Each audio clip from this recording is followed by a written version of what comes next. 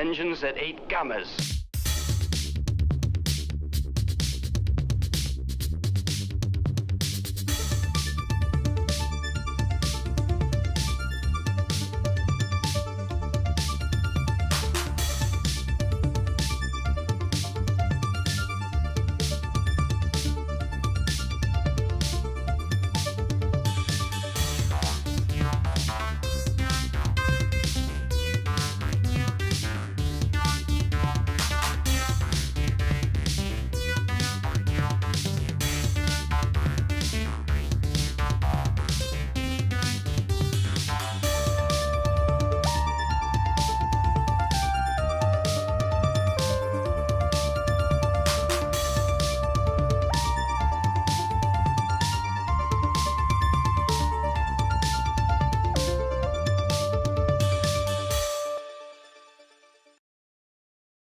Engines at 8 Gammas.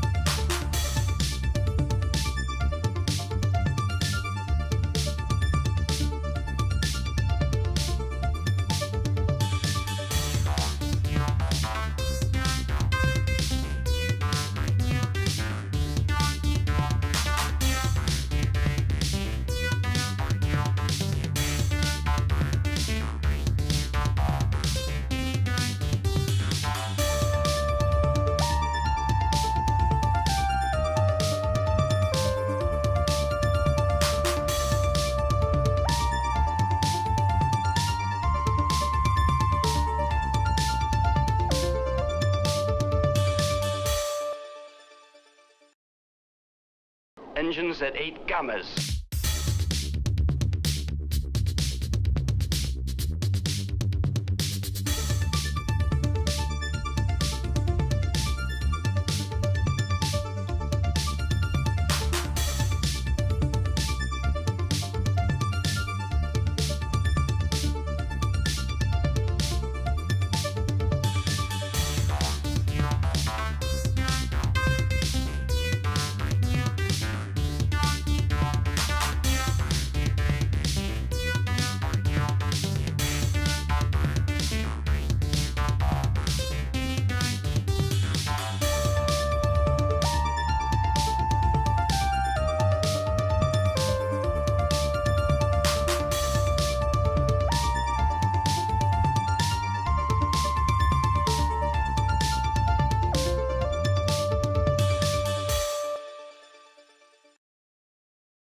Engines at 8 Gammas.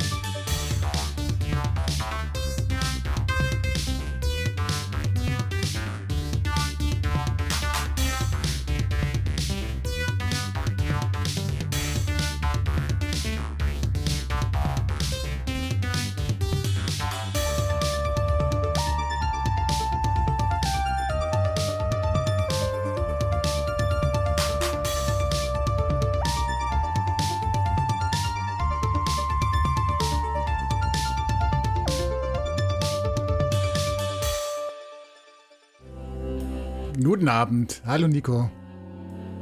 Schön, dass du mal wieder dabei bist. Ich hoffe, du hast deinen Rhythmus eingestellt, dass du heute bis zum Ende da bleiben kannst. Ich habe es ja hoffentlich früh genug angekündigt, dass wir heute Blackwell spielen. So. Eiskaffee. Ich habe schon extra die richtige Hintergrundmusik eingestellt, um uns ein bisschen einzustimmen. Ja, und heute befreie ich mich tatsächlich aus der Schleichenhölle, aus der Hölle des Schleichens von No One Lives Forever. Zurück zur Kernkompetenz, Point and Click. Mit, auch wieder heute mit Keks-Content, wie sich das gehört für einen Point-and-Click-Stream. Ja, ich habe No One Lives Forever jetzt erstmal zu den Akten gelegt.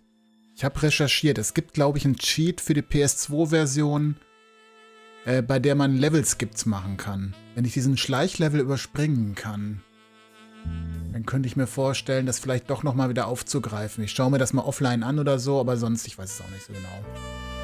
Bis 9 hältst du durch. Ja, Professor für Point-and-Click-Chirurgie. Wenigstens etwas, was ich kann. Wenn ich schon nicht wenn ich schon nicht schleichen kann, dann wenigstens denken. Was ich nicht in den leisen Sohlen habe, habe ich hoffentlich im Gehirn. Point-and-Click-Orgie. Ja, willkommen. Yeah, baby. So Point-and-Click-Orgie. Ja, ich bin ganz gespannt, auch Nico, auf den letzten Teil. Es war eine lange Reise. Ich weiß nicht, wann wir angefangen haben mit Blackwell. Vor 4 Spielen. Also ist jetzt der 5. Teil und der letzte Teil. Ja, je später ich anfange und die Musik passt auch schon. Wir sind schon fast im After Dark-Modus, ne? Der After Dark-Modus ist schon angeklickt. Soll ich das Licht mal ausmachen? Ein bisschen muckliger machen. Ich mach was wieder an. Alle Lichter ausmachen. Okay, ich gehe mal ins Gameplay über. Weil wir ja immer jetzt, ne, wir haben ja eine Stunde weniger. Beziehungsweise ich muss ja eine Stunde länger machen.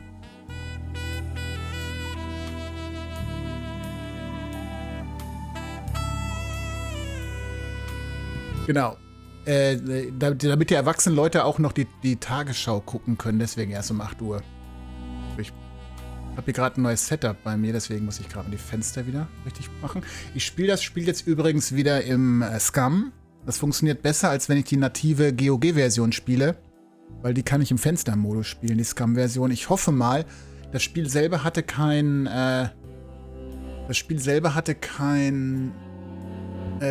Scum-Profil gehabt. Ich spiele jetzt mit so einer allgemeinen Adventure Game Studio Konfiguration. Ich hoffe, es funktioniert. Also es sah ganz gut aus. Es funktioniert.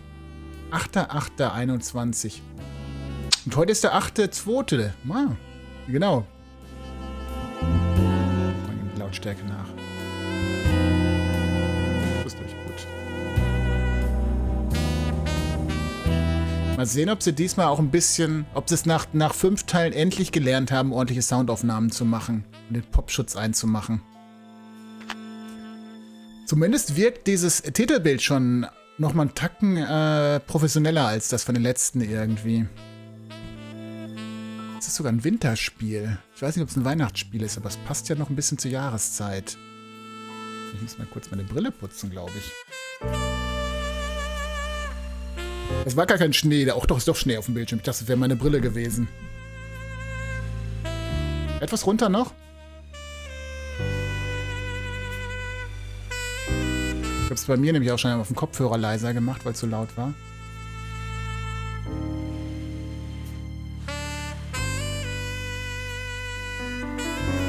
Erst noch, packen noch runter.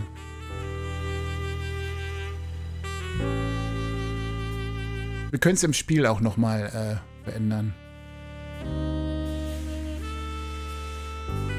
Du warst beim letzten Mal warst du nicht so zufrieden mit dem Pixel-Style, glaube ich, ne? Da kommt man die Geschwindigkeit ja auch hochdrehen. So, ich muss mich mal kurz nochmal erinnern, was beim letzten Mal passiert ist. Vielleicht kann Nico mir mal ein bisschen auf die Sprünge helfen. Was hatten wir beim letzten Mal gehabt? Das letzte Mal war ja... No, they're not. Oh, sehr laut das Spiel, ne? It's him. Detective Durkin, I'm here. Are you on your way? Yeah, sorry about that. I've got a lot of paperwork piled up. I won't be able to make it. What? I've been waiting here a half hour. You there? Good. Take a look around and let me know if you find anything. Take a look around? For what? You know the deal. I can't tell you. Yeah, I know. We'll pay you the usual rate. Talk to you soon. He stood you up again? Yep. Well, he's paying us to check out this dump, so let's get started. Left-Click, Right-Click, Look, okay. Ich habe das Gefühl, die Stimmen waren noch sehr laut. Ich mal ein bisschen runter. So, mal kurz. Teil 4 war das, da haben wir auch Detective Durkin kennengelernt. Genau. Und da haben wir diese Leiche gefunden an diesem Bahnpark oder so. Ich hab's noch nicht ganz raus. Ich hab's noch nicht ganz im Kopf, was es da war. Der Kult war das. Der Kult war... Was war das mit dem... Ah ja, mit George Lucas. Mit George Lucas war der Bösewicht, den wir am Ende erledigt haben. Das war ein ganz alter Spirit. Den haben wir dann dem Gar ausgemacht. George Lucas war der Böse. Jetzt kommt es langsam wieder. Mit dem Medium und so. Ja, jetzt habe ich es langsam wieder.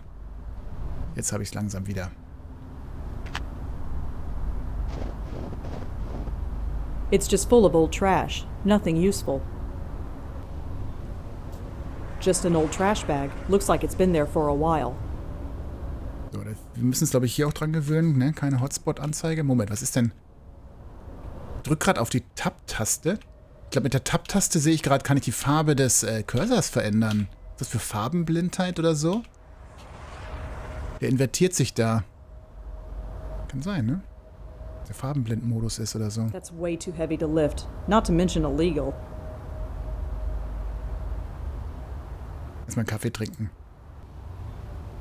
He can get his own. Achso, den gibt's ja nicht her. My 5th cup of coffee this evening, burning hot. The dead don't sleep and neither can I. Die Porträts sind relativ, also jetzt für das Spiel, relativ I realistisch. don't have much coffee left. I don't want to waste it. Nee, wisst ihr, was er braucht? Wenn man das überhaupt erkennt, er braucht rosa Wasser. Mein Getränk heute ist rosa. Prost.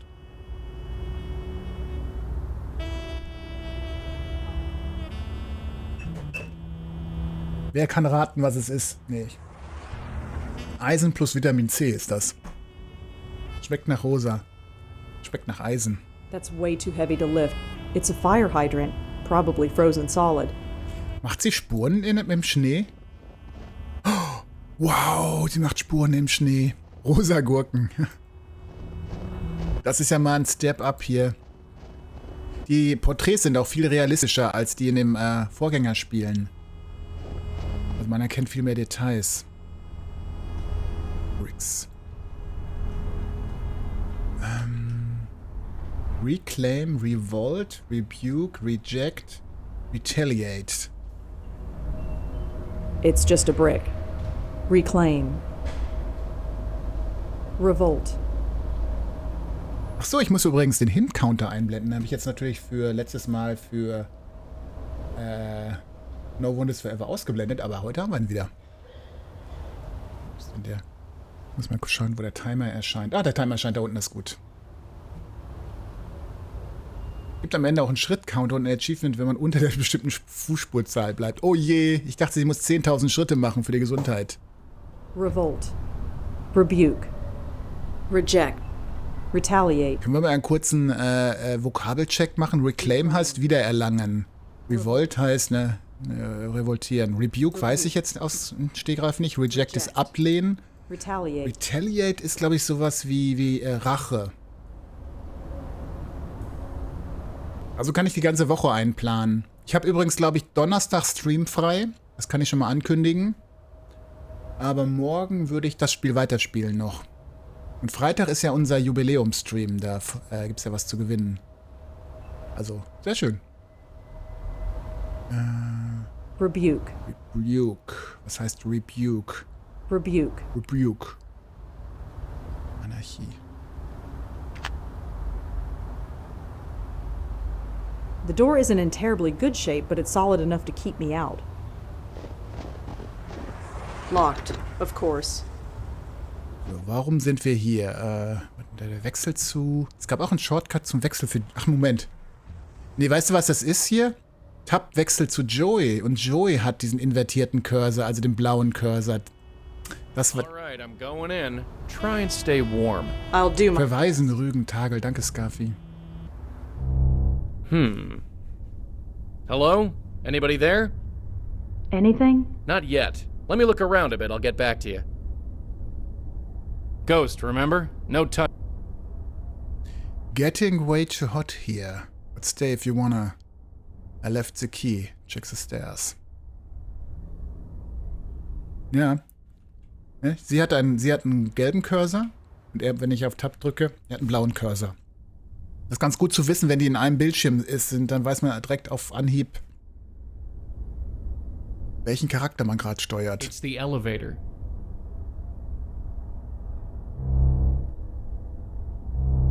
Seen one dilapidated elevator shaft, seen 'em all. Klingt, als ob er voller Elektrizität ist hier, wenn er da durchgeht. So ein Star Trek-Geräusch. Yeah, baby. Ein bisschen Ascher-Musik hören. Jesus, what's holding this dump together? Rubber cement? Can't do anything with that. Klingt wie ein Lightsaber, genau. Ja, absolut. Looks like a box of old electrical junk. Huh? Hello? Ghost! Get back here. It leads to. Kommt der da hoch? Nee, reicht nicht. Can't make it any further. I'm too far from Red. If I want to get up there, I need to get her closer. Das heißt, ne, um da hochzukommen, müssen wir sie reinholen. Da stand ja gerade was von Schlüsseln an der Treppe. Wo bin ich denn jetzt hier? Whoever used this thing probably didn't care much for privacy. Es gefällt mir schon wieder ganz gut irgendwie von den Settings hier. Auch das Farbklima. I'll leave toilet searching to the living. Whoever used this thing probably didn't care much for privacy. This side of the newspaper just shows a bunch of ads. Give me just a second. I'm gonna add that to my list of things I cannot touch. Aber der Cowl-Button, der noch kommt, ist eine Mega-Design-Entscheidung. Was hat er denn noch? Achso, genau. Aber die kann er doch wahrscheinlich umpusten, um die andere Seite zu lesen, ne? Nothing. The paper's waterlogged and stuck to the floor. Das ist nass. Zum Pusten reicht's nicht. I can't just go floating. The view's pretty nice, but it's a shame about the rest of the place. Willkommen in New York. An empty bottle. Looks like it used to be full of cheap booze. Oh, das ist ja gut. Also, aber nur wenn der Weg frei ist wahrscheinlich, ne? Wenn der Weg frei ist. Das wird jetzt nicht funktionieren. That's way too heavy. I'm not just gonna... The elevator, such as it is. Dark, cramped. Yep, it's an elevator shaft, all right. Das wäre jetzt ein anderer noch als eben.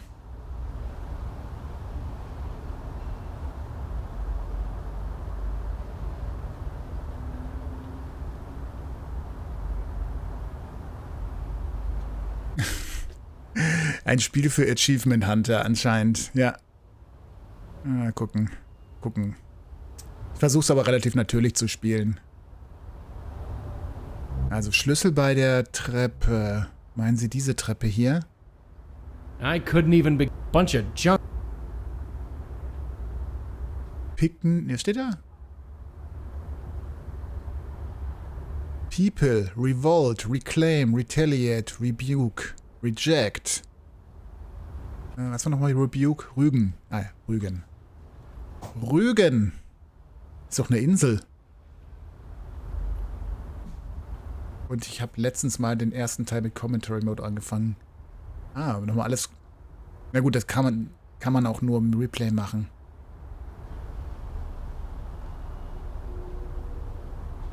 People... Das ist irgendwie eine Anarchie. Ja klar, Hausbesetzerhaus hier. Alles voller Anarchie. Da kam ich gerade durch. Can't do... It's a bug. Die Treppe. I could...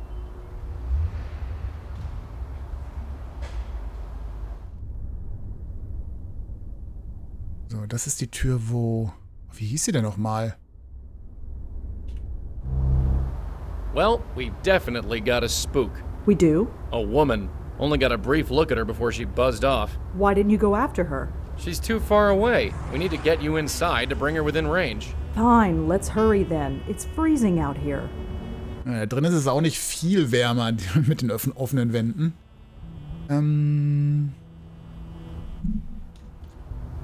Ich glaube, er ist gerade automatisch auch zurückgegangen.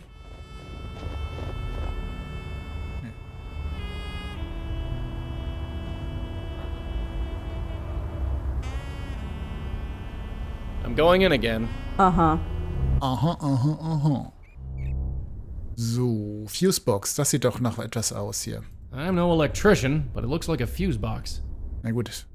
I can't touch it, but it's not like I know anything about... Mal sehen, so ein bisschen draufpusten, aber Moment, das ist kein Nintendo-Modul. Da hilft draufpusten nicht. I'm not just gonna blow on everything I see. Ja. Moment. But if you wanna, I left the key. Check the stairs. Sind die Stairs denn draußen? Hier? Wenn ich rumgehe? Can't leave yet. Nee. Ich dachte, die sind vielleicht draußen. It says Karth House, under all the graffiti anyway. This is where Durkin told us to meet him. Dorken. Call Joey. Ah, das meinst du hier. Das habe ich gerade erst gar nicht gesehen, den Call-Button. Ist ja wirklich super praktisch. Er hat den natürlich nicht, weil sie natürlich nicht kommen kann. Ja, das ist halt super gut. Spart echt viel Zeit wahrscheinlich. Kinda ramshackle. I guess security isn't this building's top priority. It's a ramshackle day parade.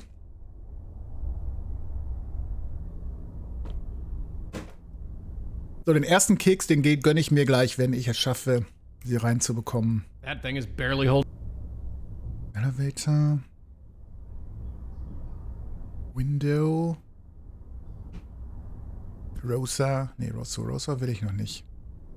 Check the stairs. Matratze. It's coated with all sorts of stuff. None of it nice. Ja, ich glaube auch nicht, dass die jetzt hier Gesundheitschecks durchhalten würde. Even if I could. Even dead, I wouldn't want to risk. Even dead, I wouldn't want. Light Switch. Wird eh nicht funktionieren. The light switch. I can't touch it. Das kann ich mir nicht verkneifen, wenn er es immer sagt. I love the idea, but what am I supposed to do? Sing? What am I supposed to... I guess there's nothing stopping me from doing... What am I supposed... Can't do any... What am I supposed to... Sag das nicht nochmal. Can't touch it. Mr. Fusion! Ich wollte ihn nochmal MC Hammer-Satz sagen lassen. I'm not... Okay. It's the way... Also sind so viele Sachen, mit denen er nichts machen kann. So. Meinen Sie denn diese Treppe hier? I left the key by the stairs. Geh mal hier durch, weil hoch geht's ja nicht. Eigentlich... I can't just go... Warum kann er nicht einfach in die Skyline floaten? Ja, ich muss mich erstmal wieder akklimatisieren hier an das Spiel. Die Game-Mechanik wieder reinkriegen. Wenn man zu wenig Point-and-Clicks in letzter Zeit. Ich bin schon irgendwie auf Entzug.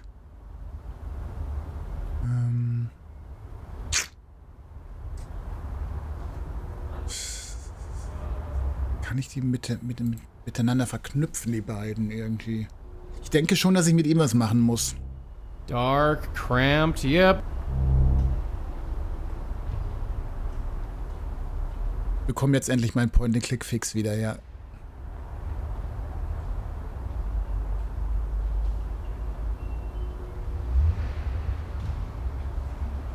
Das Einzige, was er ja machen kann. Also er kann ja nicht viel jetzt machen alleine. Außer Informationen holen. Vielleicht ist es irgendwie... Ich hole nochmal Joy zurück.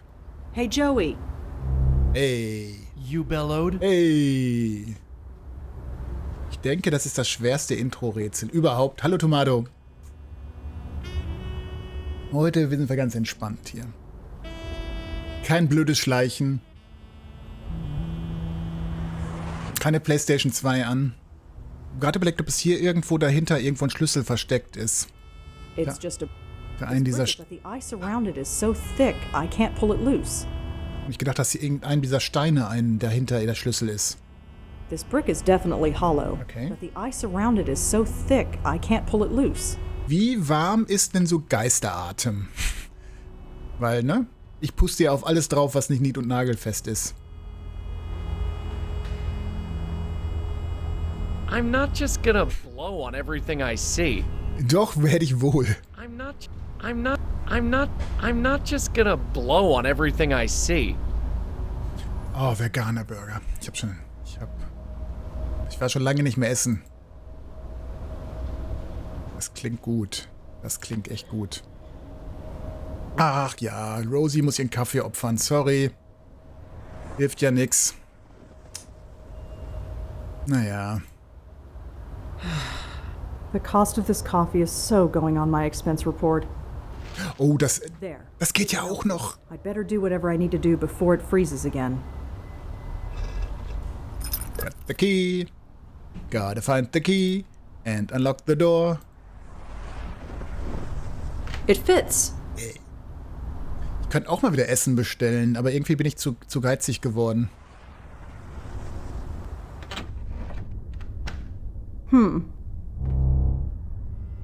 Nice place, huh? It has its charm, I guess. Yeah, it's got something, all right. Come on, we have a spook to chat up. Naja, ist echt teuer, weil ne, von dem und dann noch eventuell mit Mindestbestellwert. Da gibst du Geld aus, wo du für normales Essen halt irgendwie von dem gleichen Betrag 4 Tage essen kannst von. Aber nein, schmeckt I halt. really hope we get paid for this job. Well, everyone already thinks you're crazy. Homeless is just the next obvious step. Thanks. Nothing. I'm guessing it's a fuse box. Ist wie Essen gehen nur zu Hause. Ja, so muss man das vielleicht sehen. Die Sicherungen sehen aber okay The aus. fuse seems fine. I shouldn't mess with it. The fuse seems fine. Okay. Ugh, Oder auch nicht. that didn't work. I'm guessing it's a. The fuse looks like it shorted out. Wie Essen gehen nur asozialer, ja.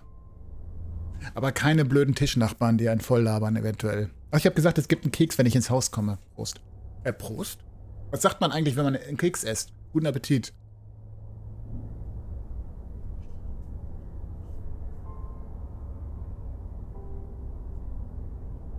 Something must have short. Schlechtes Game Design übrigens hier. Something must have shorted. It's stuck in the on position. Die Dialogbox ist unter dem Overlay hier. Da haben sie nicht aufgepasst. Look at that mattress. You think people slept on that? The people who slept here weren't exactly spoiled for choice. Gucken, ob sie da reinfasst. Full of old needles. Even with gloves, I'm not putting my hand in there. Alte Snowing. Spritzen? I don't think it's gonna stop anytime soon. Well, it's not like we're going anywhere. It's covered in grime, dust, and. Is that blood? I will never be that tired. I don't need to take it. I can just read it. Fix the stairs. If that desk had drawers, they rotted off long ago.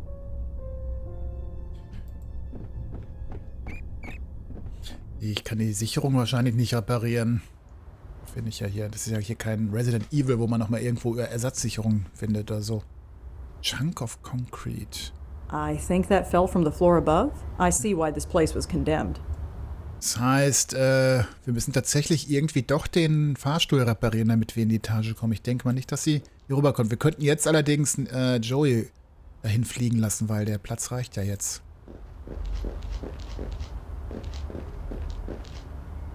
Not going to happen. It's full of old electrical equipment. Not exactly the best place for it. Ach, das ist ja praktisch. Vielleicht. Old cables, frayed wires, a fried circuit board. There's an old fuse at the bottom of the pile. Looks intact. Das ist ja ein Zufall.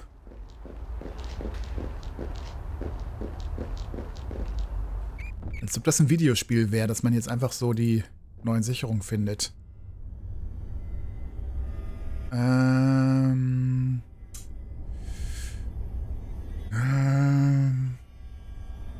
Wir sind jetzt in der Lobby, ne? Wir wollen... Good thing I'm wearing gloves. Ja. Something must have shorted. Oh, da ist aber kein I Fahrstuhl better da, not ne? go in there. That elevator could collapse any minute. Dann müssen wir das vielleicht... Ist der irgendwo hingefahren oder ist es... Ne, der ist auf halbem Weg, ne? Der ist stecken geblieben halb, sehe ich gerade. Mein Bildschirm ist wieder so dunkel, mein Hauptbildschirm. Muss ich fast immer auf den... Kann man irgendwie die Helligkeit im Spiel ändern? Finde ich nicht, ne? Change the Gamma. Ne.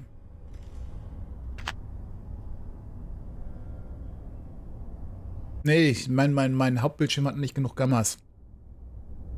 Tut mir leid, dass ich unhöflich war. Bitte seien Sie so frei und knallen Sie mir eine und dann genießen Sie die Vorzüge des Clubs. Hey Peter, hi Engines Chat. at 8 Danke Gammas. für die tollen Streams.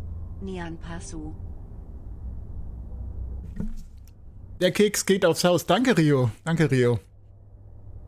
Ist auch schon 11 Monate dabei. Guten Abend. Da gibt's noch mal einen guten Abend kostenlos in die Runde. Für alle.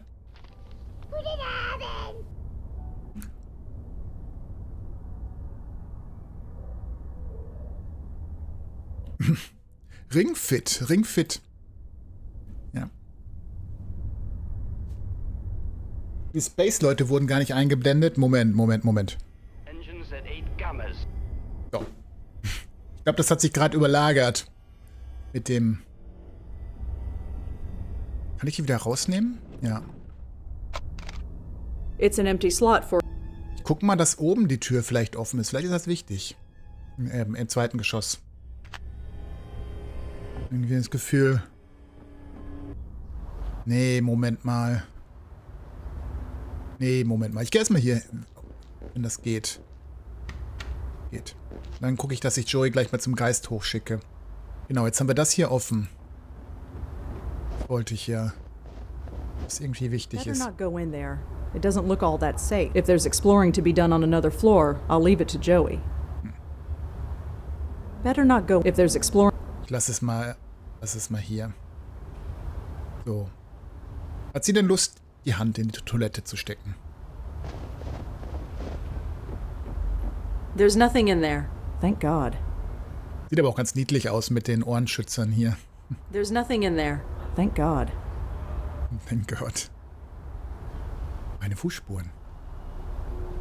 I can't see what's on the other side, but this side shows a bunch of ads for day spas and beauty salons.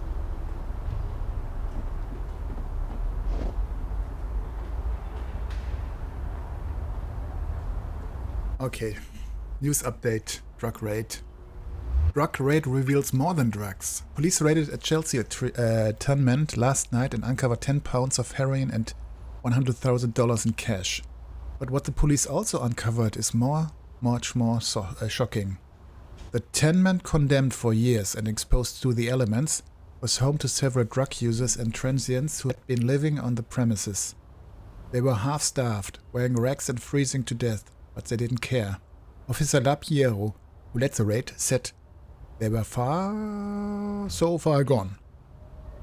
The body of an unidentified woman was also discovered. She was just lying there, Piero went on to say, surrounded by a bunch of other addicts. None of them seemed to notice. They probably would have all joined help before too long. Dann ist das schon mal auf jeden Fall der Geist, den wir gerade gesehen haben. Verstorbene. Wahrscheinlich da auf der Matratze unten. Wenn da jetzt Blut auf der Matratze ist unten, dann könnten wir das eigentlich so machen wie in Hellraiser 2 und sie wieder erwecken. Bloß dann kommt sie ohne Haut wieder. Hallo, Python. Hallihallöchen. Aber ich hab irgendwas. Ich sag mal jemand Hallo auch. Für dich. It looks like a beer bottle. It's empty. It's stuck to the floor. That's just as well. I probably don't need it. Ah, es ist doch. Kratz es mal raus hier mit der. This key won't unlock that. Nee. Pretty standard key. I'd admire the view. I'd better not risk climbing out there, especially. Okay, dann wissen wir, haben wir aber jetzt schon etwas, mit dem wir eine Möglichkeit haben, mit dem Geist zu sprechen. Also wir haben jetzt schon mal die Todesursache. Noch nicht direkt, aber... There's nothing else in here worth taking. Joey, get in here. What is it? Mein Gott, jetzt aber heute cranky. Cranky Even Ghost. if I could clean it off, it's not like it would make this place any nicer. So. Genau, was Look at the bist state of this place. Dozens of homeless people were living here not too long ago. If it was safe for them, it should be safe for us. And by us, I obviously mean me. Das ist richtiger Cranky Kong. So, jetzt müsste doch eigentlich hochfliegen können. Wir sind nah genug dran. Da ist sie. Plastic thingy. You. It's a piece of black plastic with a metal bit on the end. I have no idea what it is. Piece of plastic with... What am I supposed to... It's a piece of black plastic with a metal bit on the end. I have no idea what it is. Irgendwas zum Klicken oder so?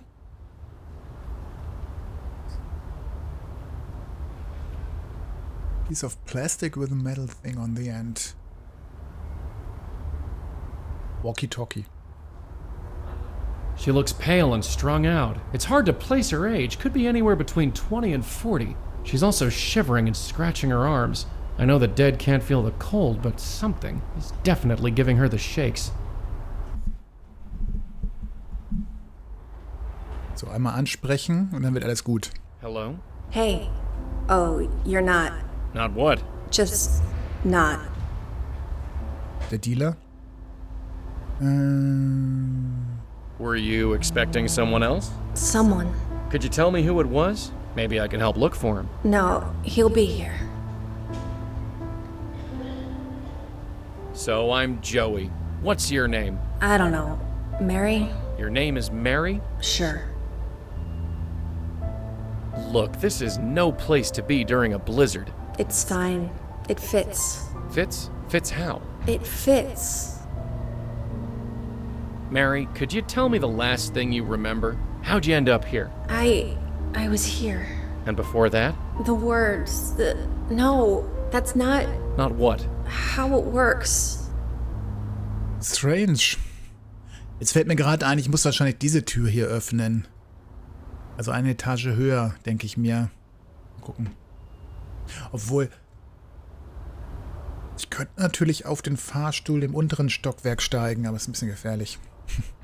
How about we get you out of here? Get you cleaned up, maybe something to eat? No, I'm hidden now. Hidden? You're not hiding, you're right there. I'm hidden and I fit. It's how it should be. Weird. Okay. Kann ich die Clues auch wieder So, Mary was it? verbinden? Mary who? Doesn't matter. I'm just Mary. So I heard there was some police action here recently. What are you talking about? The cops. I heard they raided this place. Why would the police bother coming here? That's the whole point. What point would that be? Ugh, forget it. Sie ist also gestorben, bevor die Polizei hier war. Ja klar. So, I told you I don't know what... fair enough. So how'd you end up in a dump like this? It's a place. Yeah, it's a place, one that's fallen apart. You shouldn't be here. No place else to go. Can't go home. Depends where home is. Where are you from? Here, nowhere, in front, in back, doesn't matter. I fit here. Are you familiar with a cop named Sam Durkin? He's a detective. Kin? Durkin? No. Ich habe das Mikro gar nicht ausgeschaltet. Beim letzten Mal dachte ich ja auch noch, Durkin, das wäre irgendwie der Böse gewesen, aber anscheinend nicht, wenn er jetzt wirklich so eine Kontaktperson ist. Ich habe dem nicht getraut im letzten Teil. So, It's just... Okay, das war alles, glaube ich, was wir haben. I told... fair enough. Okay. Wir brauchen I have to get... mehr Infos. Oder wir brauchen jemanden mit ein bisschen mehr Empathie da oben. Das wäre Rosa. Ich versuche mal oben. Das wäre, glaube ich, Floor 3. Ich jetzt zu ihm wechsle, ist die Tür offen, genau. I'm not floating around an empty elevator shaft. Tja, reicht es denn tatsächlich? Moment, ich hole die mal zusammen. Beziehungsweise ich steck mal das wieder auf den. Und dann hole ich die beiden mal zusammen. Joey, where are you? Und mit den neuen Informationen geht's vielleicht weiter. Joey. What is it this time? So what's she like? The ghost, I mean. Incoherent, babbling, a total basket case. Typical spook, in other words. I think this place is a drug den, or it used to be. No shit. Hiding place for lost souls. Seems right up our alley. So, ich guck mal, ob ich die, das wäre, glaube ich, ein Tipp nur. Ein Ingame hin, soweit ich weiß. Wir können Sam nochmal anrufen. Durkin. Hi, it's Rosangela Blackwell. Uh-huh. What exactly am I supposed to find? You know the deal. You tell me. I need more to go on. Sorry, but my hands are tied. Wir haben doch schon einen Geist gefunden hier. I think I have a lead on someone who died here. Great. Don't say any more. Swing by tomorrow, if and when you know for sure. Can you tell me about the drug raid that took place here? You heard about that, huh? I might have read about it. Well, it was pretty by the book. The team went in, took the stuff, and brought everybody out. Nothing unusual took place. I wasn't there, so I can't really say. Can you tell me anything about the Carth house, at least? It's condemned. Yeah, I can see that just by looking at it. Anything else? You know how this works. You tell me when you've got something. Okay. Hanging up on him? Yeah, that'll... Wütend aufgelegt. Das sind meine Notes. Genau. Click on one clue and then another to combine them. We also will try to draw a connection between... Ja, gut.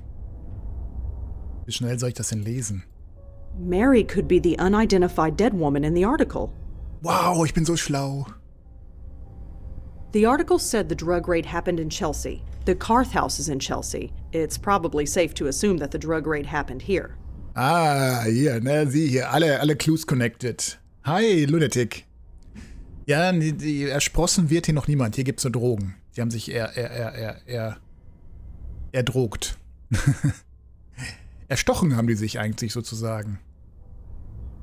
How could he call me out here and not show up? That's just so unprofessional. Okay, was ich jetzt machen wollte ist... wir können auch noch googeln, okay. Dann gibt es was zu diesem Haus hier? The beauty of a wreck aptly describes this raw canvas for you to create your dream home.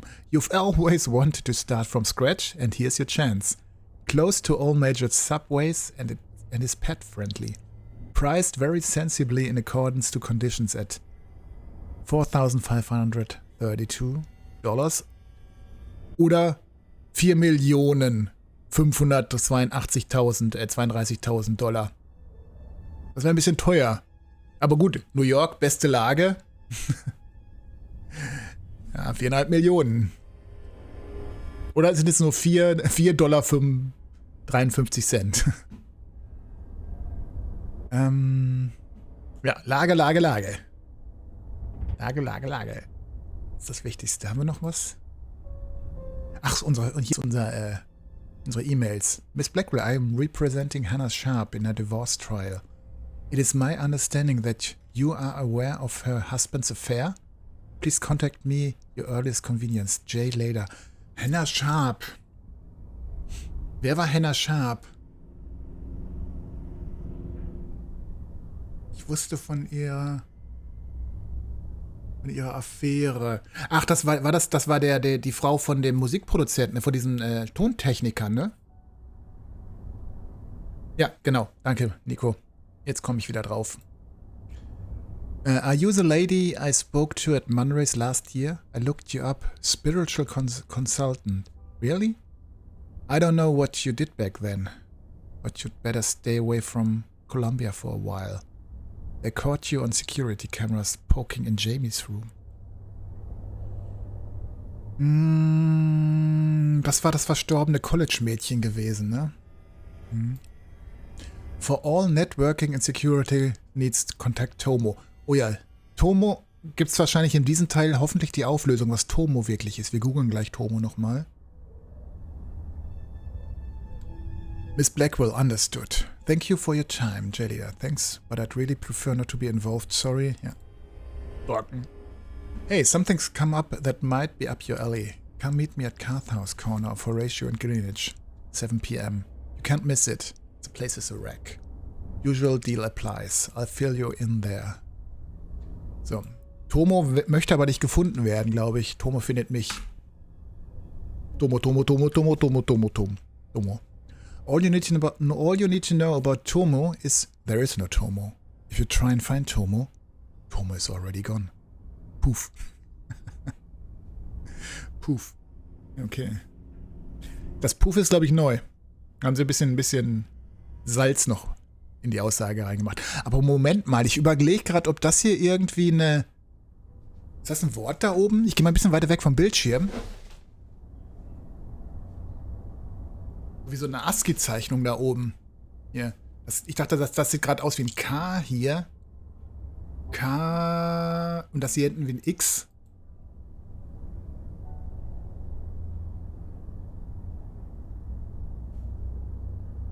Irgendwie ist die Anordnung doch... Genau, Kicks. Kicks. K... 2 Is, aber das ist ein T hier. Ein Kreuz. K plus X. K plus X. Das steht da. Hm. Oder Klicks? Nee. K-X. K-X. Ja.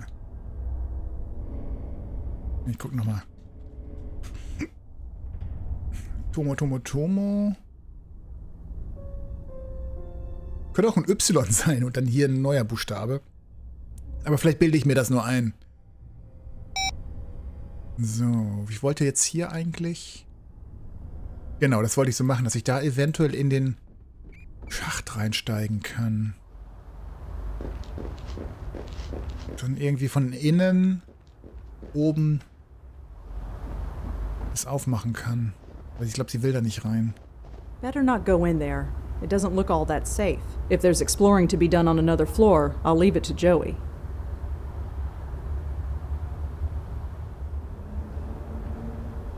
Ich dachte, ich könnte hier reinsteigen, ne? Aber sie traut diesem Fahrstuhl nicht.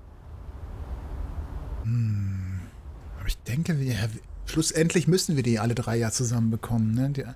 Also Ziel wird sein, ist das ein Spoiler, Nico? Oder darf ich das lesen? Ich habe nur den ersten Satz gelesen, deswegen wollte ich nicht weiterlesen. Kein Spoiler.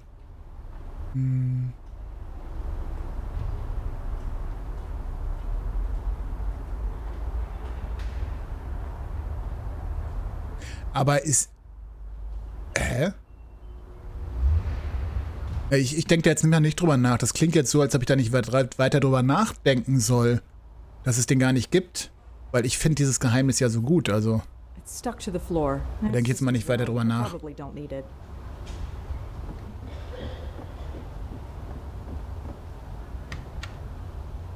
Okay. The stairway is blocked. I can't get up there. Wir müssen durch den Schacht. Hilft nichts.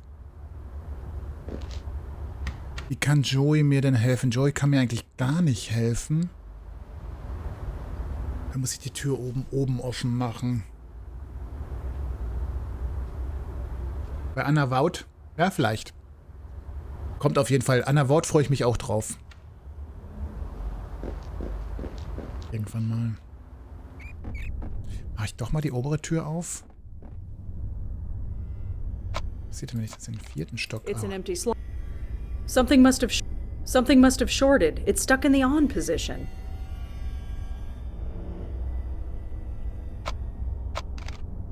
Habe ich auch die kaputten? Habe ich nicht, ne? Okay. Das ist jetzt Basement, ne?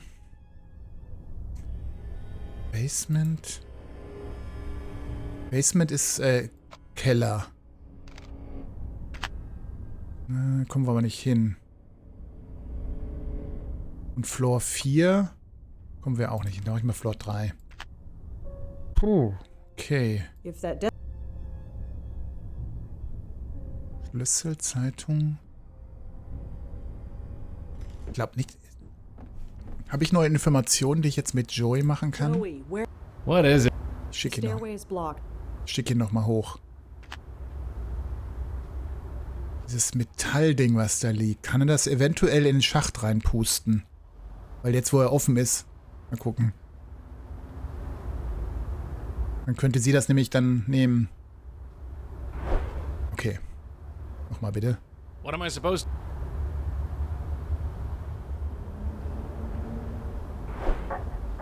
Okay. Mal sehen, was das ist. Jetzt brauche ich... Zweiter Floor. Das muss ja auf das Dach von dem, von der Kabine gefallen sein.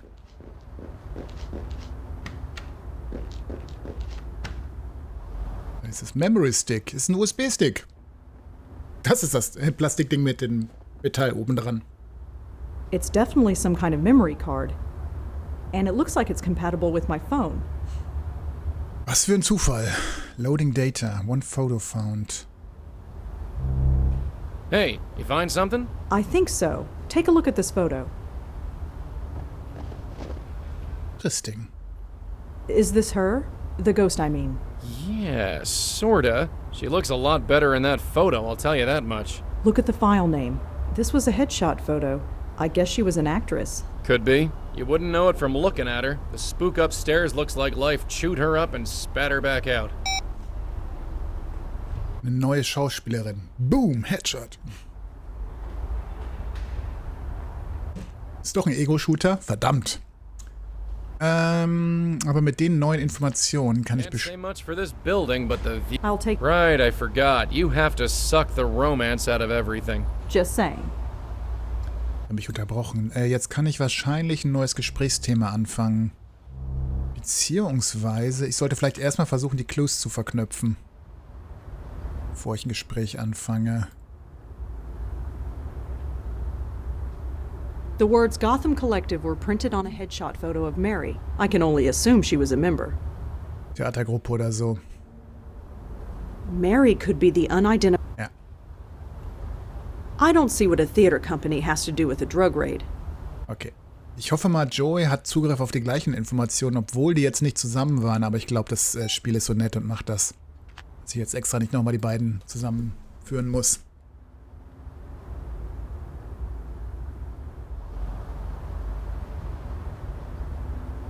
So, Mary? Uh-huh. So, you're part of the Gotham Collective Theater Company? Not anymore. What happened? Nothing. Everything.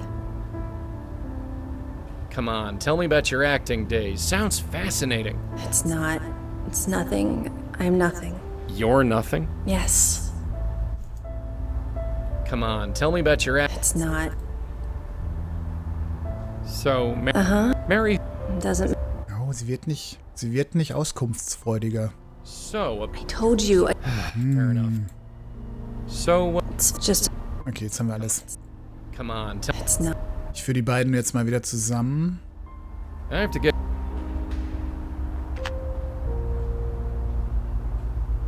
Joey, where are you? Ja, es ist wirklich eine Spielzeit, eine Komfortfunktion. Drugs, booze, the usual squatter stuff. It must have taken something really bad to get everyone to leave. Joey. What is it? Hat jemand gehustet im Spiel? I've never heard of the Gotham Collective, but I haven't gone to the theater in a while. Hey, who needs the theater when you got a glamorous place like this? Sie hat gerade sogar eine Animation gehabt, wie sie sich ihre Brille gerichtet hat. So what you... Okay, was können wir machen? I've seen pictures of condemned buildings, but I never thought I'd be in one. Well, you're here. I just hope you had all your shots.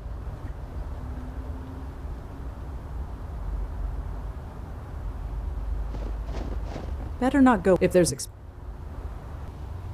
Also eigentlich müssen wir den Geist ja runterbekommen und nicht sie hoch. Das wird nicht funktionieren. Ist es dafür vielleicht schlau, die Tür oben wieder offen zu machen? Obwohl, die können eventuell auch durch die Tür gehen. Also ich meine damit die Fahrstuhltür.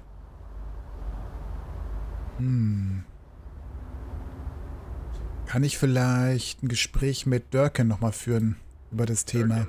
It's me again. Aha. Wir googeln gleich mal. Wir haben ja die Welt des Internets zu unseren Füßen.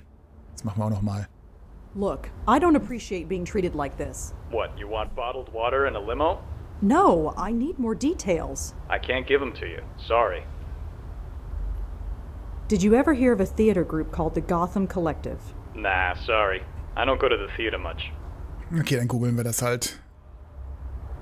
I'll call you back if I find anything. Right. Die sind ja Detektivin. Da gehört Internetrecherche mittlerweile ja zum guten Ton.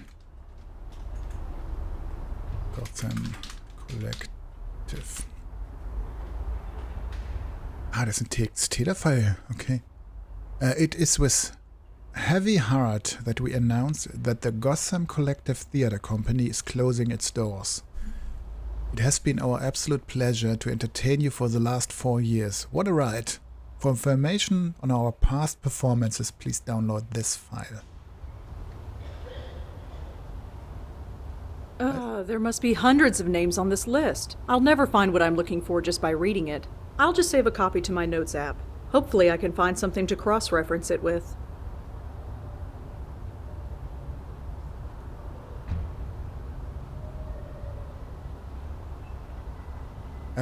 Downloaded a file that contains a list of all the cast and crew members. Ja. If Mary was a member of the Gotham Collective Theater Group, she's probably on this cast list. Gotcha. There's only one Mary who was a cast member. Mary Meehan, who was a cast member of a play called The River Wall. Okay. Mary was a cast member in a production of The River Wall. Dann können wir da Joey mal hochschicken. Wo ist er denn gerade? Ist, glaube ich, ganz woanders, ne? Joey, come in Ist, here glaub ich, for hier. a sec. What?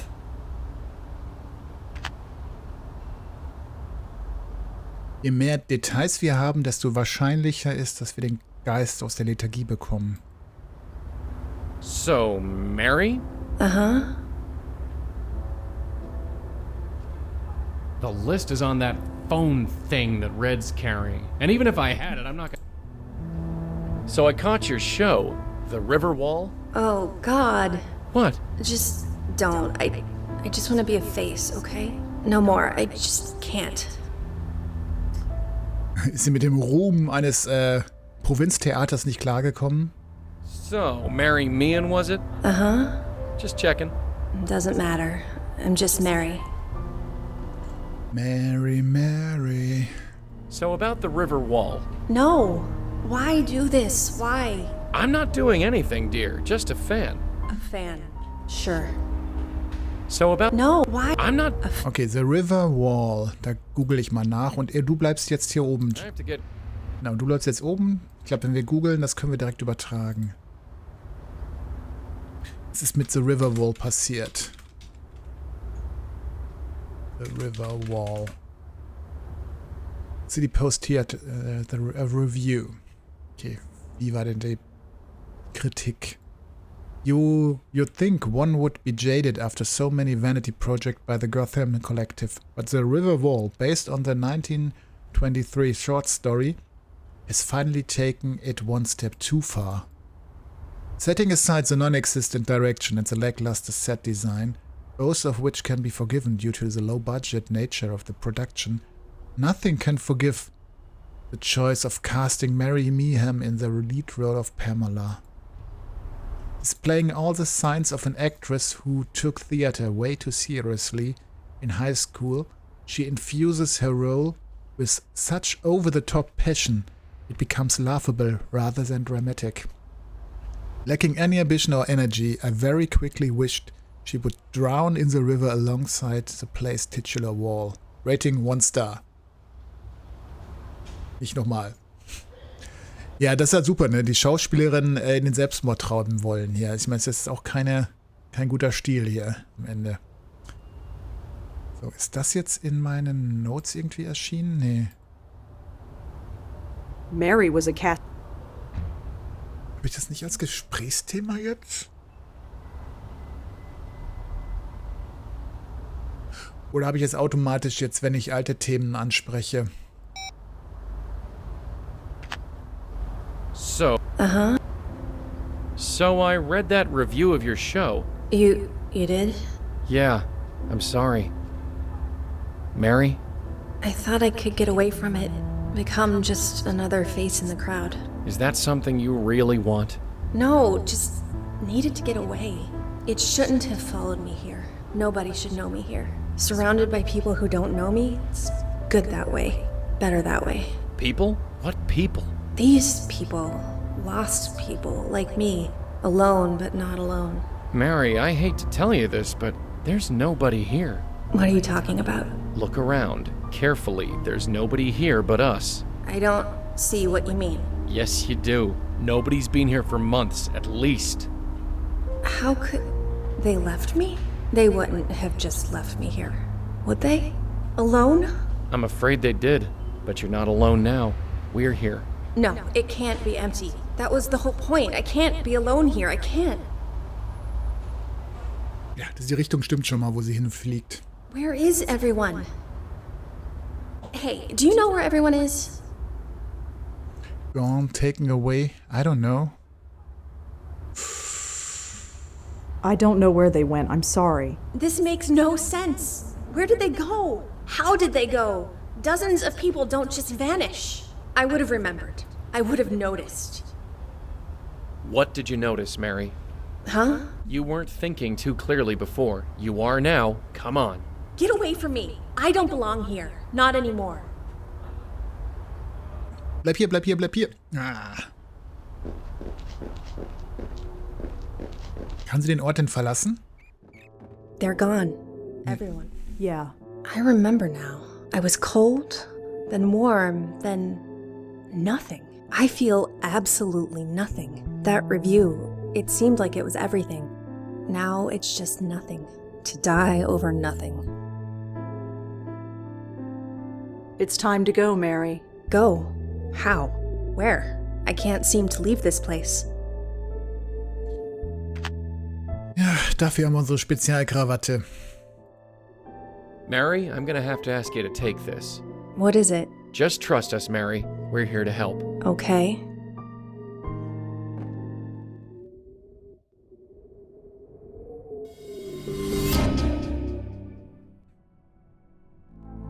Und wieder der altbekannte Platz hier. Is it right? Is it right that this place should feel so good? It's where you need to be, Mary. That's all. I thought the Karth house was where I needed to be. After that review, maybe I would have been okay. The critic was an idiot. Ja. That critic was an idiot. That's nice of you to say, but you didn't see me perform. I was awful. Doesn't matter. I used to write reviews. I know these things. The critic was an idiot. Really? He said you had no ambition, but you also took it too seriously. How is that even possible? And how can you show too much passion and lack energy at the same time? I never thought of it that way. I'm sorry. I know it doesn't do much good to hear this now, but... No, it's good to hear it. Even if I had heard it 6 months ago, I wouldn't have listened. But I'm listening now. So thank you. It's time to go, Mary. Yeah. Ersten Geist gerettet, immerhin. Eine gute Tat heute gemacht. I'm fine. Did I fall? No, you're still standing. Don't sound so surprised, Joey. Hey, sie hat gelächelt. That's all it takes. Yeah, sure. Let's get going. After you. Hello? Oh, Can I creepy. help you? Ach du Scheiße. No, not yet. Was, Durkin? Nee. Hey, wait! Durkin. It's me. You need to send someone here right away. Someone's been shot. Shot? Who was it? What happened? I don't... Hello? Blackwell, what's going on? Es ging schnell. Sir? Hello? Are you? We're here to help. Don't worry. No, it's too late. We're not safe. Even Grace is not safe. I'm sorry, friend, but whoever Grace is, you're past worrying about her now. No, you don't understand. You don't. You'd be surprised what we understand. You? No, the bestower. I need the bestower. Bestower? Habe ich das letztes Mal nicht schon gehört? You know about the Stowers? About us? I know enough, but not enough to save me. Well, it's your lucky day. We just happen to be in the saving business. You don't understand. They will find me. I hate to break it to you, but I think they already did. No. No. Oh, meine Güte. Stimmt, so haben die das genannt, ne? Did you see that? What was it? What the hell was it? Wir töten die Toten. Wie ist sowas möglich? Lower East Side, May 27th, 1931. Da waren wir noch nie. In dem Jahr. So, I guess this is it. I believe so, my host. A tailor shop, huh? You think they've got anything in my size? A lost soul in need of saving, and you want to rob its place of business. Look at this dress I'm wearing. It's ruined. I figure I'm owed.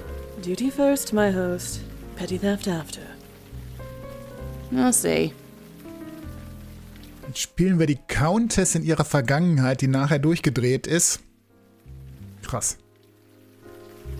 Madeleine und Jocelyn. It's covered with gunk. I can't see through it. Look at that. This place is falling apart. Nimm mitnehmen, Fenster einschmeißen. It's covered with gunk. I can't see through it. It's boarded up. No getting through there.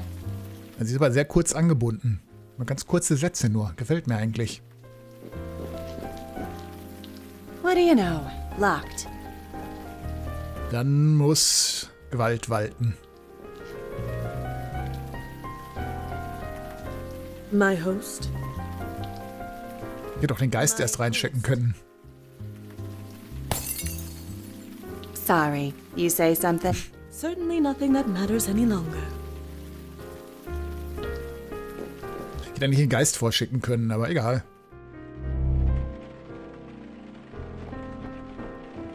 Huh. Some kind of band. Danny and Linda Marconi? Never heard of them. Danny und Linda Marconi. Das war der Typ aus dem Altersheim, ne? Oder? Genau. Weiß nicht. Den Joey kennt, genau. Ja. Why would I want that?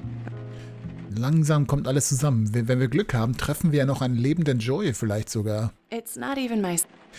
Und genau, der Marconi, der war auch die Großvater von dem Medium gewesen aus dem letzten Teil. Sie hat ja ein Foto von dem gehabt. Und der war ja auch Schneider. Und Joey kannte ihn, ja. A jacket from 2 seasons ago. I guess this place has been closed for a while. No point. There's nothing my size. They're all from last season. Ich dachte, das wäre bei Metronom gewesen, ey. It says to ring the bell if I need help. Ding. Kommt als Geist raus, oder wie? Danny? Danny, someone's out front. Danny, where the hell are you? Sorry for the wait, ladies. My assistant seems to be out. What can I do for you? Da haben wir den Joey, wo er nur nicht weiß, dass er ein Geist ist. Was ist bei seiner Überführung schiefgelaufen? How long are you gonna stare at that thing? It's getting dark. Just one more. It has to be here. What are you doing anyway? A man was murdered last night in the middle of a major blizzard. Believe me, I remember. Right. So how come nobody else has? Eh? I've been checking on every local news website all day. There's not a single mention of it. I called the police myself. We know they know about it. They must have suppressed the news, but why? I'm sure the cops got their reasons, and they can keep them. I don't care who plugged the guy. I only care about what happened after. I know. So, the victim didn't have any identification on him. I was hoping a news report would give us his name, but it looks like we're on our own. Well, something familiar at least. Let's go talk to our pet cop. Maybe he knows something. Hallo, PC Time Traveler. Heute ist ein bisschen weniger stressig als gestern, ne? Keine Epilepsie auslösenden Animationen heute. Das Schöne ist ja, wir erfahren jetzt wirklich anscheinend, wie Joey zu einem Spirit geworden ist, der einen Host braucht oder so, ne? Und er weiß ja selber nicht, wie er gestorben ist. Beziehungsweise wir wissen es auch nicht. Das heißt, wir kriegen wahrscheinlich Antworten jetzt in diesem Teil. Was mir gerade auffällt, wir sehen das Zimmer von Rosa jetzt aus einer anderen Perspektive. Das ist jetzt nochmal 90 Grad gedreht. Vorher haben wir immer von hier, wo das Porträt ist, reingeschaut. Some articles I wrote for the Village Eye newspaper. I hated working there and the paper's been dead for years. But for some reason I can't take them down. Ist das Porträt? Das ist aber nicht die Lady, ne? Hat sie das etwa gekauft? That painting is almost 60 years old and was never taken care of much to begin with. I shouldn't move it. Da ist bestimmt ein Safe dahinter. It's a portrait of Joe Gould. It used to hang in the Minetta Tavern. Ah ja, das ist das. Ah, jetzt weiß ich, welches Porträt das ist. Das haben wir im dritten Teil gesehen, genau. These were Auntie Lauren's favorite brand. I don't remember much from back then, but the smell reminds me of her. I don't actually smoke. Ist nur für den Geruch da. These art tools belong to Claude Erdin. Everyone thinks he killed himself, but at least I know otherwise.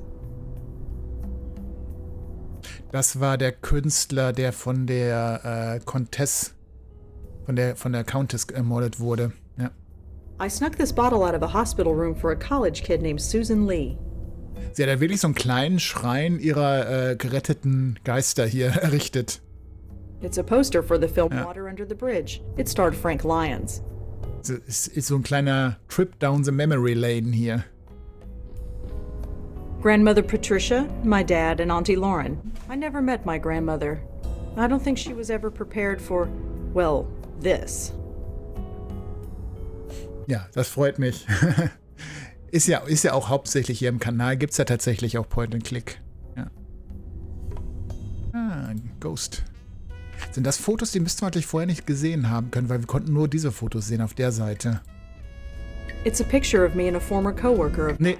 Jeremy was a friend, kind of. I never did get to know him well. Not when he was alive, anyway. Ja. Das Foto haben wir beim letzten Mal gefunden. Das war ja der Typ, der ehemalige Kollege, der nicht wusste, dass er tot ist auch. Ah, ja. This man's name is Danny Marconi. I only met him briefly, as a very old man. So, da waren wir nämlich gerade, hier in dem Laden. Das ist ein Foto von dem Laden, wo wir gerade in der Rückblende waren.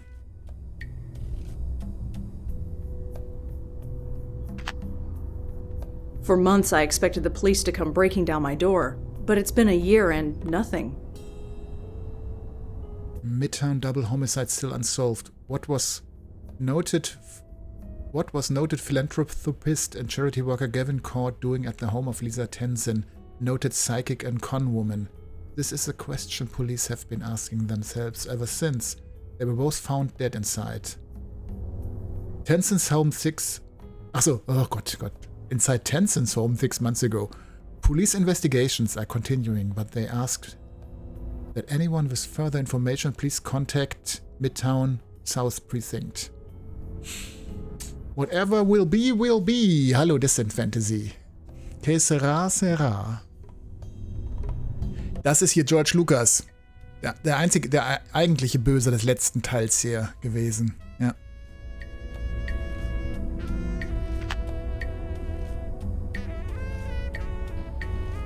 This article is about the Meltzer Foundation. I suppose they did some good in the end, but the death toll was too high.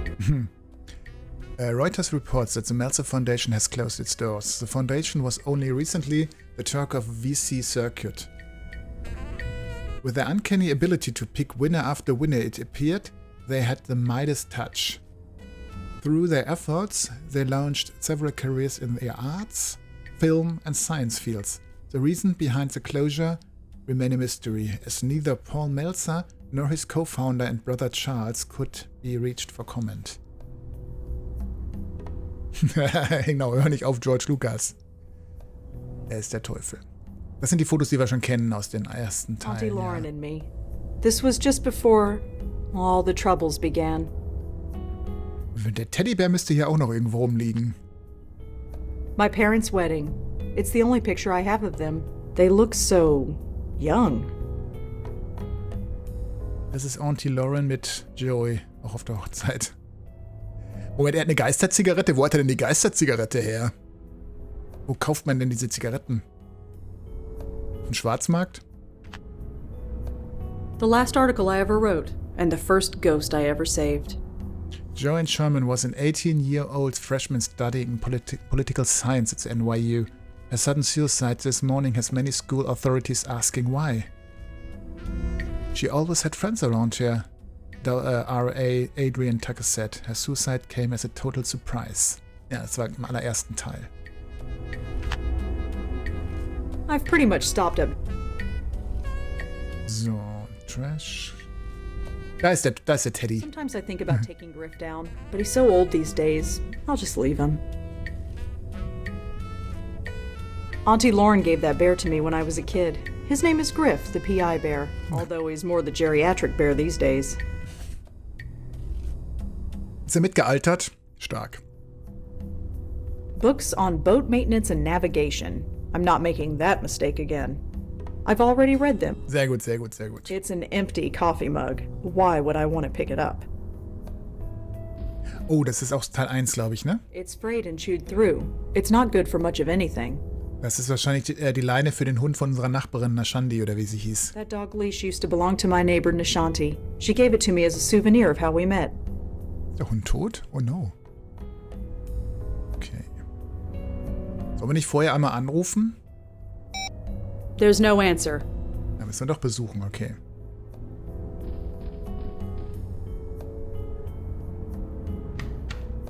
Thank God the coffee stands are still open. I think I'm really going to need them. It's your dime, sweetheart. Wow, seht euch die Wassereffekte an. Das ist ja Raytracing-Grafik hier. Die tauchte doch in der Galerie noch auf. War das noch im ersten Teil? Die Galerie war doch im Teil 3, ne?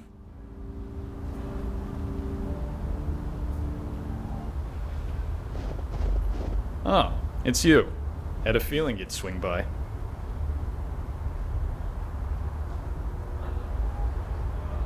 It's just a police car. There's nobody inside. Sam Durkin. I helped him with a case of his about a year ago, and then he helped me with one of mine. We've been paying each other back ever since.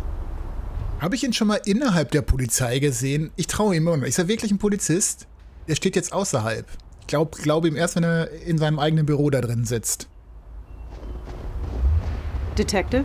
Uh-huh.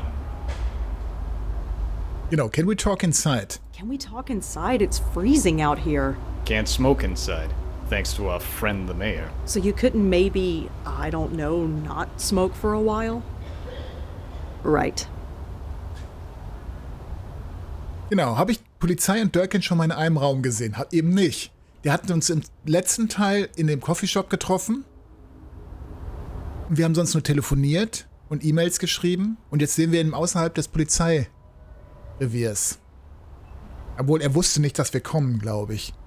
Das heißt, er müsste uns irgendwie überwacht haben und wusste, dass wir vorbeikommen. Und hat sich dann extra davor gestellt, damit wir nicht reingehen und nach ihm fragen. Das ist alles eine große Verschwörung. You found a Jane Doe at the Carth House, right? Yeah, what about it? Her name was Mary Meehan. She was an actress with the Gotham Collective Theater Company. You're sure about that? Yes. I won't ask how you know that, but we'll check out that name and see if you're right. At the very least, we can locate the family and tell them what happened. Thanks. I guess we owe you another one. Have you read the news today? I caught the evening news today. There wasn't one mention of the murdered man in Chelsea. That program hasn't been the same since they replaced that blonde anchor woman. Nobody else talked about it either. Not online, not any other news program, nobody. You must have suppressed the news. Why? Because we're the cops, that's why. Look, before we take this any further, why are you so interested in this? What makes this murder more important than any other? He was looking for me. I'm a suspect. He was killed right in front of me. You're the one who sent me there.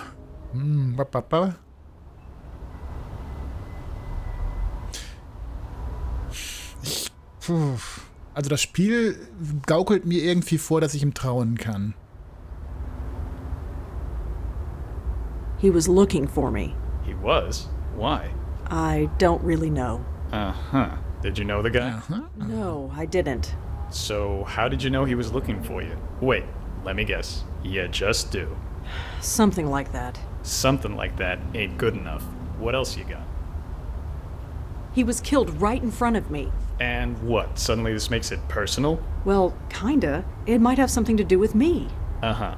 And why is that? Why is this murder so important? Weil ich natürlich am Tatort war. I was there. You know I was there. Surely I'm a suspect. You think I'm crazy? I made sure your name is nowhere near this thing. And unless you give me a good reason, it stays that way. So tell me, why is this murder so important? You're the one who sent me there in the first place. That can't be a coincidence. So, you think we sent this guy to your location to... what? Killed in front of you? I don't know. That's why I'm asking you. You don't get to ask me anything. You need to tell me why this murder is so important. Just trust me. You've trusted me before. Why can't you trust me again? Trust has nothing to do with it. Look, I don't know what your deal is. I've never asked, and frankly, I don't want to know. But I do know that you've helped me clear a few cases. And once in a while, in return, I answer some of your questions. That's fine. Quid pro quo. It's not in the rule book, but it's how we get things done. But this case, it goes way up. We can't bring in anyone from outside, not without a good reason. So give me one. Why is this murder so important? Das ist ein Geheimnis. I couldn't begin to explain it. It's more than just a murder, more horrible than just a killing. Töten Geister. Any details on what that could be? Killing It needs ghosts? to be stopped. That's all. Sorry. I know we got an arrangement, but my hands are tied. Fine, if that's the way it is. For what it's worth, it's nothing personal. You got other questions, I'm here. Just don't ask about this case. You get me? Yeah, I get you. Also ich würde ja jetzt gerne mal den Joey in die Polizei reinschicken und gucken, ob es wirklich einen Detective Durkin da gibt. Das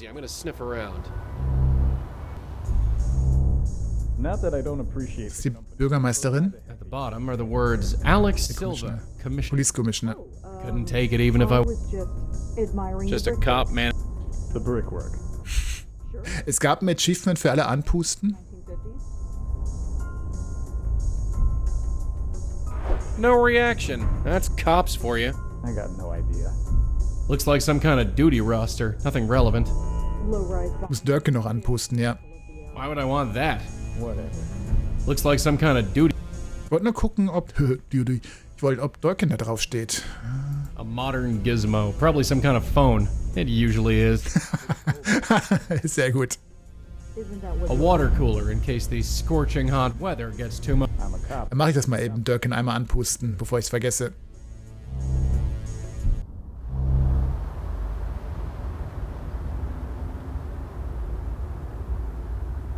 No reaction. No surprise there with the weather we're having.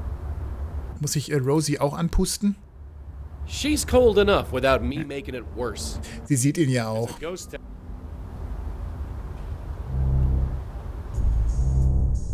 Okay. It says authorized personnel only beyond this point. Fortunately, I think that only applies to living people. Ich könnte Rosie natürlich noch bis hierhin schicken, falls er nicht weiterkommt, weil die sind ja verbunden und Joey als Geist kann sich nur eine gewisse Entfernung von ihr aufhalten. Sure, I could phase into the water cooler, but why? For kicks? Forget it. Was passiert denn, wenn er sich da rein teleportiert und dann trinkt ihn jemand? Sure, I could... Wäre es nicht interessant? Interessante Erfahrung.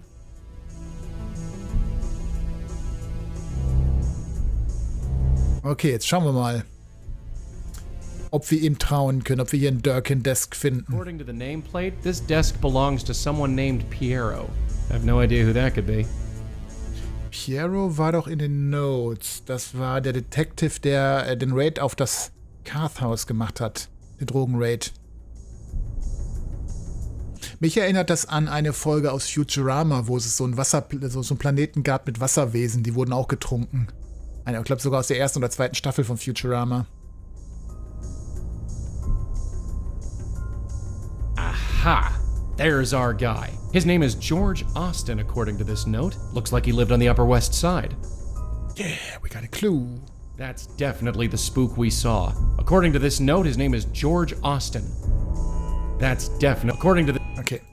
Das ist schon mal die erste gute Info. Das ist der Desk von dem... Hier ist noch was gewesen. Boy, if I could touch it, that would sure be great. It says Piero. I have no idea who that is. So, und The name Dische? on this nameplate says Disher. I have no idea who that could be. Ja. Ja. Dische? Piero, aber wo ist Durkin? According to the nameplate, I have no idea who that... I'm not going to... I don't even know...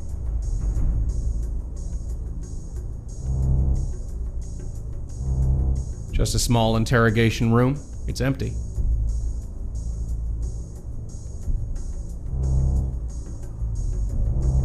Just a small...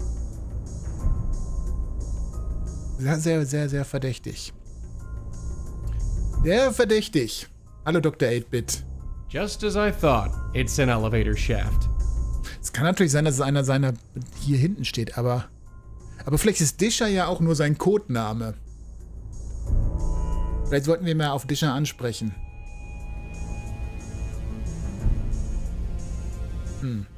Das würden die nicht auf das Namensschild schreiben. Touch it.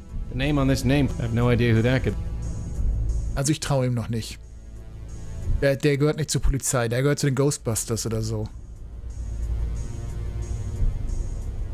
Ich habe übrigens vor kurzem Ghostbusters Afterlife gesehen. Konnte man machen wohl. War ein bisschen skeptisch vorher, aber der hat das ganz gut gemacht als Reboot. It says fortunate. Besonders die junge Hauptdarstellerin, die war ganz gut in der Rolle. Bisschen zu viel Nostalgie zum Teil, aber das bleibt halt nicht aus bei dem Thema, aber es wirkte halt wie ein 80er-Jahre-Film total. Vom Setting in der Kleinstadt bis zum Bildkomposition sehr nah dran. Okay.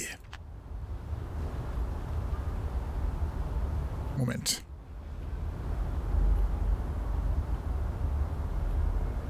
George. Wie hieß der Typ nochmal? Ja, der Fanservice war genau richtig und die Schauspieler super gecastet. Ich fand sie am Anfang, habe ich gedacht, oh, ist sie wirklich gut? Aber sie hat mich dann überzeugt. Vor allen Dingen so, wenn man denkt, dass sie sehr, sehr stark auch an Harold Ramis erinnert, finde ich. Also man sieht so ihn in ihr. Das fand ich halt ganz schön. Grace? That's the name Grace, genau. George Austin. The ghost we saw last night said that Grace wasn't safe, and then he went. Ja, ein bisschen Stranger Things Vibes hat man natürlich aufgrund des Finn Woodward Schauspielers, der den Sohn spielt. Aber da hat er auch nochmal, hat aber auch ganz gut gepasst. Ich frage mich nur, wie eine Zielgruppe da mit dem Film umgeht, die halt keine Nostalgie für den Originalfilm haben. Also eine Zielgruppe, weiß ich nicht, Teenager, die wieder da ankommt. Die Musik war übrigens auch cool. Also die Musik war, das waren ja alles alte Tracks gewesen. Aber ein ganz guter Soundtrack. Aus ganz, ganz vielen Genres. Okay, eigentlich könnte ich gehen jetzt, außer... Detective? Aha. Oh, soll ich ihn fragen? Das wäre nicht so gut. Ich speichere mal lieber vorher. Well, Aha.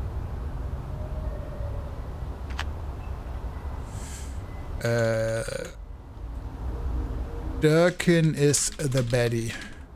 Bin ich mir sicher. Ja, er ist vielleicht nicht groß genug. Er müsste vielleicht noch ein bisschen größer. Aber weiß man wirklich, wie Joey Ramone aussieht, Dr. 8-Bit? Weiß man noch gar nicht. Haare ins Gesicht, Sonnenbrille auf. Wichtig ist nur die Statur. Die lange, schlachsige Statur. Den kriegt er vielleicht noch hin, wenn er mal sich ein bisschen dementsprechend bemüht. Der wächst noch. Ich wollte gerade sagen, wenn er noch ein bisschen gewachsen ist. Ich weiß gerade nicht, wie alt er ist, aber der ist doch schon ausgewachsen. Ist the Baddie? Ja, ich glaube, ich wollte auch erst Baddies schreiben. Von wegen Are We the Baddies? Detective? Aha. I know the victim's name is George Austin. Yeah, this crap doesn't impress me anymore. And even if it did, you're not a cop. You're not even officially on the books. So? Make it unofficial. You've done it before. Not this time, sorry. With all due respect, you need to back off. You need to talk to my lawyer. Does the name Grace mean anything to you? Nah, sorry. Okay. Well, see. Wir wissen aber mehr als er. Und ich weiß, dass du nicht der bist, für den du dich ausgibst.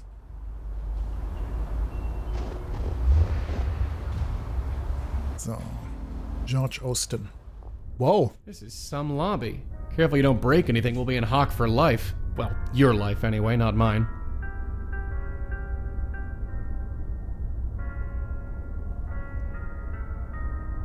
That vase looks more expensive than everything in my apartment put together. Mach sie kaputt. Better not. I don't want to break it. I'm barely in the black as it is. He's watching my every move. So, wie kommen wir rein? Vielleicht, wenn wir sagen, dass wir Grace sind?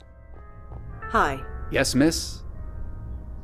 I'm looking for George Austin. Is he in? No, he's not. Sorry. Do you know where George Austin is? I really couldn't say. Sorry. Ich bin's, Grace. Does the name Grace mean anything to you? Sorry. Nobody named Grace lives here. Can you tell me anything about George? I really couldn't, sorry. If you want to know him, you should ask him yourself. I would if I could. But he died. Ist sogar zweimal gestorben.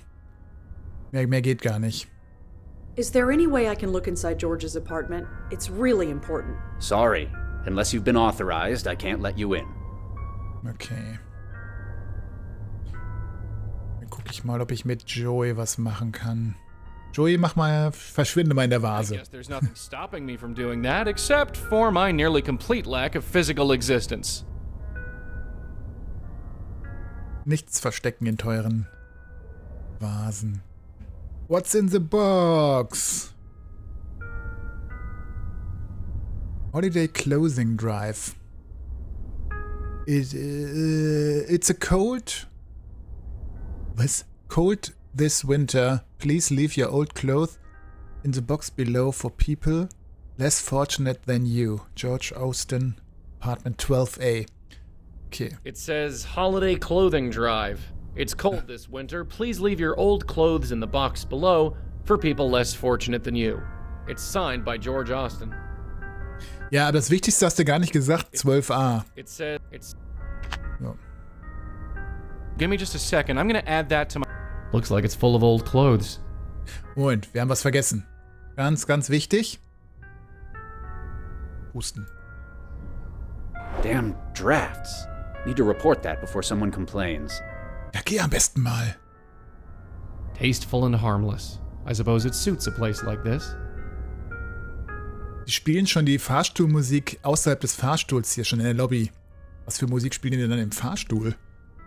Wenn die hier schon Fahrstuhlmusik spielen.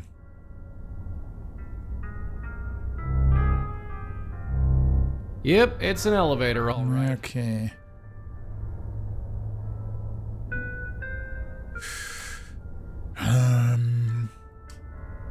Habe ich mit der neuen Information ein neues... Hi. Yes, miss? Genau. I, heard that George Austin was having a clothing drive here. Oh, yes. George does it every year. He brings the box to Grace himself. No shit, ich dachte, du wüsstest nicht, wer Grace ist. You said that George takes the clothes to Grace. Yes, he does. He has an attachment to the place, even though we've got a fine church in this area. Church? So by Grace you meant Grace Church? Yeah, the one downtown. What did you think I meant? Nothing. Never mind. Thanks. Sure. New Location Grace Church. Also ich wollte mal nach George Austin und Grace Church eben googeln.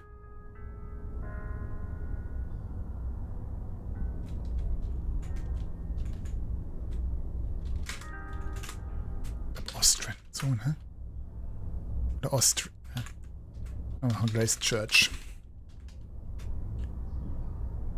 Manhattan Broadway. Grace Church is a historic parish church in Manhattan, New York City, which is part of the Episcopal Diocese of New York.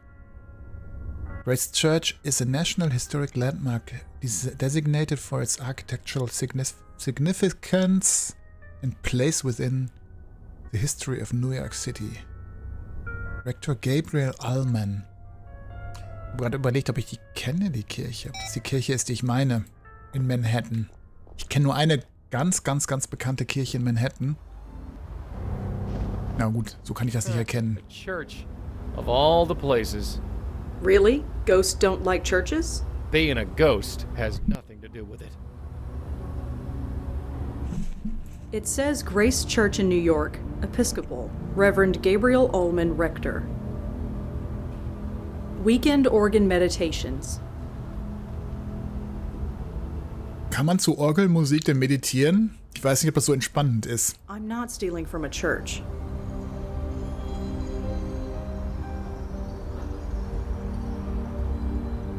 It says Grace Church. Of course, we knew that already. Glaub's nicht wirklich, ne? Wir hatten ja neulich in einem Spiel auch so viel Orgelmusik gehabt, die musste ich ja sogar leiser machen, ne? Weil ihr euch alle beschwert habt und mir das auch auf den Keks ging. Das war irgendein, ich weiß nicht, welches Spiel das war. It's a book full of handwritten prayers. This book is full of prayers written by the church's congregation. They're all anonymous and they're all written by hand. Ich habe noch kein schlecht zu spielendes Spiel gehabt. Ich glaube, es liegt daran, dass sie alle mit Venture Game Studio gemacht sind. Ich weiß gar nicht welche. Gemini Room kommt noch bei mir. Das habe ich mir auch schon gekauft. Aber ich habe noch kein schlecht zu spielendes Spiel gehabt. Die sind alle ganz gut designt. Zum Teil legen die ja viel Wert auf Story mit einem kleinen Rätselanteil. Das ist ja halt deren Haupt... Journey Down kommt auch noch, ne? Ja. Also ich habe noch keinen Ausreißer gehabt, wirklich. Please cop, let the chemo work. I don't know what I'll do without her. I've been 6 months without a drink. Please help me last another 6. Let my uncle get exactly what he deserves. Oh, Moment. Die anderen. Zurück. Previous page? Previous page? Moment. I don't know what to do. I'm so lost. If you are there, please help. Please help my family through this horrible time. We have already been through so much. Is there light at the end of this tunnel? Is darkness all there is? Is suicide the only answer? I don't really want to die. Let me find another way. I love him. Does he love me? Please let my father wake up so I can tell him I'm sorry. If my son is with you, God, tell him I love him and I miss him. And his baby daughter will want for nothing. Ich könnte jetzt auch gar nicht hundertprozentig zuordnen, welche von Ratchet Eye sind. Ich habe sehr viele Indie-Point-and-Clicks gespielt in den letzten 2 Jahren auch. Und die waren eigentlich alle gut. So ein richtig schlechtes habe ich noch gar nicht gehabt. Nee.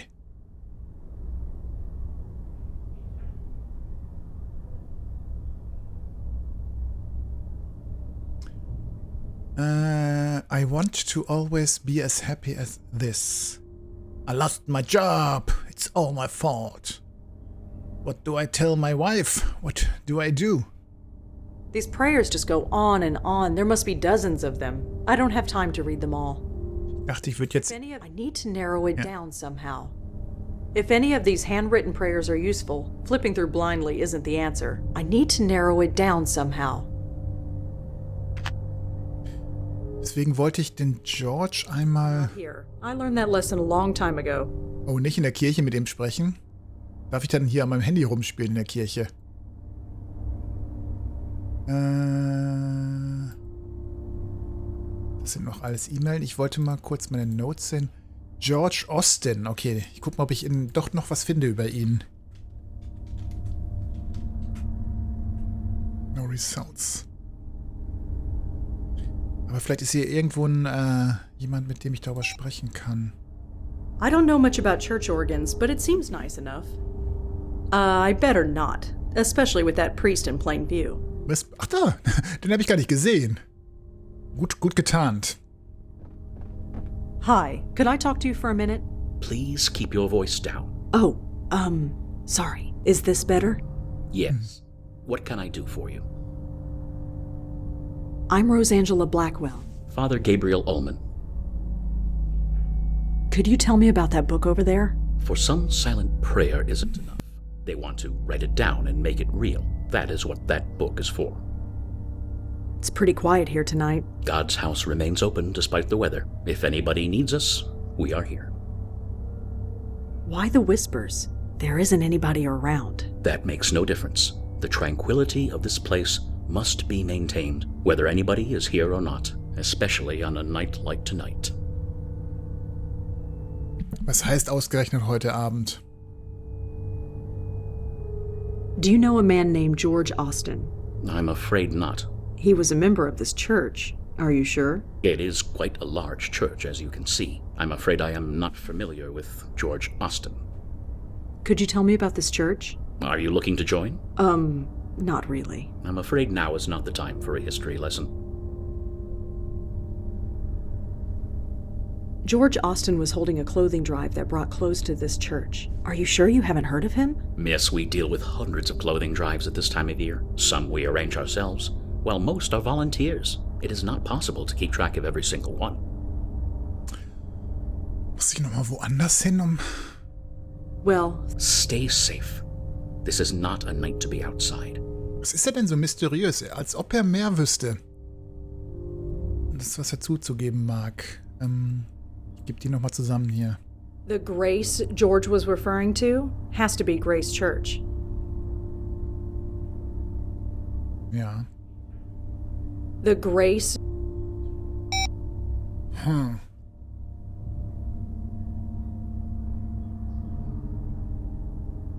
Muss ich doch noch mal ins Apartment reinkommen, um ein bisschen mehr heraus... Vielleicht muss ich doch noch mal irgendwie was rausfinden beim... It's a schedule of services. Nothing is going on at the moment. Haben wir dann einen Ausgang I'm genommen? not stealing from it. Besides, I'd never get it off. Ich habe das Gefühl, wir sind durch eine andere Tür reingekommen. Ach, wisst ihr, was ich noch gar nicht gemacht habe? Auch wenn wir hier in der Kirche sind, hält mich nicht davon ab, ihm ins Ohr zu pusten. No reaction. Probably feels drafts all the time in a joint like this. Weil ich wüsste jetzt nicht, wie ich hier jetzt auf etwas komme, was mir hilft, das entsprechende Gebet von George zu finden hier. Wenn ihr weiter von DuckTales redet, dann habe ich gleich einen Ohrwurm. Wieder sehen, was ihr davon habt.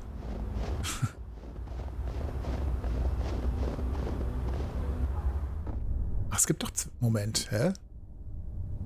Was sind das für komische Ein- und Ausgänge hier? Wieso komme ich hier raus und wenn ich da reingehe? Na egal. Ich hinterfrage das mal nicht. Ich hab schon gepustet gerade.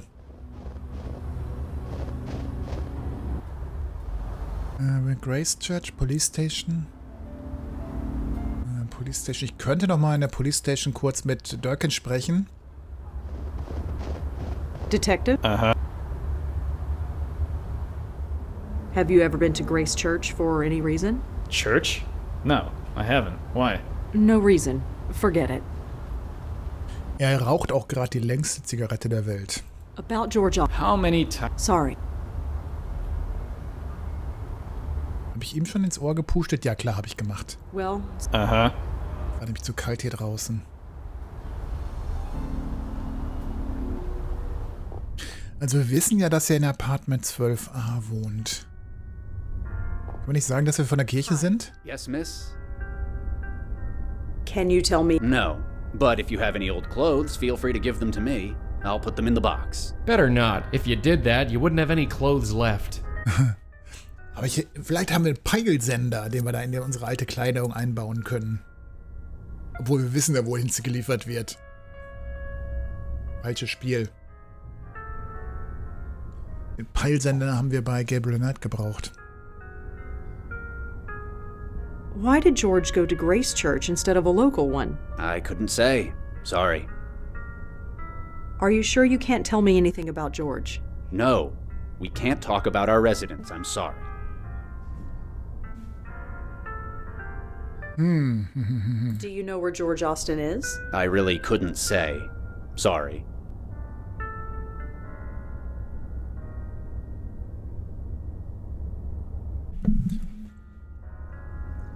So, mal kurz ein Getränk nachlegen.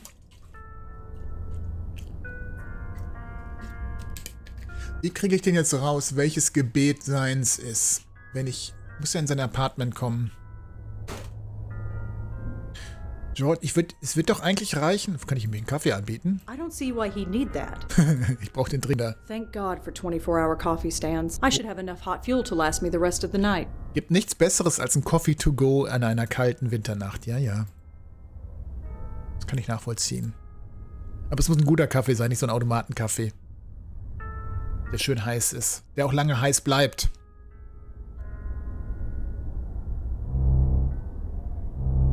Yep, it's an elevator. Kann er sich nicht in der Box verstecken? What do you want me to do? So, können wir irgendwas aus der... wir können das die Handschrift vergleichen. Natürlich, wir vergleichen die Handschrift. Welchen Buchstaben merke ich mir denn mal? Also er hat sehr auffällige Ps und Ds. Ja. Und das D... It says it's signed by George. Ja. Ich mache mal einen Screenshot von der Nachricht, dann kann ich es vergleichen. Zumindest ich weiß es dann, auch wenn Rosa-Event nicht draufkommt. It says it's signed by George. Bin ich schon zu blöd zum Screenshot machen auf einmal?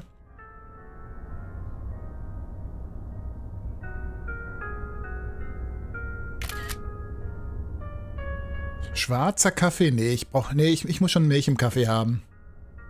So, da ist es. Was gleich mal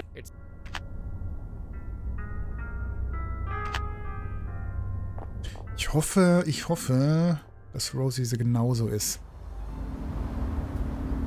Dass sie das weiß, dass wir jetzt nach der Handschrift schauen wollen. People who go to these churches worry about their souls so much, they should try dying sometime. Sinnlos im Weltall. Gott, das habe ich auch schon lange nicht mehr gehört. I lost my job. So, das ist die Schrift, die wir suchen. Ich würde ja nach dem D suchen. Nach dem D, das ist halt sehr auffällig. Das E und das P. Das G auch. Das A auch. If any of I need to know.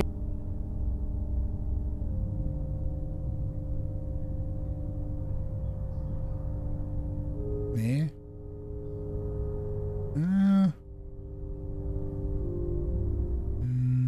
No. No. Das.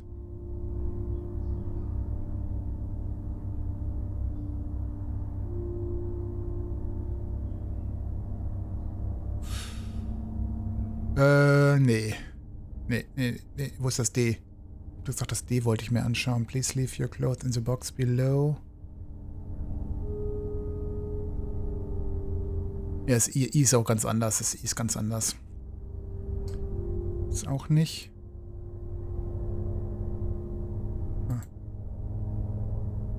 Muss Rosie...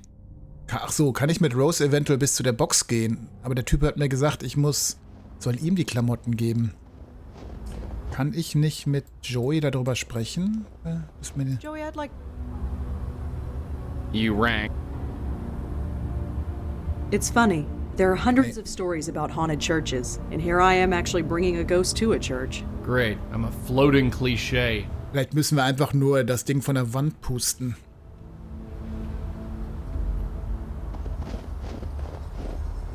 Vielleicht geht das ja irgendwie. Es ist ja nur ein Stück Papier. Ich bin mir ziemlich sicher, dass es die Handschrift ist.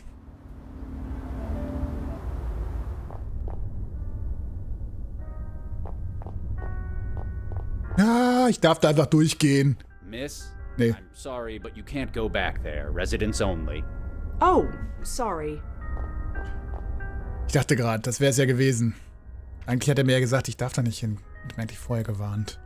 Jesus, Red, wipe your feet or something.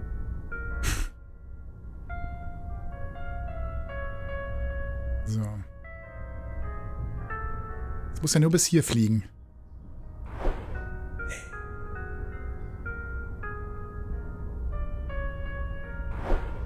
Okay, das reicht. Whatever Joey did, the doorman doesn't seem to have noticed. Dropped my pen.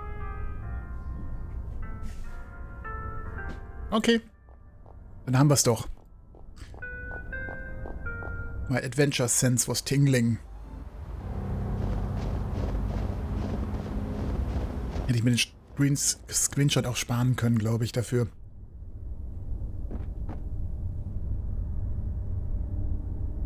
Und muss ich das wahrscheinlich mit dem Buch... With this sample of George's handwriting, I might be able to find something written by him. Gotcha.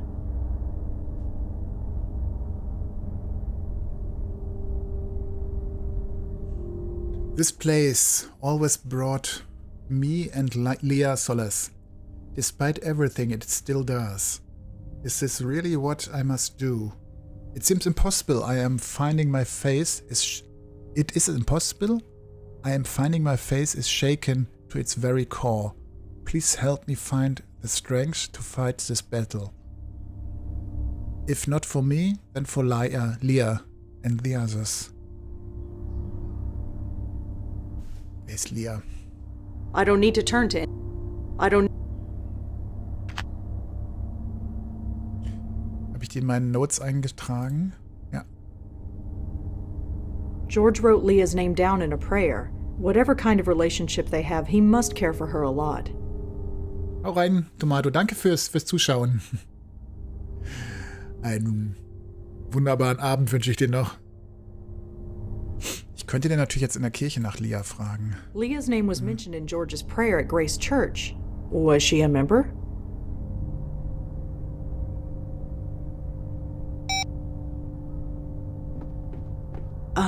Hi again. Yeah. Schön, dass sie jetzt von vornherein flüstert. Do you know a woman named Leah? I think she was a member of this church. Even if she was, I'm afraid the name eludes me. I'm sorry. Leah Austin. Ich kann natürlich jetzt auf gut Glück mal googeln, aber ich würde auch natürlich die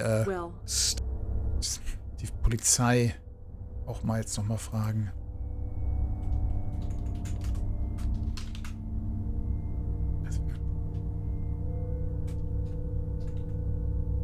Eine 3-Buchstaben-Suche ist immer eine gute Idee, ne?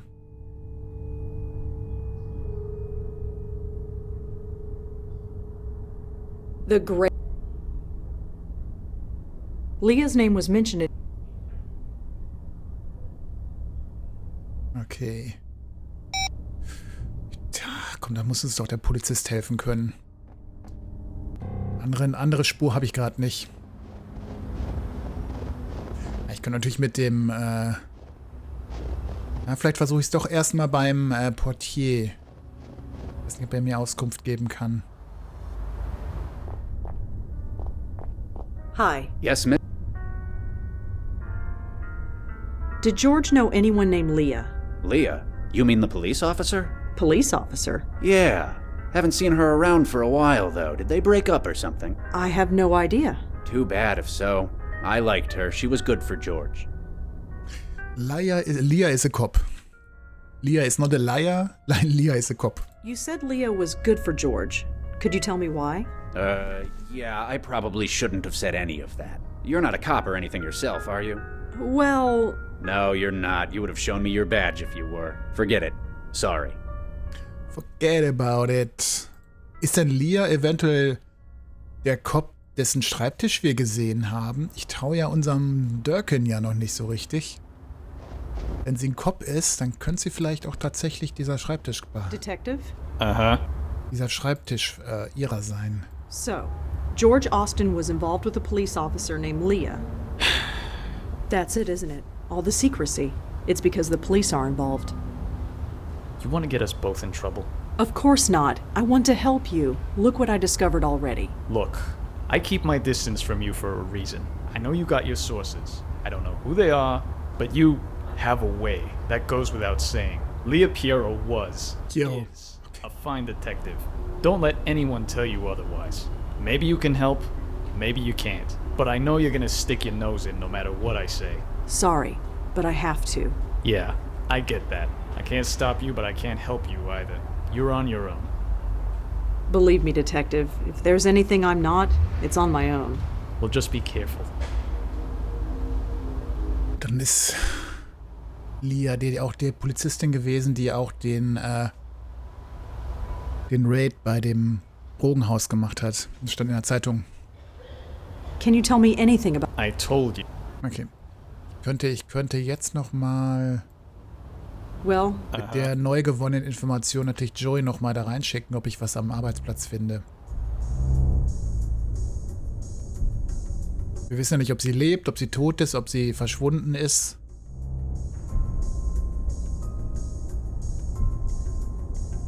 Aha. Even if I could take it, what would I do with it? Cute kid. All I can do is look at it. Adresse, wir haben eine Adresse. Ich wiederhole, wir haben eine Adresse. Alarm, Alarm. I can't open it. The journal is labeled Midtown Jaywalking Citations 2001 to 2004. Interesting light reading. This folder seems to be full of old expense reports. Too many to go through even if I could open it. Sie für die Innere gearbeitet, für die Internal Affairs? Nee. Also für die Drogen gearbeitet. I assume it's a telephone. Even if I could use it? Even if I could take... Yep, this... Okay. Ja, und sie hat ein Kind. Das haben wir auch rausgefunden. According to the nameplate, I'm not going to invest... I don't even know who this... Dish me something. Okay. Dann fahren wir da gleich nochmal hin und dann mache ich mal gleich eine kurze Pause. Weil ein Location-Wechsel, ein Standortwechsel ist ein guter Moment, um gleich mal kurz eine Pause zu machen. Der Nico muss in die Haia. So. Hey. Ich noch nicht. I don't know where you're going, and I ain't gonna ask. Just don't step on any toes, okay? We cops can get pretty touchy when it concerns one of our own. Yeah, so do I. What did you mean by that? Exactly what it sounded like. Whoever George was, he was one of us. Us? Yeah. Come on. It's a long way to Astoria. Das kann übrigens gerade auch ein Fehler in dem Scum VM sein, warum die Dialogbox jetzt nicht oben drüber war. Ne? Ich weiß nicht, ob das in der nativen Gameplay-Version auch so wäre, dass die Dialogboxen hier überschrieben werden von den Grafiken. Es kann natürlich sein, dass es jetzt am Scum VM liegt. Das ist ein schönes Bild hier, das gefällt mir. Ist die Brooklyn Bridge? Ich glaube schon. Das Wasser. Zwischendurch fahren sogar Autos hier vorbei. Sehr schöne Stimmung. Sehr schöne Abendstimmung. Winterstimmung. Also bei dem Wetter ist man gerne zu Hause. Das mache ich jetzt auch noch und ich mache eine kurze Pause. Dann sehen wir uns gleich wieder. Bis gleich. Sorry, ich habe in den Chat geschaut und dann hat sie aus irgendeinem Grund einen Kamerawechsel hier gemacht und dann dachte ich, da stand ein Zombie. Das ist, glaube ich, ein Medipack, ne? Da liegt ein Medipack. Wie kriege ich das? Vielleicht nehme ich einfach nur diesen Durchgang. Was für ein super schweres Rätsel. Jetzt haben wir aber Zeit zum Schwingen mal hier. Warte mal. Schwingen. Schwingen. Sing und schwing dein Ding. Ich meine die Peitsche natürlich. Machen. Licht ausmachen? Hä?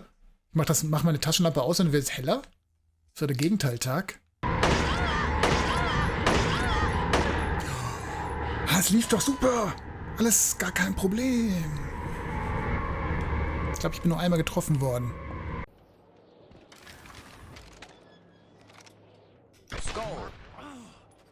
Okay. Damit kann ich das ganze Haus erforschen. Oh!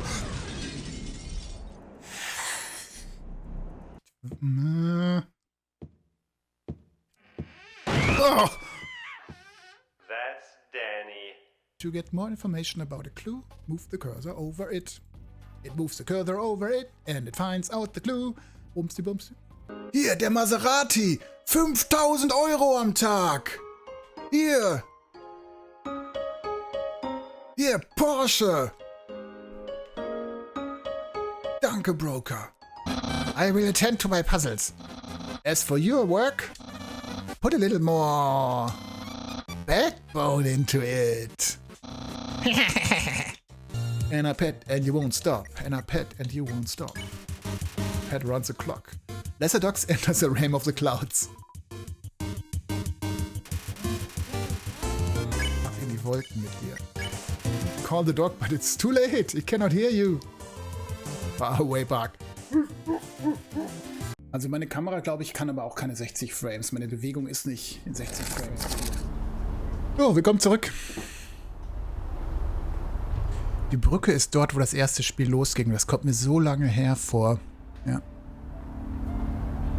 Da war die Grafik out. Da sah sie aber grafisch noch nicht so schön aus, die Brücke. So. Was war der Plan? Wir sollen hier zu Lia Piero. So, this is what a cop's salary gets you, huh? A 2-story in Astoria. It's not bad. Nicer than some of the foster homes. Exakt. Also ich hätte gern ein eigenes Haus. Anyway, shall we?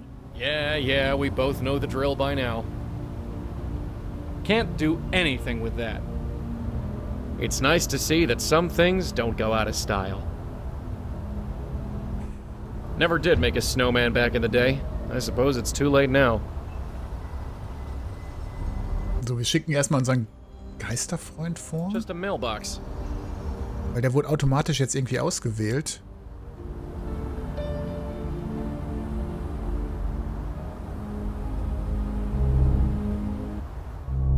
Ah. Hello? Anything? Seems quiet so far. Let me look around. Huh. Painting of some old guy looking out a window. Don't know if it's art or not, but it's okay. A dresser with some random knickknacks on top, nothing relevant. Der Anrufbeantworter scheint so, als ob da eine Nachricht drauf ist oder so. One of the many variations of phone. It's phone. It's a picture of the Manhattan skyline. I guess if you live out here in Queens, you'd want a memento of civilization. Immer diese Manhattan-Snobs. Kinderzimmer. Moment, ich war hier aber noch nicht fertig. Hello? Oh no. Yeah? Is anybody there? Who are you? Mister? Are you looking for my mom? Yes. Is she around? Uh-huh. I have to practice. Sorry. Damn it. Das ist, glaube ich, der erste Kindergeist, den wir haben im Spiel, oder? Eieiei. KK is a troll. KK the Troll. Cute. Ja.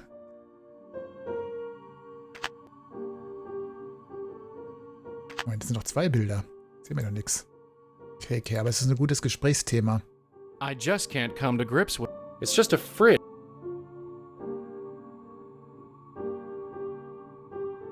A painting of a vase of flowers. Why do people paint these things? Ich schaue mich noch mal kurz einen Moment hier um zu gucken, ob ich noch Gesprächsthemen finde, die ich eventuell brauche bei dem Kind. Okay. An old fuse box. Planks of wood left over from some sort of building project. Weihnachten ist vorbei. Ich habe nicht auf Datum geachtet. Christmas tree. Plastic, naturally. Also jetzt steht sie Amerika hier. A painting of some miserable old dame in a crinoline. Just a poster for some old junk car. Some half-empty old plastic bottles. A kid's bike with a crumpled front wheel. Just an empty shelf. Das ist doch was hier auf dem Boden. Ist das nix? The only light in this room is coming from the street lamp outside that window. Wäre aber eine Einstiegsmöglichkeit für Rosie, wenn sie da durchpasst. A blown light bulb. Kaputte Glühbirne? Okay. Weiß nicht, ob er nach oben kommt. Müsste aber eigentlich. Die Entfernung müsste gehen. Just a bedroom, pretty sparsely furnished. Nothing useful in here. Na dann. Obwohl, Moment, ich glaube, ich gehe erstmal zu Rosie, sag ihr Bescheid und dann gehe ich zurück.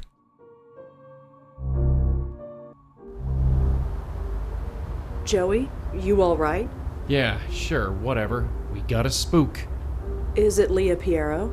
No, it's her daughter, a little girl. I see. How old? 10, maybe 11? And she's okay? You mean besides being dead? Yeah, she's playing the piano. Well. Yeah, well.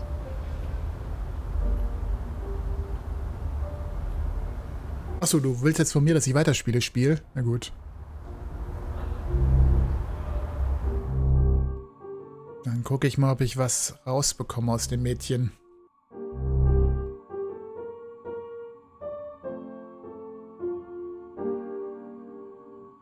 Looks to be some drawing of a little girl. It's a self-portrait. Gar nicht mal so übel. I can't see inside, but it looks like a Valentine's Day card. It's from my dad. Cute, but I don't know the first thing about dollhouses. That's okay. Neither do I. None of my dolls fit in there anyway. That bear looks like it's been sat on more than played with. It's his fault if he doesn't get out of the way. What do I look like, the maid? You sound like my mother. Oh, ich kann die Sachen auch anklicken, dann hat sie noch einen anderen Kommentar. Even if I was able to, I don't steal from kids. It's a stuffed globe of the earth. Even if I was some kind of stuffed octopus. His name is Cthulhu. Oh, weil das ist ein bisschen zu weit hergeholt für eine 10-Jährige, aber der Name, sehr kreativ, Cthulhu. Even if I was able to, I don't steal from kids. Some kind of stuffed octopus. His name is Cthulhu. Ja, klar. Und den Namen hast du dir ganz bestimmt selber ausgesucht. It's a stuffed panda. She's Pandora the giant. Her home planet is the globe ball, but she's too big to go back, so she stays here. Wie hieß nochmal der Troll Kiki? Kiki? Seems to be in good shape. She looks 10, maybe 11. Too damn young either way. She's left this shirt in the middle of the floor. I guess she won't be picking it up. Habe ich jetzt alles gesehen? Was es hier zu sehen gibt. Yep, still snowing outside. It's really coming down hard. Seems to be in good... Okay, sprechen wir mit ihr. Excuse me.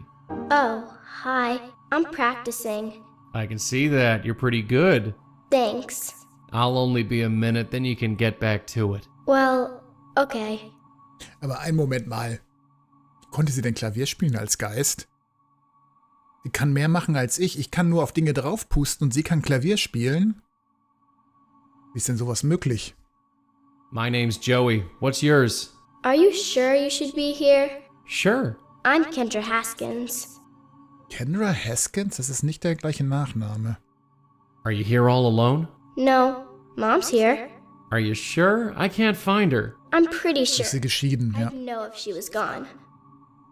What about your dad? Is he around? No, he's late. Late? Late for what? Picking me up? On Fridays we go to the Abacus, and then I live with him until Monday. Ja. But he's late. You said you go to the Abacus. It's his work. Your dad takes you to work? Mm-hmm. He's the boss. Your dad's the boss, huh? He must be a very important man. Yeah, it's pretty cool. Abacus ist aber nicht etwas, was wir aus dem letzten Teil kennen. Im letzten Teil hatten wir auch so eine Firma gehabt.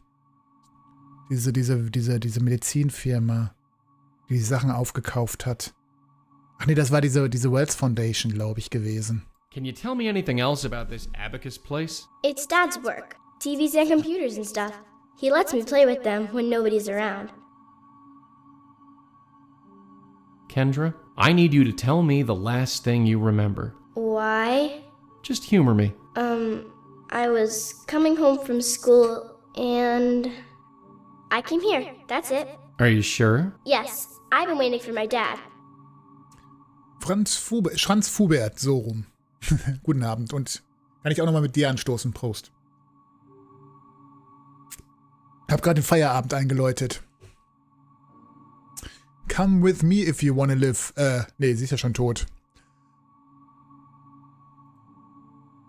I'm looking for Leah, your mother. Any idea where she could be? She should be here. I'd know if she wasn't. Perfekt, perfekt.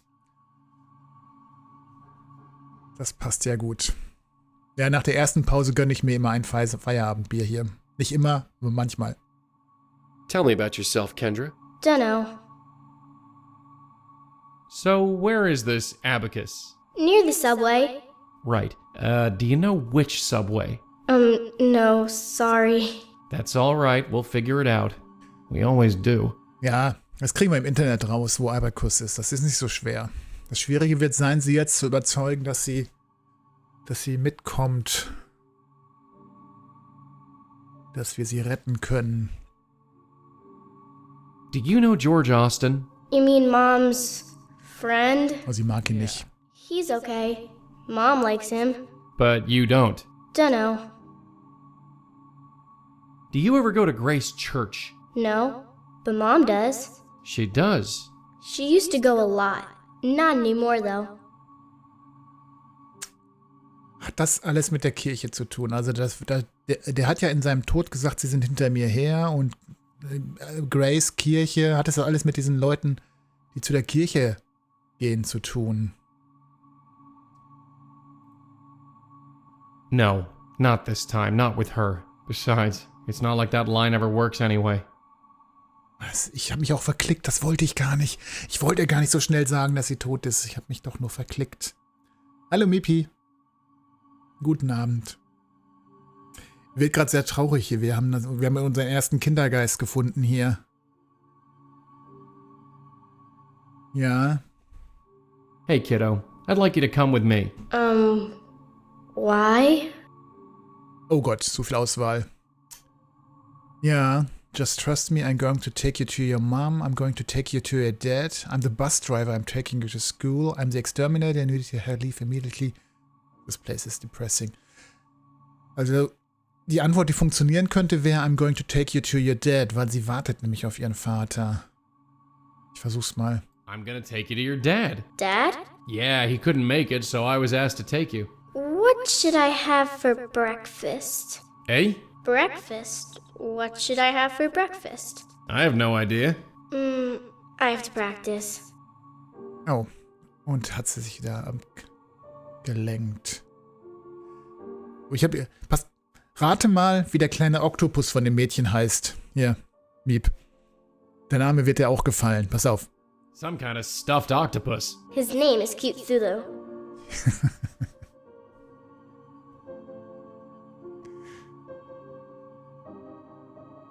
Ich spiele gerade Quest for Glory 1 und da kommen so Viecher vor, die wie die Mieps heißen. Was für ein Zufall. Aber ich weiß nicht, ob ich den ersten Teil spielen würde. Ich glaube, Quest for Glory 4 ist, glaube ich, ganz gut, ne? Ich glaube, von da gibt es auch noch irgendwie eine modernere Variante. I can't see inside, but it looks... Even if I was... I can't see inside, but it looks like a Valentine's Day card. It's from my dad. Mhm. Wir machen mal kurz eine... Aber kann ich nicht hier... Nee, geh nicht raus. Das war jetzt gar nicht nötig. Ich wollte nur mal kurz zu Rosie wechseln. Und einmal kurz nach... It's a handwritten note from George Austin. Nach... I'm sure they won't miss it. Nach Abacus recherchieren.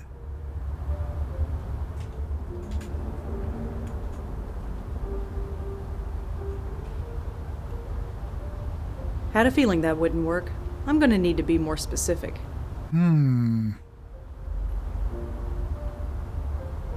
Abacus Computer. Abacus Computers. Hat sie uns nicht mehr gesagt? Ja. Ach so, Moment, wir wissen doch, wie der Vater hieß. Der Vater hieß... Oh, wie hieß er denn? Kendra's father works at a place called The Abacus. He's the boss there. Irgendwo wusste ich doch gerade. Kendra said that her father took her to the abacus, whatever that is. Leah is Kendra said that her father took her, whatever that. Ich habe noch keinen Teil gespielt von Quest for Glory, aber soweit ich weiß, haben die ja Rollenspielelemente sogar auch, ne? Die Quest for Glory Spiele. Die sind so eine Mischung aus Rollenspiel und Point-and-Click. So, sie hat mir in irgendeinem Gesprächsthema gerade gesagt, wie ihr Vater heißt, glaube ich. Hey, sorry. Well, can you tell me? it's Dad's work. TVs and computers and stuff.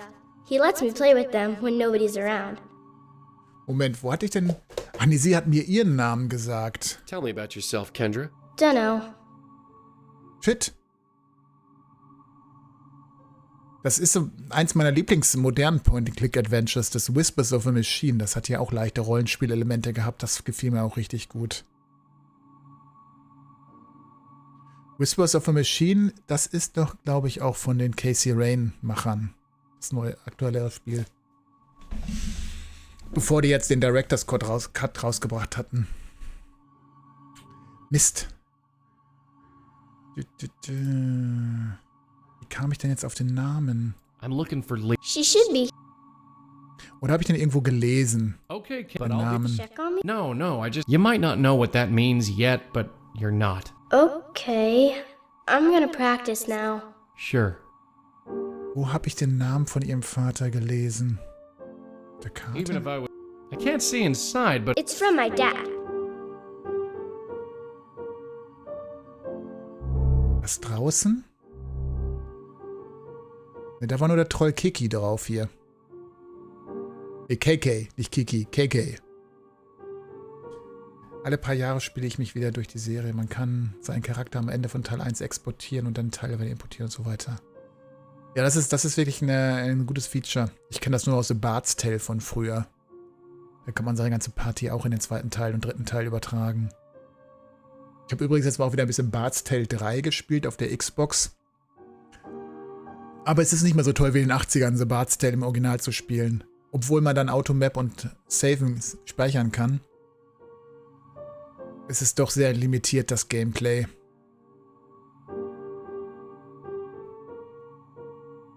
So, wo habe ich den Namen von dem Vater gelesen?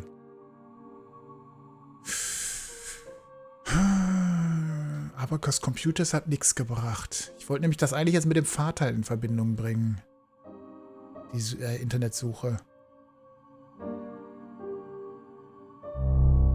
Habe ich das Gesprächsthema? Gibt es denn nicht ein...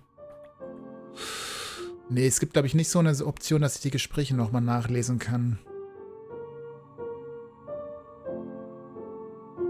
Ja, wie spielt sie Klavier? Bildet sie sich die Musik nur ein gerade hier? Ist alles nur in ihrem Kopf? Hey, Ken. Sorry to... Well... Listen. Jetzt ist die Frage mit ihrem Vater auch nicht da. Moment. Look, your dad really wants to see you. I'm here to take you to him. What should I have for breakfast? What should I have for breakfast? Eggs, toast, pancakes, it's dinner time, whatever you like, I have no idea. Haben wir irgendwas im Kühlschrank gesehen, was darauf hinweisen könnte? KK the Troll? Was ist denn ein Troll? Ein Troll ist, was immer wonach ihm ist. Ein Troll sind nämlich Allesfresser. Whatever you like, kid. I have to practice. Nee.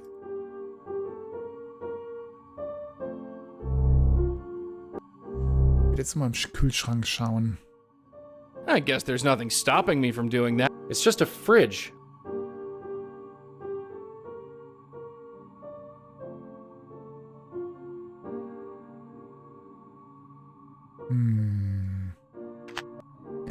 Ich will jetzt oh, da ist noch ein Schlüssel. Oh, okay.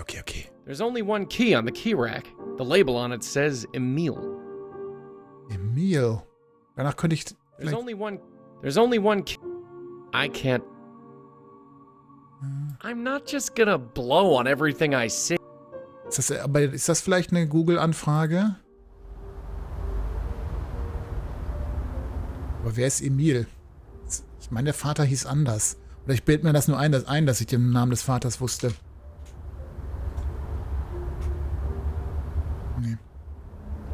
Aber vielleicht habe ich jetzt ein Gesprächsthema mit Emil. Dass ich sie ansprechen kann und frage nach Emil. Vielleicht ist es auch ein Hund oder so, ne? Ja. I can't. There's only one key on the key rack. Warum steht auf dem Schlüssel Emil?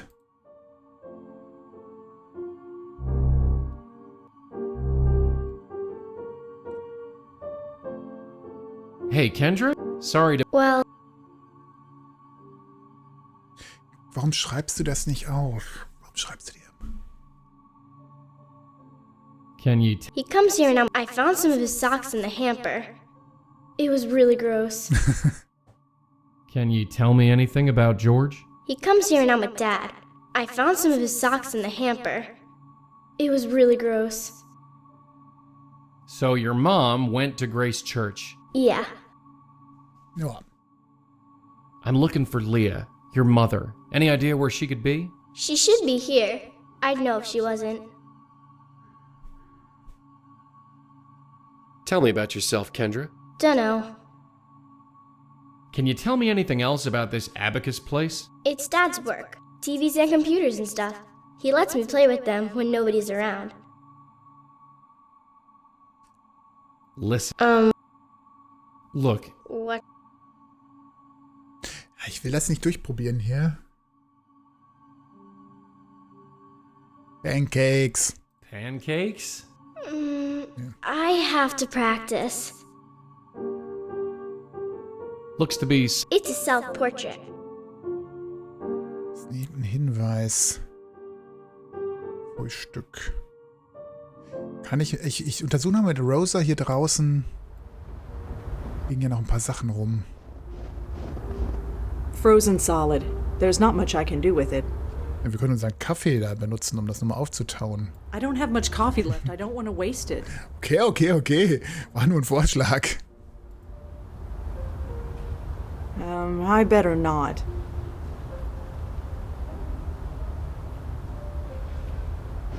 An der Mailbox sehen wir den Namen vielleicht auch nochmal. There's a letter in here. It was wet and stuck to the side of the mailbox, but I got it. Yeah, Postgeheimnis. Das ist der letzte und der 5. Teil hier, den wir aktuell spielen. 5. Und laut Nico auch der umfangreichste. Also er selber sagt, er hat 8 Stunden gebraucht. Das heißt, mit Streaming-Zeit komme ich dann wahrscheinlich auf 12 oder so.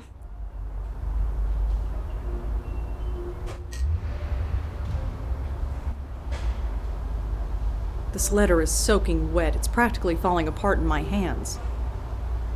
The Wired. Aber The Wired Up. Das ist The Wired Abacus und eine halbe Adresse hier. 163 East. Will ich mal danach suchen.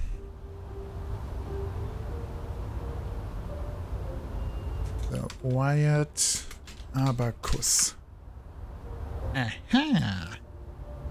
City Post Tech Forum. The Wired Abacus. The first choice in consumer electronics has finally come to New York. Come visit us at Union Square House. Just seconds away from the blah blah bloops stop.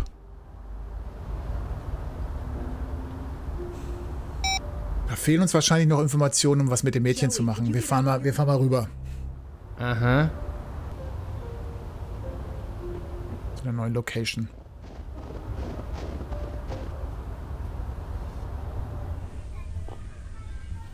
So Kendra's dad is the boss of this place? This is just a bunch of junk.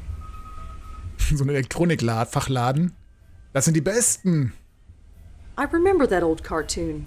It must be on DVD now or something. Das ist wie Tom and Jerry, ne? Nein, nicht ganz. Ich dachte gerade, aber nee. Flat screen televisions. Much more recent models than the one I've got. I think those are noise cancelling headphones. Flat screen television. Tempting, but I don't need them. Nein, doch, du kannst sie bloß nicht leisten. Das ist das There's a Blöde. new model already? Figures. The tag on his shirt says Jordan. Bis gleich, Miep. Speed-Dusching mit Miep. Hi there. Hi, can I help you? I'm surprised you're open with the weather this bad. Yeah, me too. But I only live 2 blocks away. and I could use the overtime. I'm looking for the manager. Emil I Haskins. think his name is. Mr. Haskins? He's not in. Taking time off for personal stuff, I think. I'm not sure when he'll be back. Thanks. Sure. I'm not here to steal a television. Some celebrity is being interviewed on a late-night talk show.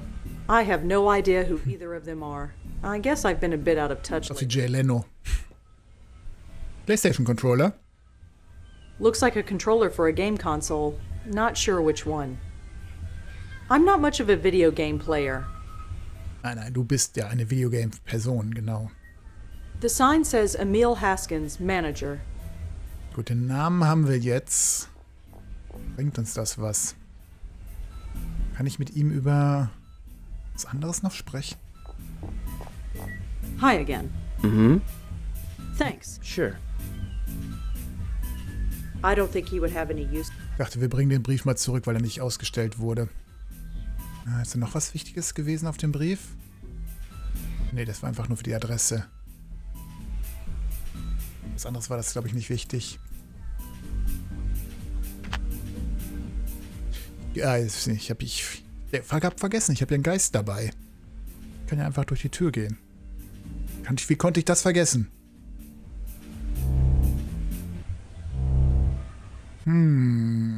Sieht lang verlassen aus. Selbst der Bildschirmschoner von Windows ist schon lange an. A bunch of meetings and appointments are written down on this thing. Nothing really stands out, but the weekends are all labeled Kendra. Das ist das Mädchen. Vielleicht finden wir jetzt hier was über das Frühstück raus. A bunch of discarded papers. Don't know what I can do with it. A bunch of discarded...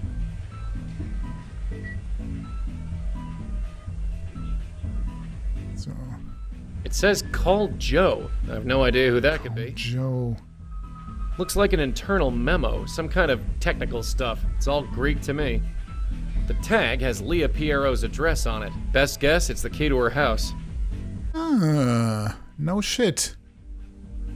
Ich wette, wir können auf die Maus pusten, dann geht der Bildschirmschoner aus. I don't know much about these moose things, but I've seen Red use them often enough. Ja, lass uns mal auf die Moose drauf pusten. Whatever I did, it worked. All I can really do is look at it. Exeter House. Ah. What a surprise! Nothing happens. Haben wir eine Information? Exeter House? Ist vielleicht eine Adresse. Das könnten wir googeln. Exeter House. Wechsel mal zu. Wechsel mal eben zu Rosie, bevor ich den Namen vergesse.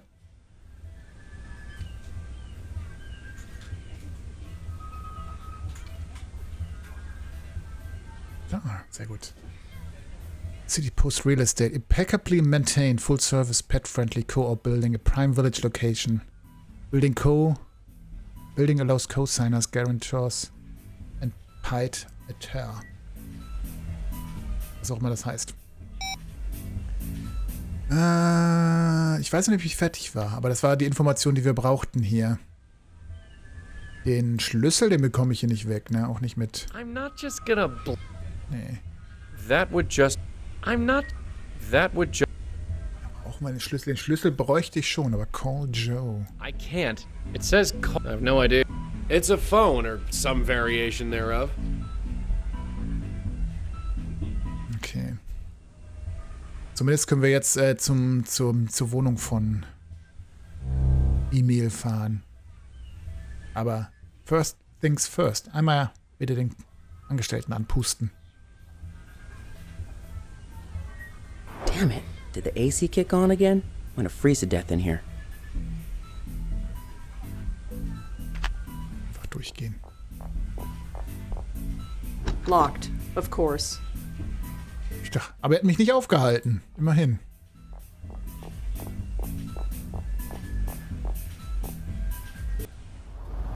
So, schon die nächste Location freigeschaltet. It's frosted on the inside. I can't see through. Einmal draufpusten. Hilft das? Mit. Eigentlich. I'm not just gonna blow on everything. I'm not. Okay. It's frosted glass. I can't see through it. Na gut. Ach so, das Glas selber ist Milchglas oder so. Deswegen kann man nicht durchschauen. Ich dachte, says Exeter House. Das wäre zugefroren. Emil seems to be on the 5th floor. Here he is, Emil Haskins. Hello? Hi, is this Ist er nicht? Yes, that's me. Who is this? My name is Rosangela Blackwell. Could I come in? I'd like to ask you some questions. You mean there's been progress? I'm not sure. I'm just trying to learn what happened. You're not with the police. No, they won't talk to me. I'm hoping you will. They won't talk to me either. Come on up. Der sah auf dem Foto ein bisschen anders aus. Der hat dann noch Haare gehabt. Rosangela Blackwell, was it? Yes, that's me. Come on in. I should have guessed you weren't with the police. I've spoken to enough cops lately to know the difference. So, you said you're trying to learn what happened? What exactly do you know? Something happened to Leah. Kendra is dead. George Austin was killed. Ach, das ist alles hier. Eieiei. Soll ich mit der Tür ins Haus fallen? Er stand seiner Tochter ja sehr nah. Hat er die Wahrheit verdient? Eigentlich schon, ne?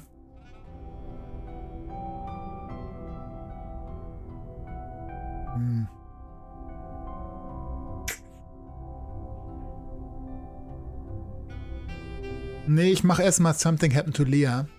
Weil, woher soll ich das denn wissen, wenn es niemand anderes weiß? I know that something happened to Leah. Is that all you know? Yeah, I'm afraid so. She's been missing for weeks. That's what happened. Big shot police detective. Poof. Gone. Then, our daughter. So yeah, something happened. And nobody seems to be able to find out Sie ist verschwunden auch, ja. George Austin was killed last night. What? George is dead? You didn't know? No. Of course not. You think the police tell the ex-husband anything? Ex-wife and daughter go missing. I'm suspect number one. How did it happen? He was shot. Shot? Jesus. I can't say I liked the guy. Leah dumped me for him after all, but Jesus. I always figured he was into something shady, but I thought it was more white collar. Insider trading or whatever. But someone shooting him? That's like mob stuff. Is that what's going on? Was he in the mob? I don't know. Jesus, Leah, some police detective you are hooking up with a mobster. I don't know if that's what happened. I hope not. If it did, I'll never forgive her. Wir haben ihm nicht gesagt, dass seine Tochter tot ist. Das ist ganz gut. Glaube ich. You work at the Wired Abacus? Yeah, real glamorous, right? I wouldn't know.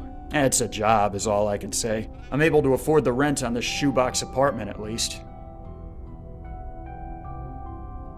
Can you tell me anything about yourself? Is it relevant? Well, it could be. Well, I'm a tech nerd. Worked for a bunch of startups back in the late 90s. Now I work at a chain store. Moved into this place about 5 years ago. Rented it from some Indian lady. Rent in this city is highway robbery, but there's no way I'm moving further away from my little girl. Ja, er ist auch geplatzt in der Dotcom-Blase. Ist er mitgeplatzt. How did you find out Kendra was missing? Her school called.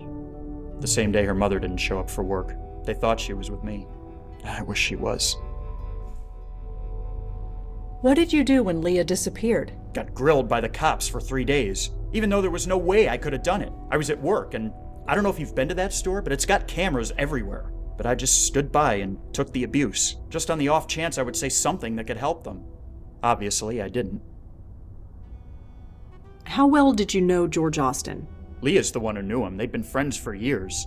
She talked about him sometimes. What did she say? Well, that's the thing. I got the impression he was kind of a loser. A loser? No career, living with his parents, that kind of thing. She felt bad for him. But then we get divorced and he turns up, wearing designer suits and living in a penthouse. And I'm living in this shoebox. Ja, ich glaube schon, das ist Moby. Sie hat sich von Moby scheiden lassen. Sehr gut. Are you familiar with Grace Church? Me? No. But Leah used to go there before we were married. She was really hung up on the place.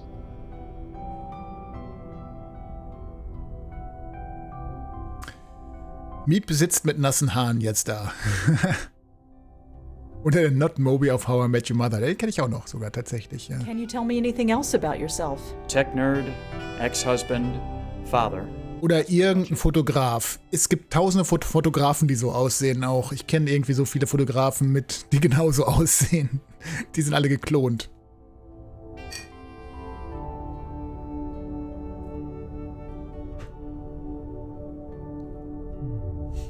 Ich habe nur gerade gesehen, du ziehst dich an den eigenen Haaren aus dem Treibsand. Da muss ich daran denken, dass du bestimmt gerade nasse Haare hast. Nach der Dusche. Can you tell me anything else about yourself? Tech nerd? Do the police know anything? No. Not that they would tell me if they did. Are you familiar with Grace Church? Me? No. But Leah used to go there before we were married. She was really hung up on the place. Ich muss irgendwie noch rausfinden, was Kendra gerne zum Frühstück isst. Tell me about Kendra. She started to play the piano last year. We didn't have to make her do it. She wanted to learn. That's Kendra. Quiet, but brilliant. Full of life. Ja, Marrying Leah was a mistake, but I'd do it all again. Erzähl mir bitte mehr. Was ist Ihr Lieblingsessen? Is there anything you can tell me about Kendra? Anything at all? Just find her and tell me she's okay. I'll do my best. Is there any... Just... Okay, das ist erschöpft. Can you tell... Tech nerd. Das ist erschöpft. How did you and Leah meet? Nee, das ist noch nicht I erschöpft. met her about 15 years ago. She was just a beat cop then. I was working for a small startup trying to make it big.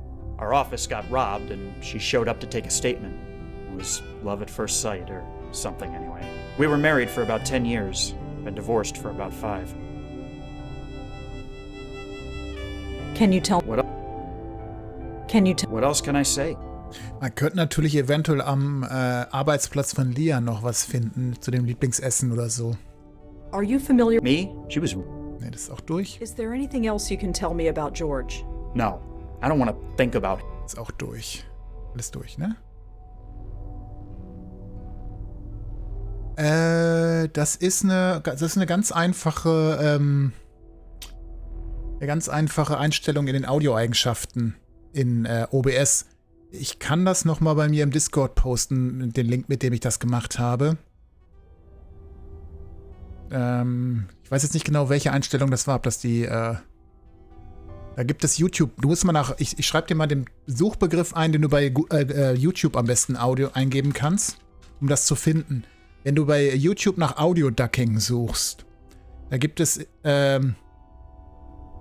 mehrere Videos dazu, die das erklären. Eigentlich alle recht gut.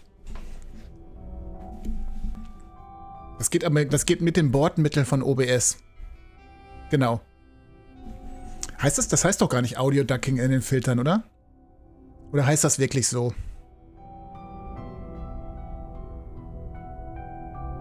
Genau. Das findest du eigentlich. Das ist ja ein relativ konkreter Begriff. Doch, der heißt so. Ja, ich fand das nämlich auch irgendwann mal ziemlich wichtig, weil da kann ich die Spiele ruhig lauter machen und kann die auf die gleiche Lautstärke bringen, wie ich selber bin, ohne dass ich mit dem Spiel in Quere komme. Das fand ich nämlich auch relativ wichtig. Gerade wenn man Actionspiele spielt. Well, yeah. Ich will noch dein Apartment untersuchen. Why are you doing this? You said you weren't with the police, so why? There's much more at stake. I have my reasons. It doesn't matter. There's much more at stake. Maybe. I don't care about the big picture. Can you help her or not? Yes, it's what I do. Poor guy. He's grieving, and he doesn't even know it yet. Gut, dass wir es nicht gesagt It haben. never gets easier. Können wir noch mal reingehen jetzt hier? Ich will noch gerne einmal meine Notes checken. Ah, genau. Ich wusste gerade nicht, welchen Filter man suchen muss. Der Kompressor war es, glaube ich, auch, ja.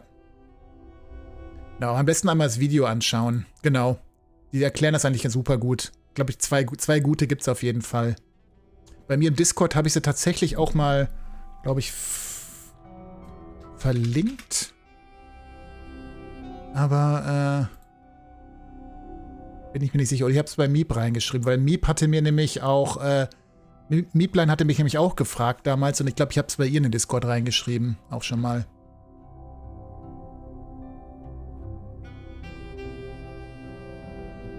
Ja, genau. Und ich hab's aus dem Internet. Ich hab's auch vom YouTube. Ich hab das auch nicht von Anfang an gehabt. Was wollte ich jetzt? Nochmal meine Clues verknüpfen hier. Emil is Kendra's father. He doesn't know that she's dead, and I'm not sure how to tell him without him shutting me out completely. Oh, das war gut, dass wir das nicht gesagt haben. Leah is... I don't know the details, but Leah and Emil were a married couple who are now divorced. So,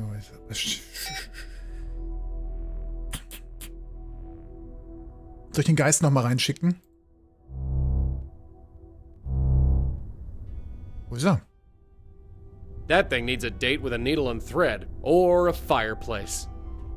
So, ich will ja noch irgendwie rausfinden, was Kendra gerne... Some kind of oil painting, I think.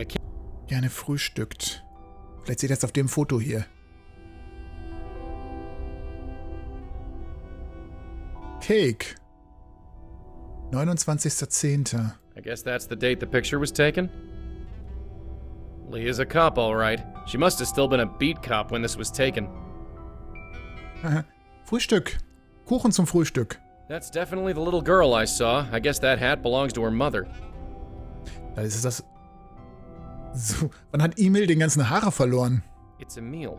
He looks leagues different than the sad sack we've been talking to. Ja. Aber sie sieht nicht so viel. Ja gut, sie soll jetzt 10, 11 Jahre alt sein. Vielleicht ist sie da ein bisschen... Moment, wie viele Kerzen sind da? 1, 2, 3, 4, 5, 6 sehe ich da. 6 oder 7 Kerzen. Hm.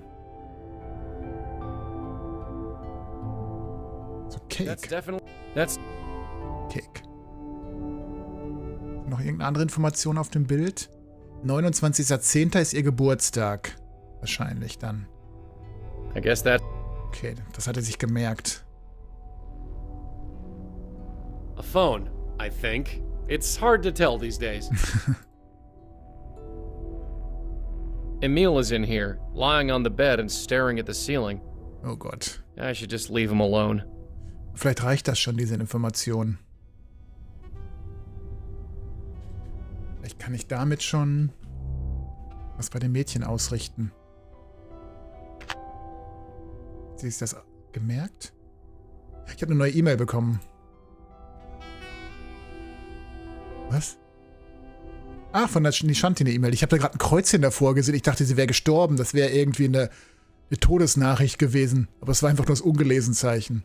Hello from the Kerala backwaters. It is hot here, but at least there are lots of cool lakes. Good thing Moti can swim. Moti ist ihr Hund. How's the weather in NY? Hope you are keeping warm. I know I am. Nishanti.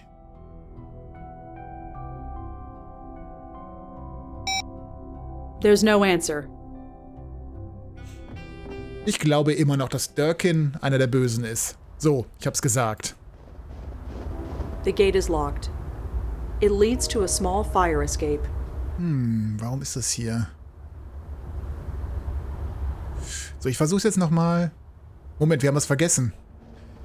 Das konnte ich, glaube ich, gar nicht. Ne? Ich konnte ihm gar nicht ins Ohr pusten, weil ich nur ein Gespräch machen konnte. Und als das Gespräch zu Ende war, ist sie automatisch rausgegangen. Dem Vater konnte ich nicht ins Ohr pusten. Vielleicht sehen wir ihn nochmal wieder. Jetzt noch raus hier. Ausgang? Ausgang? Ausgang. Peter findet wieder den Ausgang nicht.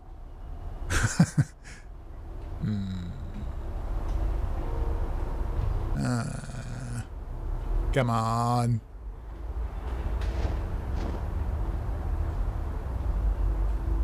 Okay, wir können es nicht weiterspielen.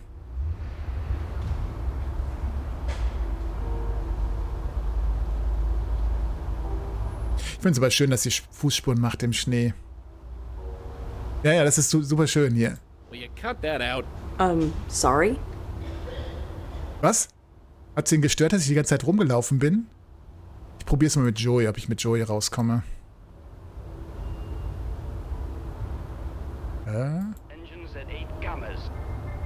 Danke. Meinst du, damit finde ich raus? Ah, hier ist der Ausgang. Ja, ganz rechts. So, Wyatt Abacus, Piero. Wir gehen nochmal zu Piero. Dann versuche ich es nochmal. Muss auch vielleicht irgendwie an den Schlüssel kommen. If it's all the same, I'll use the door. Hat geholfen. Komisch, ne? Hat wirklich geholfen. Ich finde es ja krass übrigens, Mieplein, dass du dir einen Competition Pro bestellt hast, extra für den Stream.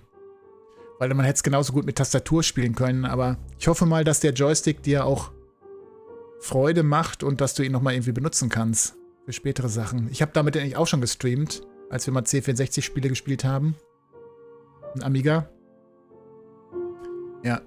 Das ist kein schlechtes Teil. Es kann sein, dass er dir am Anfang echt sehr schwergängig vorkommt. Und man braucht halt sehr viel Kraft, aber das war halt so. Heißt aber auch, dass der stabil ist. Und der spielt sich ein bisschen ein.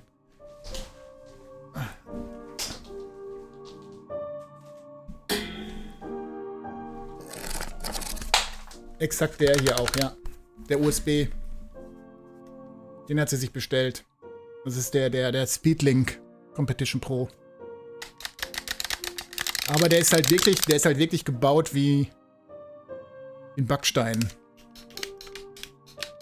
Solange man nicht zu viel Summer Games spielt oder Decathlon und Schüttelspiele macht, hält er auch lange.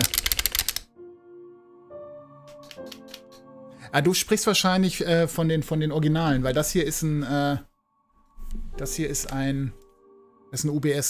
USB-Gerät.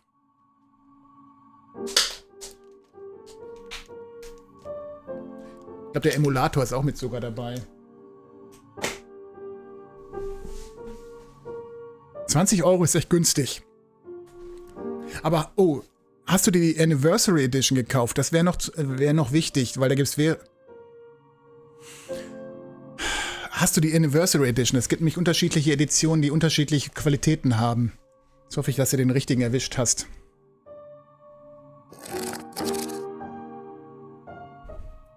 Ich glaube, die sind unterschiedlich verbaut. Hey, Kendra? Sorry to bother you again, but I have something I want to ask you. Sehr gut. Well, okay. Da hast du drauf geachtet, genau. Sehr gut. Ach, das ist das Datum nicht gemerkt. Listen, why? Es ist dein Geburtstag. The bus driver, I'm going to take you to your mom. Genau, du bist ja auch, du recherchierst ja auch ordentlich, bevor du das kaufst, das weiß ich ja, ja.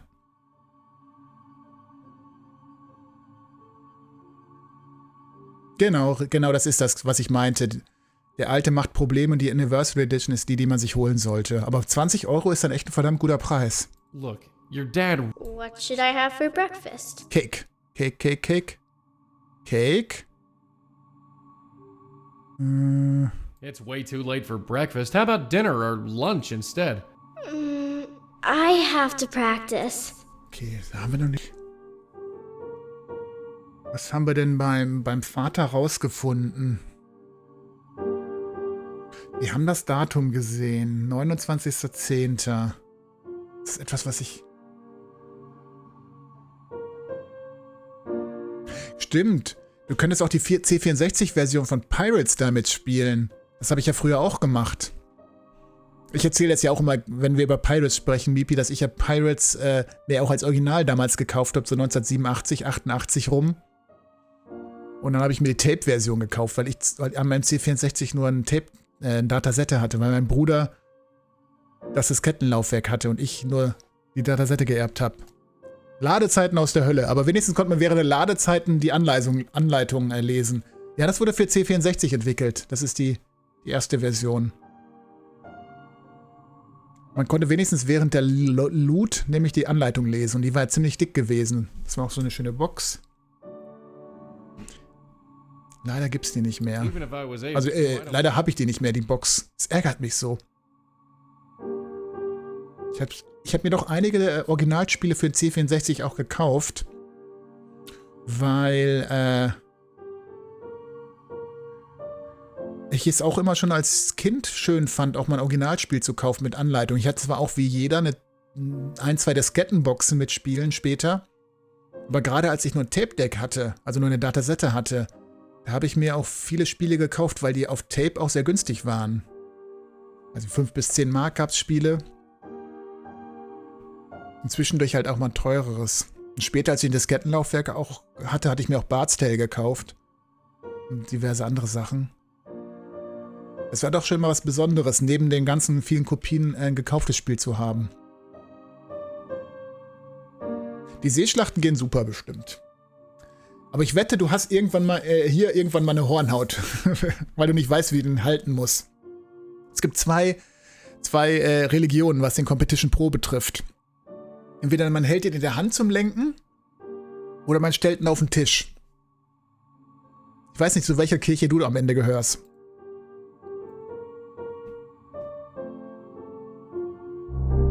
Okay, 29.10. Ich würde noch mal vielleicht... der Schlüssel, wie kriege ich den da weg? What's wrong? Nothing. Just a feeling. We've seen some pretty nasty stuff in our day, but there's something about this house. Forget it. I don't know what I'm talking about. Es ist auch komisch beleuchtet. Mir kommt die Beleuchtung auch ein bisschen komisch vor. It's pretty dark in there, but it looks like a little girl's room on the other side. It's pretty dark in there, but it looks... Okay. Ich wollte noch mal versuchen, zu Polizeipräsidium mit dem Schreibtisch von Leah anzuschauen, ob ich da noch eine Info finde. Wir können auch gleich noch mal ein Gespräch mit ihm führen hier. Ja. Detective? Aha. Are you familiar with Emil Haskins, Leah's ex-husband? I told you, I can't help you on this one. Sorry. Oh, du willst ja echt die Listings abtippen. Also Listings abtippen auf einer Original C64-Tastatur, das ist ja wirklich fast schon Strafarbeit. Vor allen Dingen mein C64 später, ich hatte noch den Original Brotkasten auch gehabt, da ist die Tastatur ich weiß nicht, ob das jeder hatte, da sind die Tastaturen total, die Kontakte wohl nachher nicht mehr ordentlich gewesen. Da musste man mal ganz fester auf die Tasten draufhauen, damit die Buchstaben überhaupt erkannt wurden. Wirklich richtig mit Druck drauf, damit der Buchstabe erkannt wurde. Also wirklich heftig. Do you know anything about Leah's daughter, Kendra? Ja. I told you, I can't help you on this one. Sorry. Ja, und dann tippt man irgendwie tagelang oder was weiß ich wie lange, stundenlang ein Listing ein und am Ende ist man ganz enttäuscht vom Programm. Oder es funktioniert nicht, weil man sich vertippt hat. Ich hoffe, du hast einen Checksum. Hast du ein Checksum-Programm, mit dem du die Listungs checken kannst? Weil es ist ganz wichtig, dass man irgendwie überprüfen kann, ob man sich vertippt hat. Angemessen. Sie kämpfen wie eine Kuh. Zierdan. Guten Abend, Grüße an den lieben Zierdan und die lieben Raider. Wir schauen jetzt mal gucken jetzt erstmal, was bei Zierdan gab. Einen Moment. Kommt gleich. Ja, das ist halt so brutal, man hört sofort raus, dass es Metroid ist, ohne zu wissen, dass... Metroid. Super Metroid. Aber nicht heute, ne? Oh, Wasser. Cool. Ist das giftig oder? Das ist cool. Grüße und direkt gute Nacht, Sidna. Ja, schlaf gut. Das mag ich ja ganz besonders gern. Langsam. Sehr gerne. Sehr gerne. Ich weiß, wie nett es bei dir ist. Die raiden wie eine Kuh. Ja, hinter euch ein dreiköpfiger Affe. Heute war Sekiro und Baphomets Fluch. Das trifft sich gut, weil wir point und klicken uns ja auch durch die Blackwell-Serie. Ein relativ modernes Point-and-Click-Adventure in Retro-Optik. Das ist der letzte Teil. Das ist ein ganz groß angelegte Point-and-Click-Serie mit 5 Teilen. Windwatch, guten Abend. Guten Abend. Ich hoffe, ihr fühlt euch wohl hier. Ich kann einmal mit euch anstoßen. Ich habe mir gerade noch ein Getränk aufgemacht, das heißt, wir spielen noch ein bisschen. Scarletja. Dr. 8-Bit ist schon da gewesen, ja. Wir haben gerade ein bisschen über C64 gesprochen. Wir waren gerade im Retro-Talk. Danke für die Follows. Herzlich willkommen. Zierdan, vielen Dank für deinen Raid. Ich weiß das sehr zu schätzen. Prost, ja. Du warst den ganzen Abend bei Zierdan? Ja, Moment mal. Bist du multitasking-fähig? Das ist ja unglaublich. Madre de Dios. Es ist El Pollo Diablo. Windwatch, ja. Wir haben vor kurzem auch nochmal alle 3 Teile gespielt von Monkey Island. Und ich habe es geliebt. Ich habe es geliebt. Ich habe es geliebt, wie so nur sonst was. Gerade Teil 2. Ich bin mir immer noch nicht sicher, was mein Lieblingsteil ist. Teil 3 ist auch schon sehr stark, aber ich glaube, Teil 2 ist eigentlich am rundesten. Hat mir irgendwie gagmäßig am meisten Spaß gemacht. Du bist polyamorös, was Streamer angeht. Ja. Ich auch. Ich glaube, Teil 2 von Monkey Island hat so für mich den besten Humor.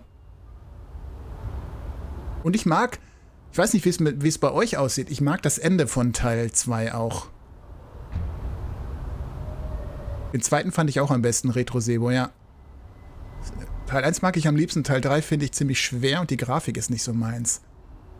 War eher schwer, der dritte Teil. Der hat ein bisschen komische Rätsel gehabt, ja. Ja. Die Grafik ist natürlich...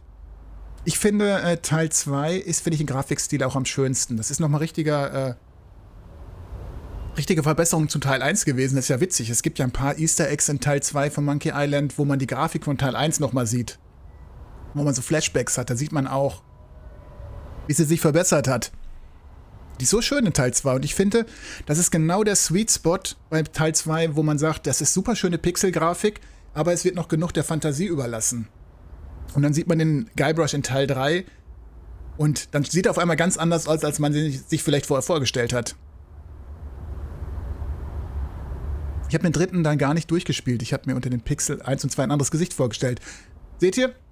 Genau das, was ich auch gerade gesagt habe, sagt der Schranz Hubert auch. Weil man stellt sich den ganz anders vor. Ich habe mir den nämlich auch mal ganz anders vorgestellt, den Guybrush, als der in Teil 3 dargestellt wird.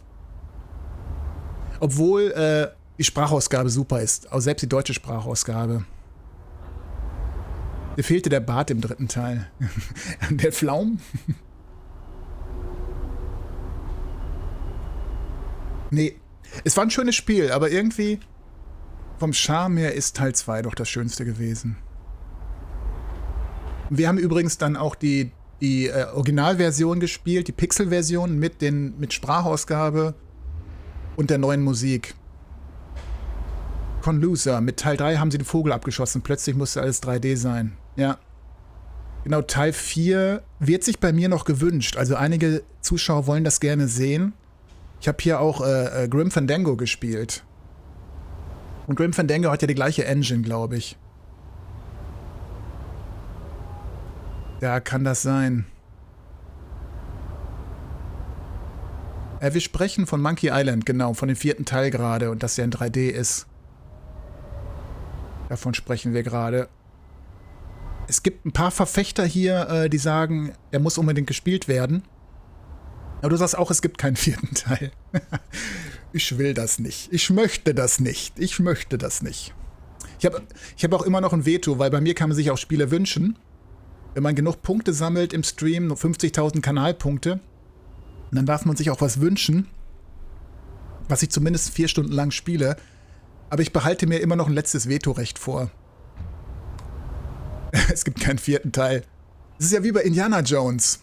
Da gibt es auch keinen 4. Teil. Patokemon. Ja.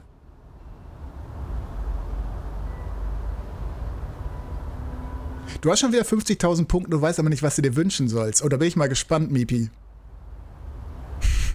Du warst doch die Erste, die sich ein Spiel gewünscht hat. Wir erinnern uns gerne an Siebenstein zurück und die Meerjungfrau. Nicht so ein Wucher wie woanders. Ja, allerdings bedeutet das auch, 50.000 Punkte bedeutet auch, ich bin bis Ende März schon wieder ausgebucht mit Wunschspielen. Die Tales-Sachen haben wir noch nicht gespielt. Ich habe die mal früher angespielt, als die auf irgendwelchen Zeitschriften-CDs drauf waren, aber ich glaube auch nicht alle Episoden durchgespielt. Ja. Ich überlege gerade bei den Klassikern, was kommt bei mir als nächster Klassiker dran? Baphomets Fluch 2.5 kommt, glaube ich, dran in naher Zukunft bei den Klassikern. Ich überlege, Shadow of the Comet zu spielen, dieses Cthulhu-Adventure. Da muss ich nur sehen, wie sperrig das ist. Blade Runner steht noch eventuell an, obwohl mir viele warnen mich vor Blade Runner, weil es so ein bisschen randomisiert ist. Ja, aber ich verschätze mich immer mit der Zeit, Miep. Also 2,5 Stunden, ich brauche immer wahnsinnig lang, weil ich so viel quatsche. Ja. Das Spiel, was wir aktuell gerade spielen, ist ja, Shadow of the Counter. Da wird der Hint-Counter dreistellig, ja. Ja, genau das habe ich nämlich auch.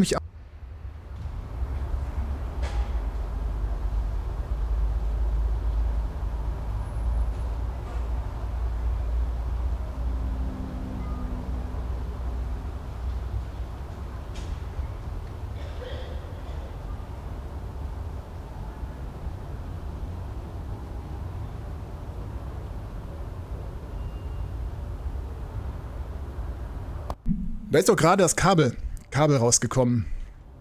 Genau, wer Shadow of the Comet sagt, muss auch Prisoners of Ice sagen. Ich wollte gerade von meinem Bruder erzählen, der sich damals Blade Runner gekauft hat. Und der war so ein Tech-Freak, was so Grafik betraf. Und Blade Runner kam auf 6 CDs oder so raus. Mit 3D-Grafik, mit 3D-Render-Grafik und real gefilmten Figuren. Das fand er so gut. Und mein Bruder war immer jemand, der hat sich gerne solche Spiele gekauft, aber dann nie durchgespielt. Und sie dann irgendwie nur noch nicht durchgespielt in den Schrank gestellt. Der hat immer noch ganz viele von denen im Schrank stehen. Zu Weihnachten habe ich aber Fotos gepostet von den Spielen, die er noch hat. Naja. Blade Runner ist Voxelgrafik, danke Frank. Ja, okay. Die Figuren auch? Ich dachte immer, das wären eventuell real gefilmte Figuren. Aber dann verwechsel ich das. Night of the Rabbit habe ich mir gekauft. Das kommt auch noch dran. Das wurde mir auch empfohlen, ja. Aber der Typ kann mir immer nicht mehr helfen. Well, see you around. Aha. Soll ich mal zum Spiel zurückgehen hier? Das ist ein Spiel, das...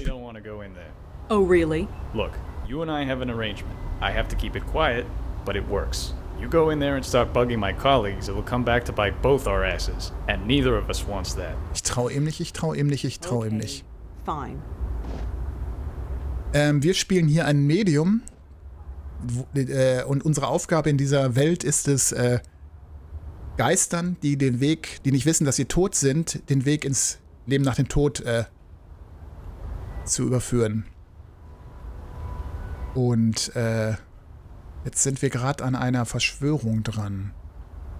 Im Augenblick muss ich rausfinden, was ein kleines Geisterkind gerne zum Frühstück isst. Und die Mutter, die hat hier bei der Polizei gearbeitet. Jetzt versuche ich gerade mit meinem Geisterkollegen, der wird natürlich nicht gesehen, ja, in das Büro zu gucken, ob ich auf dem Schreibtisch der Mutter von dem toten Kind irgendwelche Informationen noch finde. Der Delic macht keine Adventures. Was machen die denn eigentlich gerade? Die sind doch nicht zu, oder? Der Delic. Blade Runner habe ich selber im Stream durchgespielt, war ganz okay. War auch nicht der Hammer, wie sie mir alle sagen. Ich glaube, das war damals ein Techno-Hammer.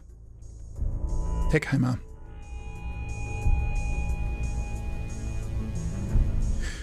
So, das ist das Mädchen, was wir in der Wohnung gefunden haben, was als Geist da rumschwirrt. Und wir müssen sie irgendwie aus dem Haus rausbekommen. Und dazu muss ich, glaube ich, wissen, was sie gerne zum Frühstück isst. Weil die fragt uns immer, was soll ich zum Frühstück essen? Da haben wir noch keine. Das Mädchen heißt nicht Exit.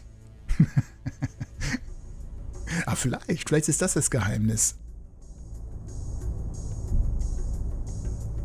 Da steht aber nichts drauf.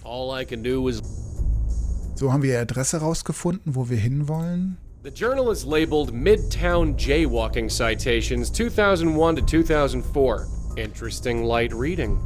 Jaywalking. Wie kann man Jaywalking auf Deutsch übersetzen? Das ist doch normalerweise...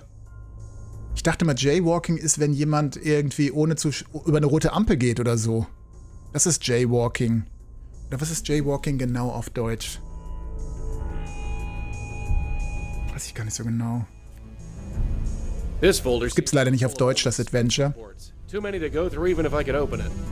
Wir spielen normalerweise gerne hier die Spiele auch auf Deutsch, wenn es geht, aber von Blackwell gibt es keine deutsche Version. Zumindest von diesen Teilen gibt es noch keine Fanübersetzung.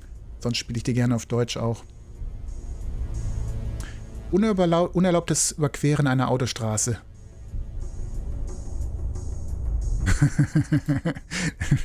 Genau, der Conluser, das ist ein guter Dialog, den kann ich mir super vorstellen. Nee, das ist aber nicht die Information, die ich brauche. Und das ist das Mordopfer. Damit hat das Spiel begonnen. An dem Mord an diesen Menschen. Die Adresse haben wir jetzt auch rausgefunden. That's definitely this. According to this note, his name is. Yeah. I'm not going to. I don't even know who. Discher. Also, gibt es noch mal irgendeinen Grund, zu dem Vater zu gehen? Außer ihm vielleicht noch mal ins Ohr zu pusten. Das klang jetzt vielleicht ein bisschen komisch, aber das Einzige, was unser Geist machen kann, ist jemandem ins Ohr pusten hier. Oder Gegenstände wegpusten. Das kann er noch. Mehr No reaction. No surprise there. Mehr kann er nicht. Damit kann er so Papierstücke wegpusten. Das hilft manchmal.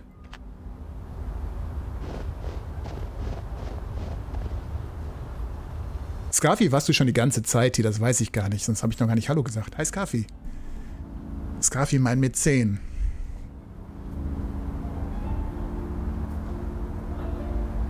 So, ich wollte zu... Du warst ein wenig im Lurk. Sehr gut. Wusste nicht, ob du gerade schon aktiv warst.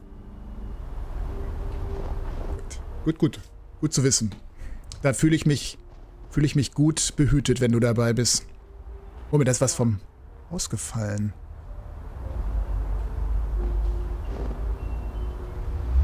Habt ihr auch mal Book of Unwritten Tales gespielt? Das finde ich ganz gut. Der erste Teil, den habe ich nochmal gespielt. Das muss ich aber nochmal durchspielen, glaube ich. Turbo-Torte, guten Abend.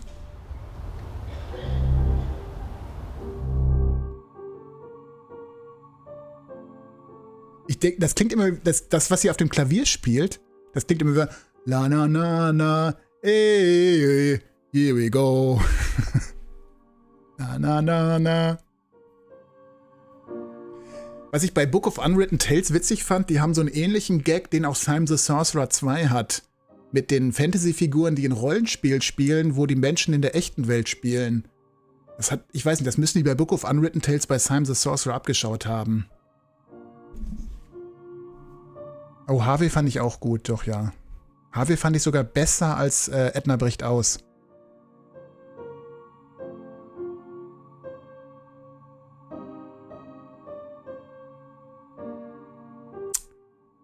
Wo ist er denn jetzt? Der Geist ist verschwunden.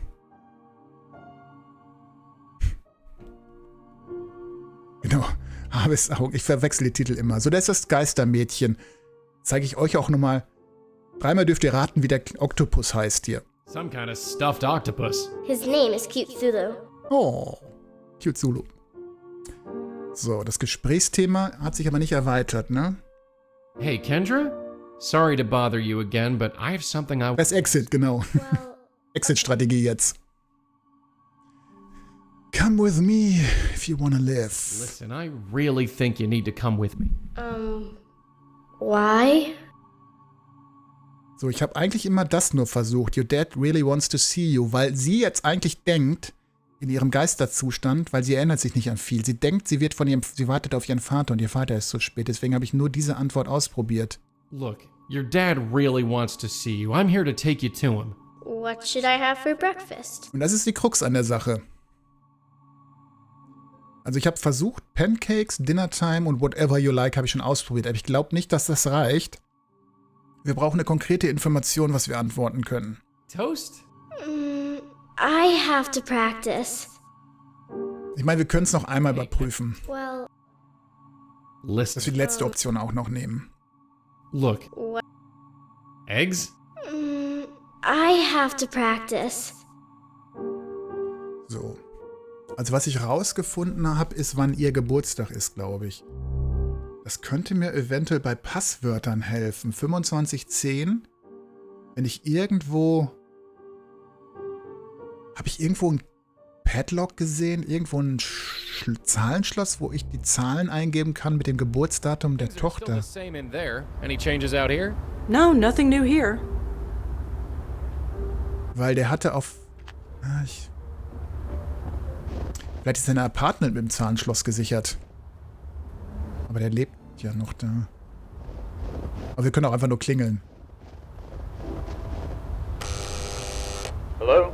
Wie weit ist eigentlich Sienna heute bei Sure. Come on up. Baphomets Fluch gekommen? Ich habe gehört, er hat es zum ersten Mal gespielt. Aber er spielt, glaube ich, die Remaster-Fassung. Die ist ja nicht so schwer mehr. Oh, it's you. Come on in. Meine Lieblingsszene bei Baphomets Fluch war ja da, wo der Kelch geputzt wird. So. Tagelang. Hier kann ich nichts machen, ne? Ich kann nicht den Charakter wechseln. Is there anything you can tell me about... Just find her and tell me she's okay. Ich habe schlechte Nachrichten. Well, I'll see you later, Emil. Ja. Das zweite Schriftrollenrätsel. Na, okay. So, was ich hier noch machen kann, ist ihn zurückschicken. Aber er spielt es auch blind, ne? Zum ersten Mal und blind, weil das sind immer die schönsten Streams, denke ich immer, wenn jemand einen Point-and-Click spielt und das noch nicht kennt. So, jetzt, wo ich nämlich das... Hier habe ich nämlich das Geburtsdatum der Tochter gesehen. Ja, 1029. Ich muss wahrscheinlich vielleicht, um den Anrufbeantworter abzuhören oder so. Ist blind, sehr gut. Er ist noch nicht so weit, war das erste Mal, dass ich die Directors-Fassung gesehen habe. Ich denke mal, man sollte doch beim Original bleiben. Habe ich nachträglich übrigens auch gedacht, weil ich habe es ja auch gestreamt. Und ich habe es bereut, weil da kommt relativ gegen Ende, total beknacktes Minigame, wo ich der 100%igen Überzeugung bin, dass sie das für Tablets programmiert haben. Das war mit Maus so nervig zu spielen, dass ich auch beim zweiten Teil auf die Originalfassung zurückgegriffen habe. Und ich habe es auch bereut, tatsächlich den Director's Cut gespielt zu haben. Bis auf die zusätzlichen Szenen mit Nico, die waren gut. Aber die Minigames zum Ende hin, da waren echt... Oh nee, ich glaube, ihr werdet jetzt sehen, wenn es kommt, was ich meine. Wenn es soweit ist. Erinnert euch an meine Worte. That's definitely the little girl So, sie ist ja... Ich dachte, ich könnte dir sagen, heute gibt's Kuchen zum Frühstück. Du hast Geburtstag. Das dachte ich, wäre irgendwie die Lösung. I guess that's the date the picture was taken. So, da will er nicht hin, ne? Emil is in here, lying on the bed and staring at the ceiling. I should just leave him alone.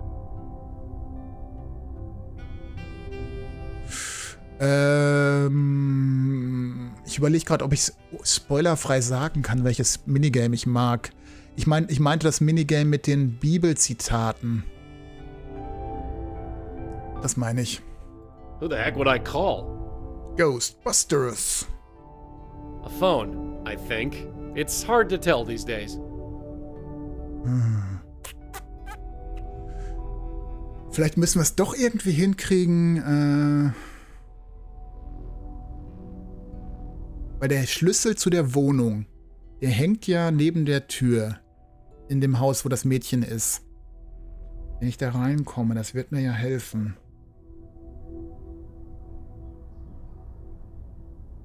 An das Entschlüsseln der Schriftton konnte ich mich aber auch nicht erinnern. Dann muss das ja keinen guten Eindruck hinterlassen haben. Puki hat geheiratet, anscheinend die Bassistin der Band. Das ist wahrscheinlich nicht schlecht. Ich kenne einige Bassistinnen, die sind alle super. Nicht das Schlechteste. So.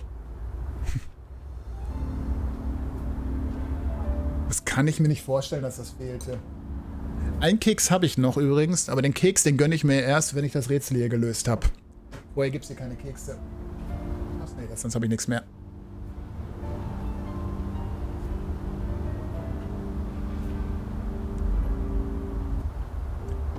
Also mein Plan ist jetzt eigentlich...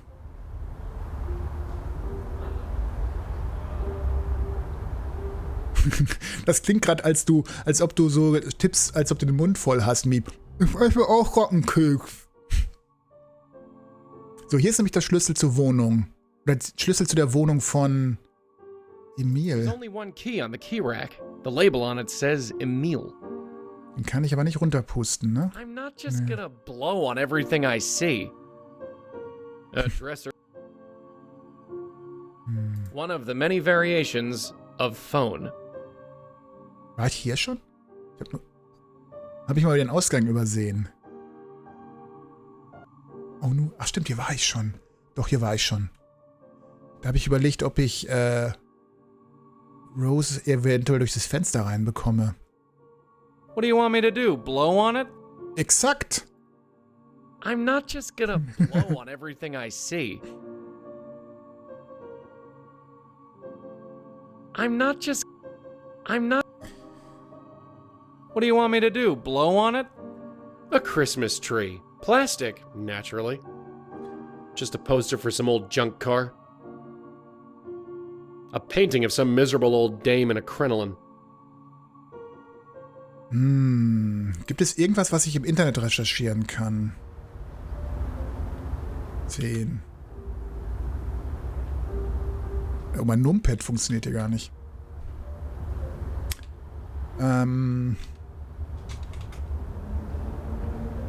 Das ist das Unheimlichste im Spiel. Wenn man nach Tomo googelt. Das Spiel hat so eine eingebaute Google-Funktion. Das nennt sich aber hier im Spiel Google. Hier googelt man statt googeln. Ich google jetzt mal nach... habe ich noch eine Information? Nee, ich habe keine neuen Informationen. Gucken, ob ich in meinen Hinweisen noch was verknüpfen kann. Emil und Kendra? Emil is Kendra's father. He doesn't know that she's dead, and I'm not sure how to tell him without him shutting me out completely. Captain Bible in Dome of Darkness. Die Arche Noah-Version von Wolfenstein, die kenne ich natürlich. Ja, aber ich kenne sie, glaube ich, vom AVGN. Vom Angry Video Game Nerd. Okay. Kurz ein bisschen Resümee ziehen. Was könnte ich noch machen?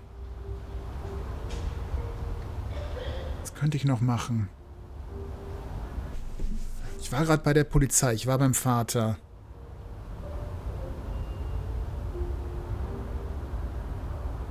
AVGN war auch super früher, ja. Vor allem war das eins der ersten Sachen, die man in der Richtung schauen konnte.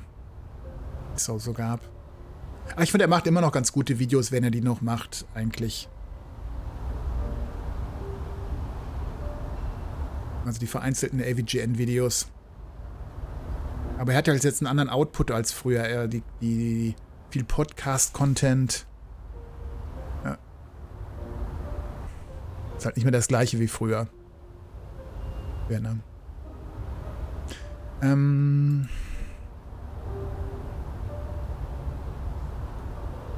Das ist das einzige Foto, was ich habe. Aber das bringt mir nichts mehr. Den Geist habe ich ja schon gerettet hier. Aber wisst ihr, was ich mal machen kann? So rein aus Spaß. Das Spiel mal zwischendurch speichern.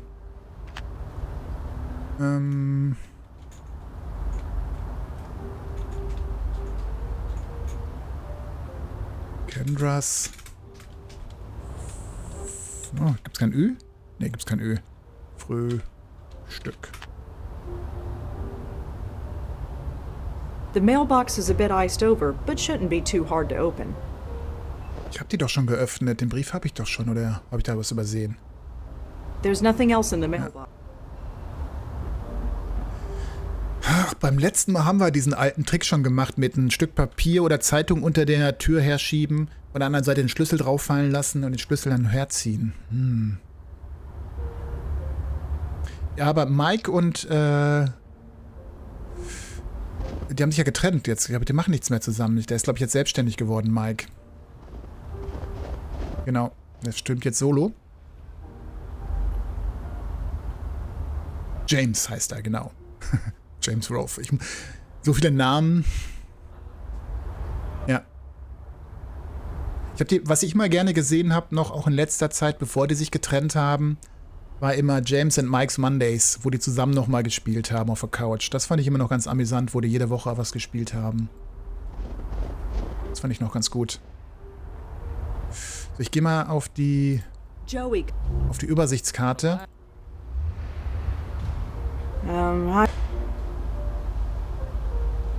Noch irgendwas hier, was mich informiert. Die waren schon ein gutes Team, ja. Ich glaube, das ist vielleicht auch so ein bisschen, wo man die Veränderung jetzt gemerkt hat. So, ich guck mal, ob ich irgendwas noch... Ich glaube, bei George nichts mehr. Der Kirche? Ich könnte den Priester natürlich jetzt noch befragen mit den neuen Informationen.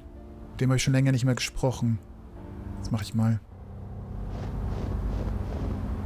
Weil ich glaube ja, die Kirche hat noch ein dunkles Geheimnis, beziehungsweise bevor der ermordet wurde, hat George ja gesagt, sie sind hinter uns her. Und hat den Namen Grace ja erwähnt. Der Priester war es hier. Den schaue ich aber schon lange nicht mehr. Nostalgia Critic habe ich früher viel geschaut. Yes. Was ich noch gerne schaue, ist Cinema Snob. Ist aber auch speziell, mag vielleicht nicht jeder, aber den Cinema Snob. Und Brandon Tenold. So als so B-Movie Zusammenfasser. Das kann man ja keine Reviews nennen, was die machen. Die fassen die Filme ja nur mit ein bisschen Riffing drüber zusammen an. Ja. Das schaue ich schon lange nicht mehr. Ist mir irgendwann zu überkandidelt geworden, der Nostalgia Critic. Der hat mir zu viel geschrien zwischendurch. Und da ist mir der Snarky Cinema Snob dann noch lieber. Da passen mir die Filme auch besser, die er reviewt. Und der hat in den letzten 2 Jahren ganz tolle Sachen gemacht, dass er zum Anfang des Jahres immer alle Kinostarts der USA in einem 3-stündigen Video zusammengefasst hat, von vor 40 Jahren. Er hat 2020 alle Filme des Jahres 1980 gemacht und 2021 alle Filme des Jahres 2021. Das sind echt, also ganz coole Videos. Da zeigt er so die Trailer und vielleicht Filmausschnitte und sagt zu jedem Film ein bisschen was.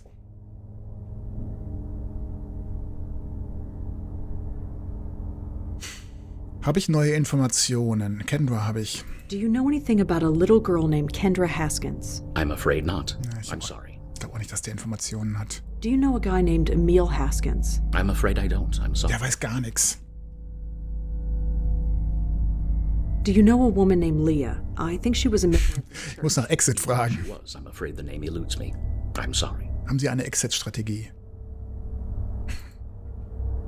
Ihr kennt sie nur unter einem Codenamen.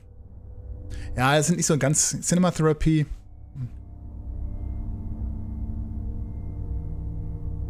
Well, stay.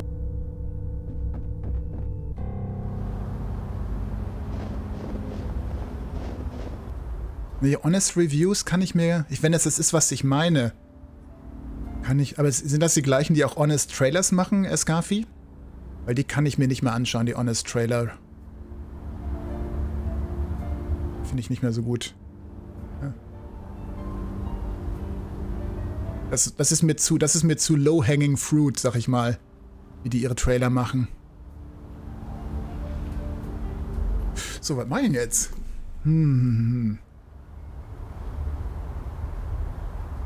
Also ich glaube ja, es geht bei Leah weiter eigentlich. Everything Wrong. Ich glaube, kann auch gut sein, dass ich das auch meine.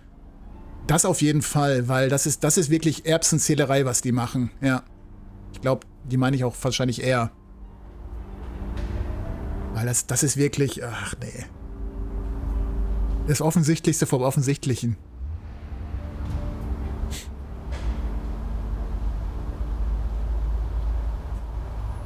Ist diese Übersichtsgrafik nicht wunderschön? Ich muss noch mal das Spiel loben hier. Für diese schöne New Yorker Grafik hier. Ja, fahren die Autos vorbei, das Wasser sieht total schön aus. Ich sag mal, die Brooklyn Bridge. Müsste Brooklyn Bridge sein von der Ausrichtung her. Und noch Schnee dazu, genau. Ich finde das super schön. Ja. Total schöne Stimme. Auch diese ganze Winterstimmung in dem Spiel ist ja auch total gut. Ja, genau. Man muss auch mal sagen können, dass etwas gut ist, Scarfi. Ja. Das ist nicht Castrop Rauxel. Nee, das ist Wanne Eickel. Ach, kommst du auch aus dem Pott? Kommst du von Castrop Rauxel weg?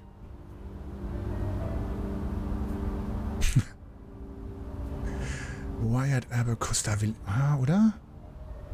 Gibt es hier auf seinem Arbeitsplatz vielleicht noch einen Hinweis auf das Mädchen? Moment. Hier arbeitet nämlich der Vater des toten Mädchens. Vielleicht gibt es hier noch einen Hinweis, den ich übersehen habe in seinem Büro. Weil hier habe ich nämlich, ja, hier habe ich eigentlich die... Neben Dortmund. Ey, da kommst du fast auch, ja, ich komme nämlich auch aus der Nähe von Dortmund weg. Dann hätten wir uns ja fast zuwinken. Beziehungsweise jetzt nicht mehr, also jetzt nämlich ein bisschen weiter weg, aber auch nicht wahnsinnig weit. Kreis Unna. Ich komme auch aus dem Kreis Unna. Das ist ja unglaublich. Kreis Unna, Buddies. Kommst du aus Schwerte?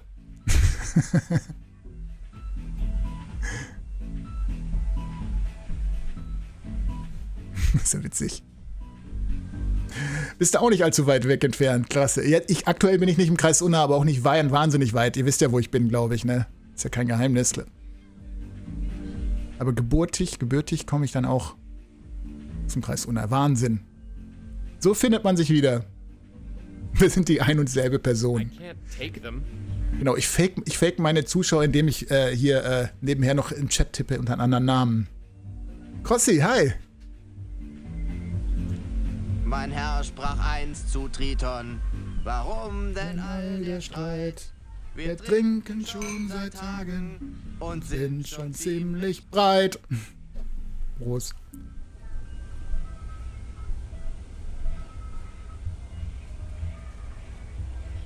Der steht vorgetippt, genau. Pro Tipps.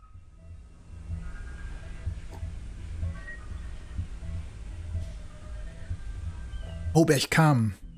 Ich habe mal eine Freundin aus Berchtesgaden gehabt. Somit um die 20.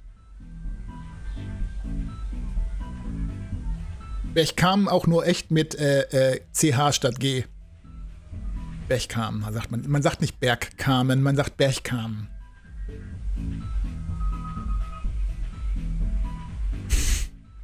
Genau, das ist alles geskriptet hier.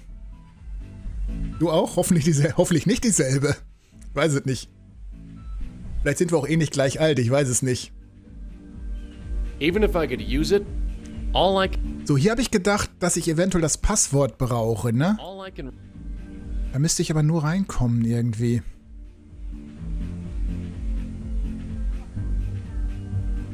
The tag has Leah Piero's address on it. Best guess, it's the key to her house. Das sagt mir eigentlich, dass ich hier rein muss. Also das Mädchen, die Freundin von mir, die ist mit Vornamen Vanessa. Wenn deine Freundin damals auch Vanessa hieß, dann glaube ich, dann müssen wir auch Jonathan Frakes anrufen, genau. Someone wrote quarterly earnings on the cover. Positively riveting. Das ist ja stark, Mipi. Genau, das habe ich auch gedacht, als ihr euch getroffen habt. Das klang wirklich so, als ob ihr euch gefunden hattet. Ich dachte gerade, Wind? Kann ich auch einmal pupsen? Ich muss sich in eine andere Richtung drehen. So. Machen wir eine Pups-Animation. Fart. Leider kein Geräusch dafür.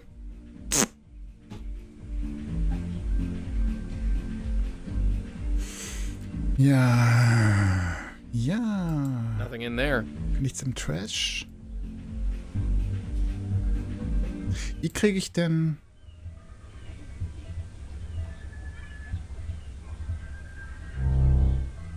Ich meine, der hält uns nicht auf, der Mitarbeiter. Der lässt uns einfach zur Tür gehen. Locked, of course. Hi again. Mhm.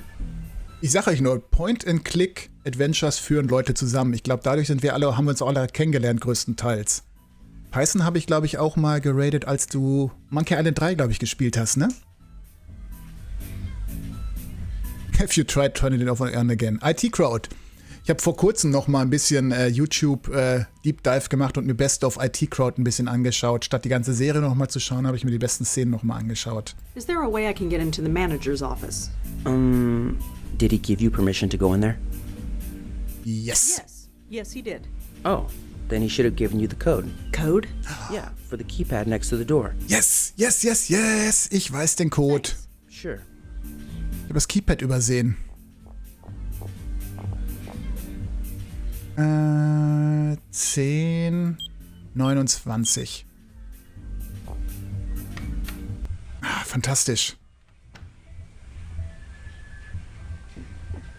Ja. Ich finde auch, Twitch im Retro-Bereich ist einfach fantastisch. Genau. So, und jetzt können wir hier hoffentlich mehr Informationen kriegen. Moment, Jay Leader? Habe ich von dem nicht auch eine Mail bekommen? Leah might be just a police officer, but she has a secure and stable income. You do not.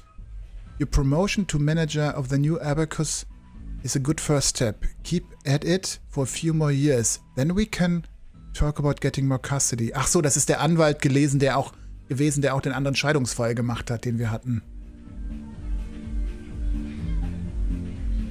Ich kann das gar nicht einschätzen, wie groß der Retro-Bereich in Deutschland ist. Ne? Immer wenn ich nachschaue, wie die Viewerzahlen sind, gerade wenn man rated, die sind gar nicht so hoch, ne? So wahnsinnig hoch im Retro-Bereich. Trollgate. You're sure about this online game, Trollgate or whatever it's called? Ist von ihrer Mutter, okay. Do I have to tell you about all the creeps that hang out online? Wir sprachen gerade drüber. She's determined to play the theme on the piano, so at least there's that. Ah, okay, sie spielt das. Das ist die Titelmusik von ihrem Lieblingsspiel, was sie spielt. Perhaps is harmless. You know more about this stuff than me. Just make sure she doesn't do anything stupid. Okay. Glaube ich auch. Man trifft häufig auch bei seinen regelmäßigen Streamern die gleichen Leute auch zum Teil im Chat, das stimmt. E-Mail. Get a new shipment of the parental eye software coming your way. Could you try to upsell it? Maybe to overly paranoid NYU parents. The boss is desperate to get rid of this stuff. Mark it down to whatever you want. For all networking... Tomo. Weiß wer Tomo. Emil, I got a copy of that parental eye software. Das ist das gleiche nochmal. I got a copy of that parental eye software you recommended. I installed it on Kendra's computer. And now my computer and yours can read her email. Ah, and you just need to install it on your office computer and you're in business. Wo komme ich denn die Software her? Definitiv. Ich glaube, Raids sind ganz wichtig. Durch Raids habe ich sehr viele schon kennengelernt auch. Weil ich auch immer schaue, wo kann ich gerne hinraiden, was vom Spiel passt. Ich habe auch manchmal Glücks mit den Raids, die reinkommen. Stimmt, Turbo-Torte. Ich sehe sehr viel im Retro-Bereich ist, weil ich selber gehöre ja auch zu den etwas älteren Retro-Streamern. Aber viele spielen gerade Super Nintendo ist, glaube ich, ganz groß in dem Bereich, weil das so die Leute in den 30ern sind, was eine große Zielgruppe ist im Retro-Bereich und sehr viel Super Nintendo. Emil, maybe you're right. This is a huge breach of trust and she'd kill me if she found out. She's a smart kid. I'm sure she can handle the cyberspace. In this respect, she's more your daughter than mine. Install it if you want to, but I'm out.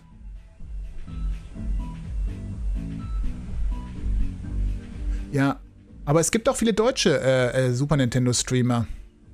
Ja, es ist, weil das ist ja immer dieser 30-Jahre-Zyklus, den es bei Nostalgie immer gibt.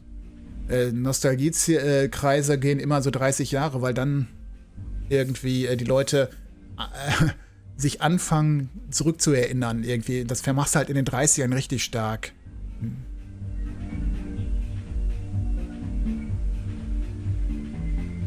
Das nächste ist Kellerabend. Ja, Kellerabend spielt auch gerne XCOM oder so, alte DOS-Games oder so. Aber es ist eigentlich gar nicht so nischig, wenn man damit irgendwie aufgewachsen ist, ne? No, I have no idea who Tomo is. You're supposed to be in charge. If you can't control your own office spam, maybe you should get someone who can. Huge favor to ask. Can you pick Kendra up a bit early tonight? George and I have earlier theater ticket and the show starts earlier than we thought. Das kann eine E-Mail sein von dem Abend, an dem sie gestorben sind. Eventuell. Fine, we drop her off at the Abacus. It's only heavy medium traffic and 40 blocks out of your way. Swamped you today, I'm not sure. Only can you drop her off? E-Mail. I got it. If I can play the tune from Trollgate. No sheet music or anything. I'll play it for you this weekend. Okay, das sind doch da. Sam Durkin. Sam Durkin hat Ihnen eine E-Mail geschrieben. I understand the frustration, Mr. Hakins, but I have to ask you to stop phoning our office.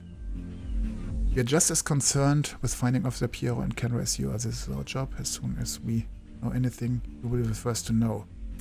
Okay, das bestätigt vielleicht doch, dass er zur Polizei gehört. Ach so, auf Twitch meinst du? Ah, okay. Pirates. Ich glaube auch nicht, dass so viele Leute auch noch von Pirates die ganze Originalversion spielen, aber die finde ich ja auch schöner eigentlich, die Originalversion von Pirates.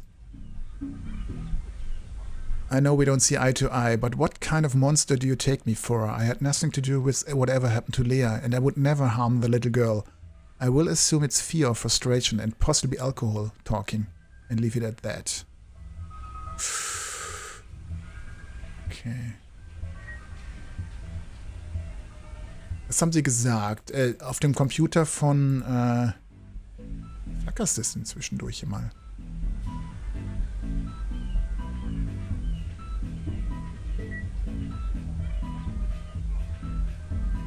Just need to install it on your computer and you're in business.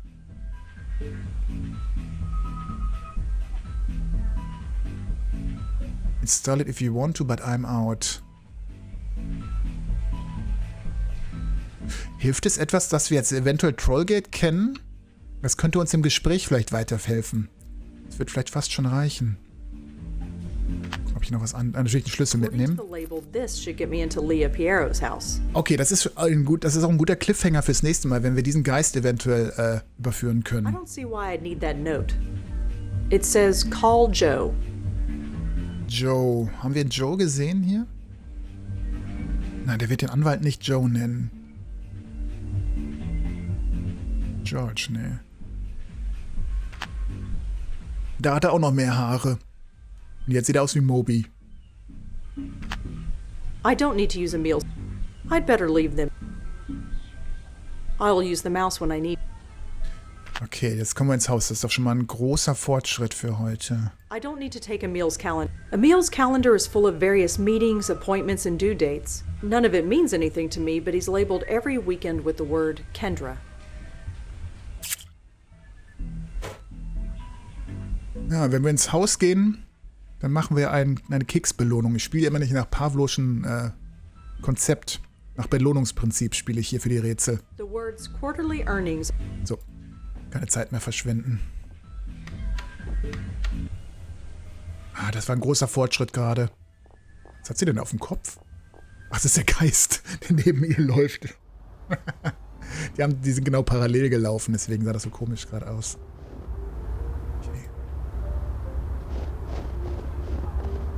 Wen lasse ich denn mit ihr sprechen? It's about time. I'm freezing out here. Sie hat einen Geist auf dem Kopf, genau.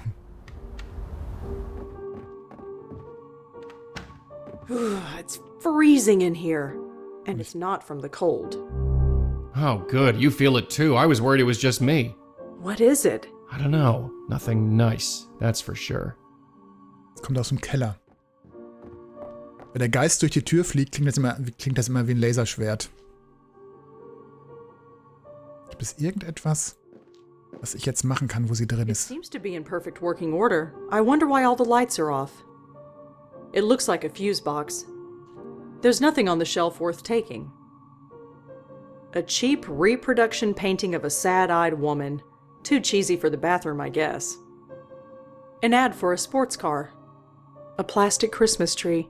There's a lot of dust on it. Was it even used last December? Air freshener and bug spray. Ja, das kann praktisch sein. Doch nicht. A little basement window. It's too small and high up for anyone to get in or out. Nicht für das Mädchen vielleicht. Wenn sie das Shelf zur Seite schiebt hier? It's just a shelf. Nee. So, warum ist... A plastic Christmas tree. Nee, das Fahrrad wollte ich mir noch anschauen. It's not exactly the weather for bike riding. So. Der Grund, warum wir hier sind. Erstmal Licht anmachen vielleicht. Wo ist denn der Lichtschalter? Wir können auch nochmal den Schlüssel nehmen. Da ist ein Lichtschalter. The label on the key reads Emil. Wofür ist denn der? Ist der für Emils Wohnung? Wahrscheinlich, ne? Ja. Das heißt, wir können auch nochmal in Emils Wohnung, ohne dass er es merkt. Interessant. Machen wir Licht an. Huh, the lights don't work. Spooky. Just a sparse and empty bedroom. Okay, jetzt. Der Cliffhanger fürs nächste Mal. Mal gucken, was wir mit dem Mädchen machen können. Ich hole auch mal den Geist mit rein. Joey, get in here. Den brauche ich normalerweise.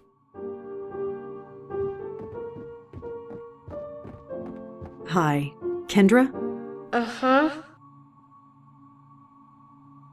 Friend of Joey, I need to ask you some questions. Looking for your mother? I'm a friend of Joey. You met him earlier? Oh, cool. Anyway, I should practice now. Ich wollte mal schauen, ob ich neue Clues noch habe, die ich versuchen kann. Nee, habe ich nicht. Aber ich könnte aber nochmal nach Trollgate generell, nach dem Online-Spiel suchen, ob es da irgendwelche Informationen gibt. Aha! Da kann ich vielleicht Hinweise, was Trolls essen, und das sage ich ihr. Trollgate is now available for my iPhone. For my phone. Now you can explore the city of Neb and fight the galloping hordes of Shennoya from everywhere. The family-friendly MMO Trollgate is now available for my phone. So for Trolls on the go, download the free app now. Okay. Das ist bestimmt ein Virus, ne? Okay. Okay.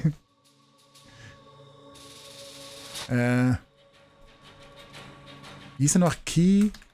Hier ist ihr Troll auf der Zeichnung, auf dem...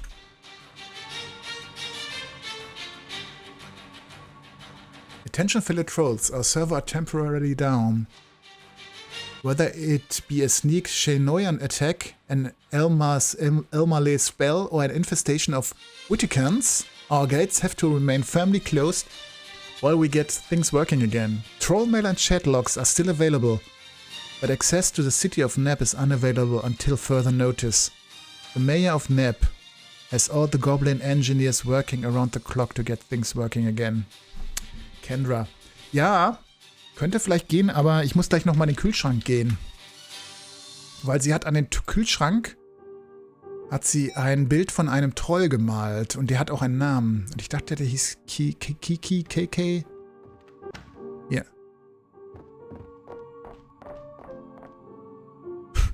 KK mit K. KK. KK the Troll. Exit. Überall steht Exit.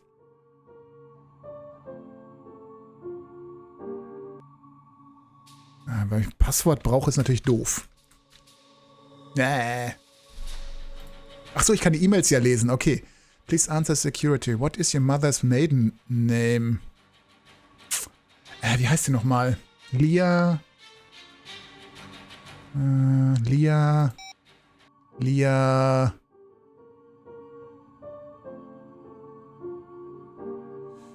Piero. Okay. Dann müssen wir nochmal zum Computer vom Kollegen drüber. Von ihrem Vater.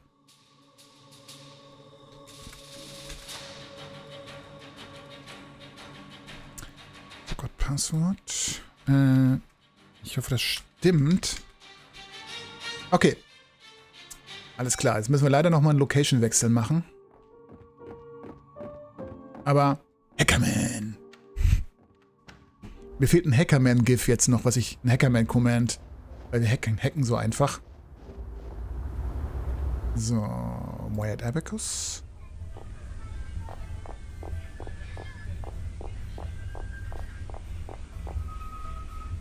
Ja.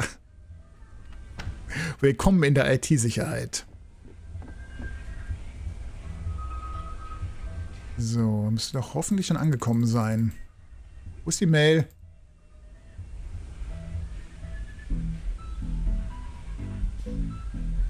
What the heck? Wo ist mein Passwort?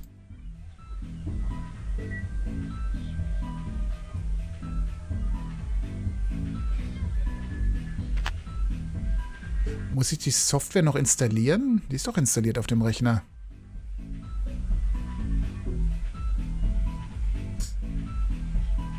Das stand doch eigentlich, hier stand das denn? I installed it on Kenra's computer, and now my computer and yours. And now my computer and yours can read her email. You just need to install it on your office computer and you're in business. Install it if you want to, but I'm out. Das ist ja sein Office-Computer. Es kann natürlich sein... Wir haben ja jetzt den Schlüssel zu seinem Apartment. War da denn ein Computer in dem Raum? Weil er schon länger nicht mehr vielleicht bei der Arbeit war. Dass es nicht auf diesem Computer installiert hat. Moment, kann man aus dieser... Parental Eye Software coming your way. Wo ist denn die Software? Wird die noch geboxt versendet? Ist die in einer der Kisten hier? It will take forever to go through all this stuff. It looks like this office. It looks like it will take forever. The words. Also ich guck noch mal. Ah, das ist eine gute Idee. Die Software googeln noch mal. Vielleicht gibt es eine Download-Version. Parental Eye hieß die, glaube ich, ne? Parental Eye.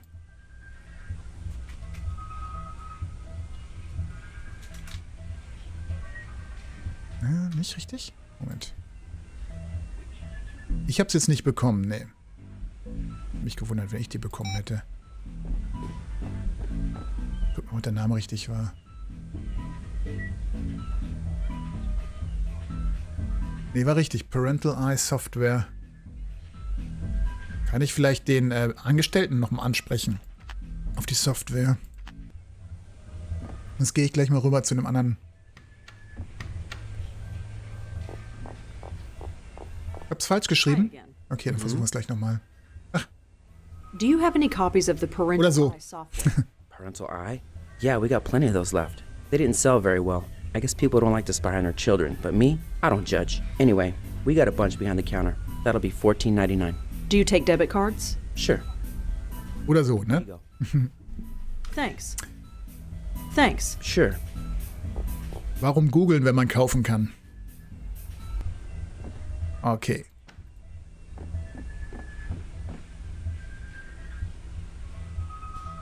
Moment. Muss ich wahrscheinlich von hier aus installieren, ne? Das ist wirklich noch geboxte Software. Seems like a pretty standard installation. Give me a second. All right, it's ready to go. Ich hoffe, das fängt jetzt auch die E-Mail ab, die schon versendet wurden.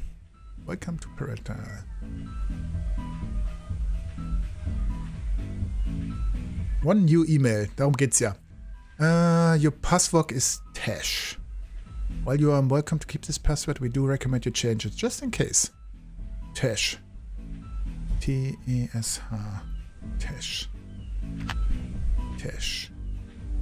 Was haben wir in der Tash? Ein Passwort. Tash, Tash, Tash. Danke, Retro. Sebo. So, und der Troll hieß KK. Schreib mal alles groß. Das war groß geschrieben. Welcome back, KK. Upsi. Oh Gott, wenn sie jetzt da irgendwie von irgendwelchen creepy Leuten hier gefischt wurde, gegroomt wurde, das möchte ich nicht lesen. Hey, what district are you in? Woody, can you? I'm close by, I'll join you. Okay. Poppy. Yo, what you up to? Not much? Playing from my dad's office. He's working late today. Doesn't he work at the Abacus? Get him to hook up with his stuff. Lol. No. A Shinoyan thief stole all my gold. Maybe your mom can arrest him. Haha, let me ask her. She says, did the theft occur in Midtown? Lol. No. Trollmo. Trollmo? Wisst ihr, was hier seltsam ist? Trollmo, wenn man die beiden Ls weglässt, heißt das Tromo. Das mysteriöse Wort, was man nicht googeln darf. Tomo. Und das R muss man auch noch weglassen. Also das R und die beiden Ls. Und dann steht da Tomo. So noisy. Huh? Downstairs. Construction guys in the basement. What they're doing? No idea. Hab ich ja auch nicht. Das sah nicht nach irgendwelchen... Außer die haben den Sicherungskasten umgebaut. Okay, we are raiding over at Logancy Hills. You want in? Nah, I'm at the library. I probably should log off. You playing at the library? Psst. Basement Construction? Schon wieder eine halbe Stunde vorbei, Scarfi. Schon seit Tagen und sind schon ziemlich bereit. Danke. Gieß nochmal nach. Gieß nochmal nach. Ist gerade so spannend jetzt, weil ich endlich was rausgefunden habe.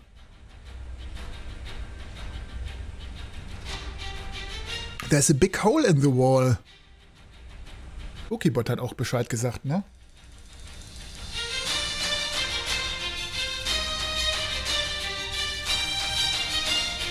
Meinst du, sie hat Leichen im Keller, ne? Irgendwie, vor allen Dingen ist das dieses creepy Haus, ne?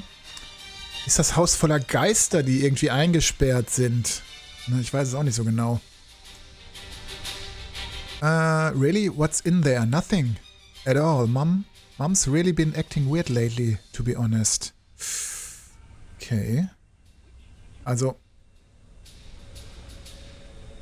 Und sie selber hat natürlich nichts gesehen, weil nur Geister drin waren.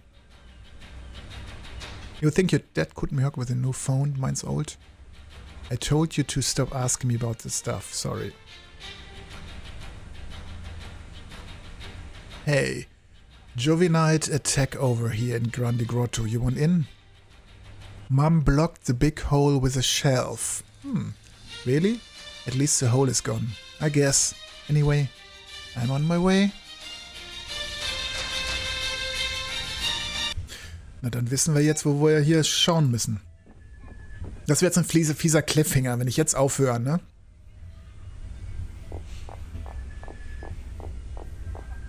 Also ich will schon wissen, was hinter dem Regal ist. Das machen wir heute Abend noch.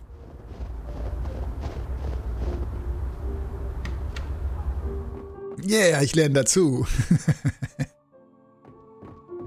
Okay, letzte Aktion vielleicht für heute und dann kommt der Klippenbügel, Scarfi, genau. Mal gucken, ob sie es macht. It looks totally ordinary. Sie geht auf jeden Fall schon mal hin, das ist ein gutes Zeichen.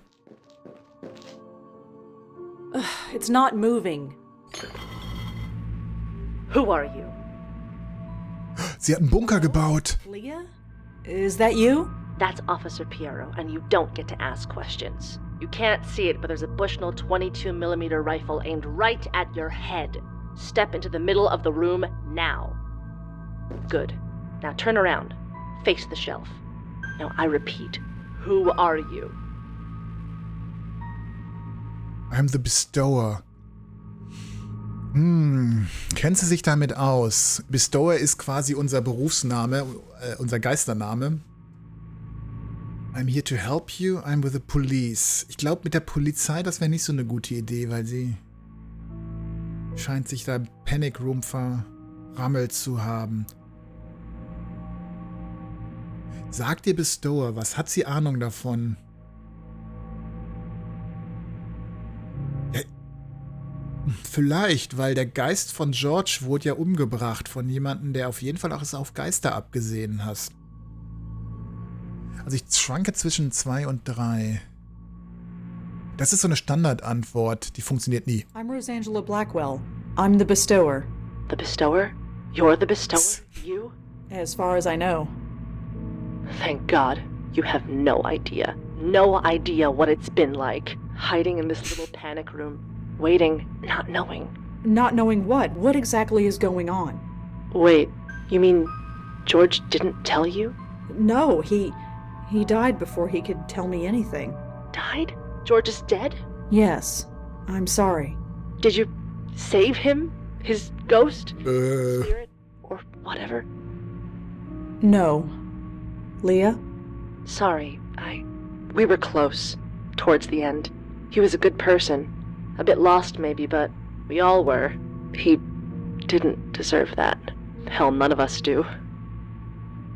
Where are you? What happened to you? Leah, I need you to tell me what happened. Of course. George didn't tell you. He couldn't have told you.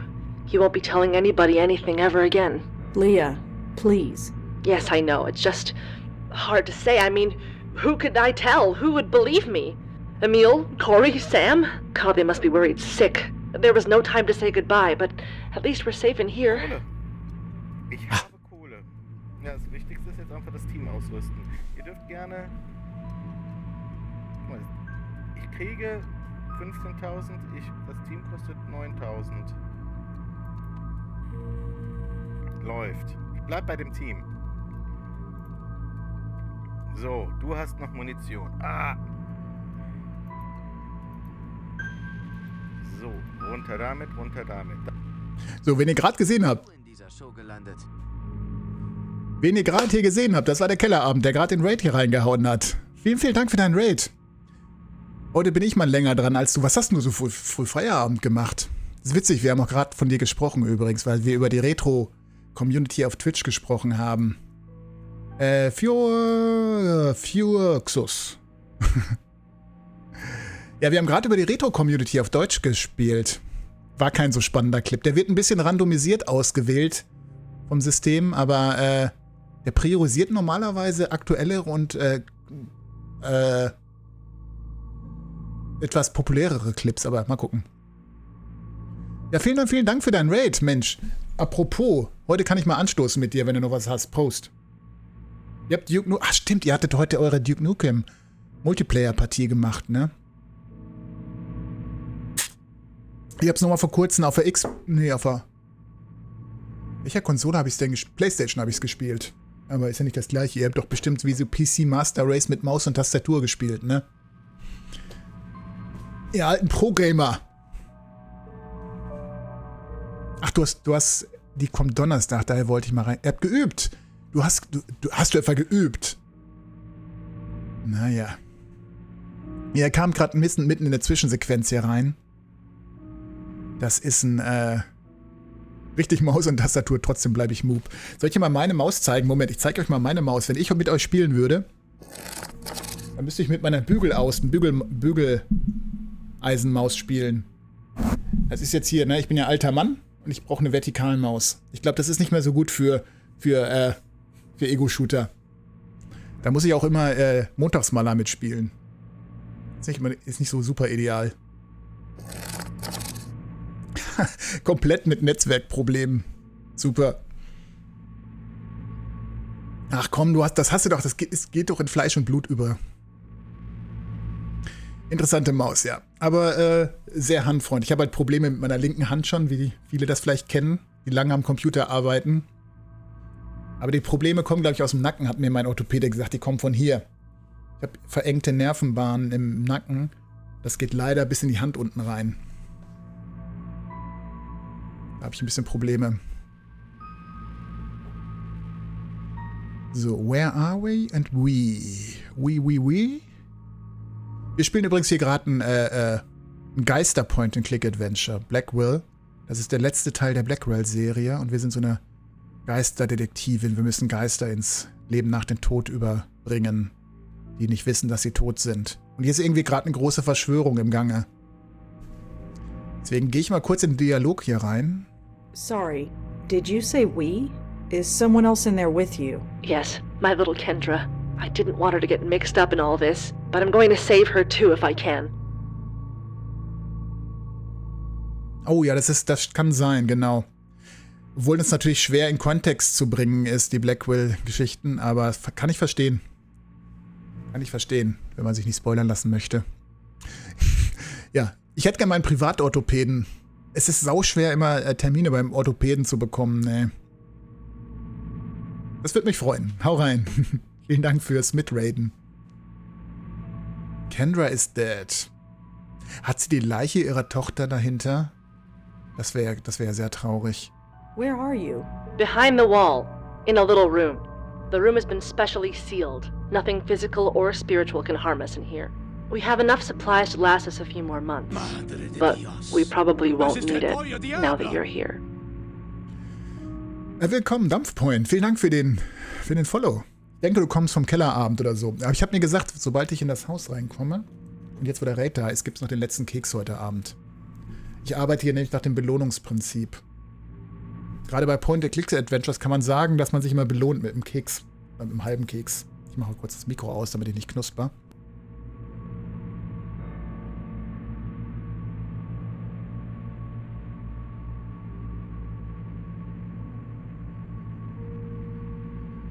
Sieh mal da, ein dreiköpfiger Affe.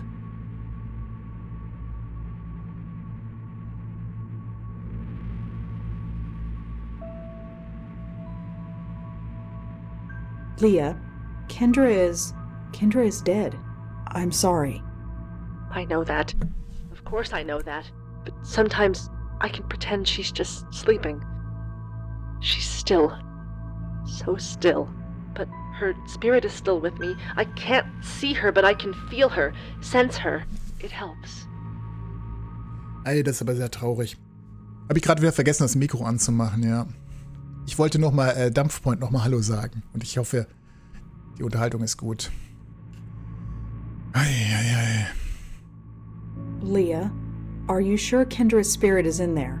Of course. She has to be. I had to bring her here with me. I had to keep her spirit safe. Safe from whatever happened to George. To the others. In here with me, she's safe. She is safe, isn't she? Ja, eigentlich schon, weil im Gegensatz zu George lebt ihr Geist ja noch. Also wir haben am Anfang des Spiels diesen George, von dem sie gerade spricht, gesehen, wie er getötet wurde, erschossen wurde. Danach wurde sein Geist tatsächlich so in 2 Teile gerissen. Also er starb und dann starb er nochmal. Ja, alles Gute, gute Besserung, Kellerabend. Danke für den Raid. Gute Nacht. Oh, King Bronco, alle sind heute krank. Igitt. Hallo Bronco und gute Besserung auch an dich. Also ich würde sagen, ja. Also, wir kümmern uns ja drum. Of course. She's in there with you. She's safe. No, something is wrong. Oh, das meint sie. Even behind a wall of reinforced steel, I can hear it in your voice. Leah. The name is Officer Piero, and I ask you once again, is she safe? Oh, ja gut, eine große Wahl habe ich ja nicht. I can't say if she's safe or not, but she's not in there with you. What? How? How can you know that? I'm the bestower. I am. What I can do. I saw her. Kendra. Her ghost, I mean. She's not in there with you. I'm sorry. You saw her. That means they wouldn't have done that. They wouldn't dare, would they? Hold my daughter's soul for ransom? That's sick. Her soul is fine. For the moment. She's upstairs in her room. Oh, thank God. Listen to me. My daughter is dead, and I'm thanking God. I can't do this much longer. You must think I'm horrible. You'll help her, won't you? That's what you do, right? Yes, that's what I do. Eine Waffe bestimmt mit drin. Das finde ich irgendwie nicht so gut als Polizei. Das ist nicht, dass wir gleich einen Schuss hören oder so. Tell me what happened. I can bring Grandar here. Come out of here. Yeah. I really need you to tell me what happened. I can't help you if you don't tell me. Help Kendra first. I'm sorry, but she has top priority. I feel bad for George and the others, but this is Kendra. Damn everyone else. Help her, then I'll tell you everything you need to know. Ja, wir brauchen, genau, Breakfast. What does Kendra like for breakfast? Breakfast? What does that have to do with anything? I don't know. Sag's mir endlich. She keeps asking about breakfast. Oh, the password. Password? If I was busy on a case, I'd ask a colleague to escort Kendra home. She didn't know everyone I worked with, so I taught her to ask them, what did I have for breakfast? And if they replied, prunes and a Danish, she would know they could be trusted. Yes. It was supposed to keep her safe. Nicht schlecht, gar keine schlechte Idee. Can you give me anything else to go on? I told you. Help her, then I'll tell you everything you need to know. We can try to bring Kendra's ghost down here. You can talk to her if you want. That might help her. God, no. You have to get her spirit away from this house, away from me, as soon as possible. I can't put her at risk. She might be dead, but I can't risk that. Anything but that. Why don't you come out? We can work together. No, you saw what happened to George. I step out of this room and they get me. And if Kendra is here when that happens, no, I won't risk it. Once she's safe, I'll come out and damn the consequences. Can you get... I told help her. Okay. I'm going to... Just, how is she? Does she know that she's, you know? No, but she will. That's part of how it works. They come to terms with it, and then they leave. I see. I'm sorry. I'm sorry you have to do this. This whole thing just spiraled out of control. Hey, mein Chat ist gerade auf ein neues Datum umgestellt. It always does. Willkommen am 9. Februar. Ja, vielleicht schaffen wir es jetzt doch noch mal, das Mädchen einmal überzuführen. Jetzt, wo die Kellerleute gerade noch kamen, spielen wir noch ein Stückchen. You okay? Sure. Just give me a second. I thought the basement smelled a little funny, but I never thought... Yeah. Take all the time you need. Sind da doch noch mehr Leichen im Keller? Im Idealfall können wir sie jetzt überbringen, ins Licht führen. Braucht Joey aber dafür. Joey, come in here for a sec. Relax, I'm here. Ich bin echt gespannt, was da... Na, sie haben gerade gesagt, das riecht ein bisschen komisch im Keller. Kann natürlich sein, dass die Leiche von Kendra? Hi. Kendra? Uh-huh. So, I hear you're into Trollgate? Ja. You play? I sure do. Cool. What faction are you with? Uh-huh. I have to practice now. Okay. Hi. Ich wollte noch mal ein bisschen hier Hello Fellow Kids machen hier. I'm sorry about your parents, Kendra. I grew up without any family at all. I kind of know what it's like. Yeah, I really should practice now. Hi. Uh-huh. If you're willing to talk Also, to wie Joey, bist du you in can dieser talk to me Show as well. gelandet? We're friends. I really need to practice. Sorry. Welcome to the Late Night Stream. Hallo Sascha. Hallo liebe Gastlinge.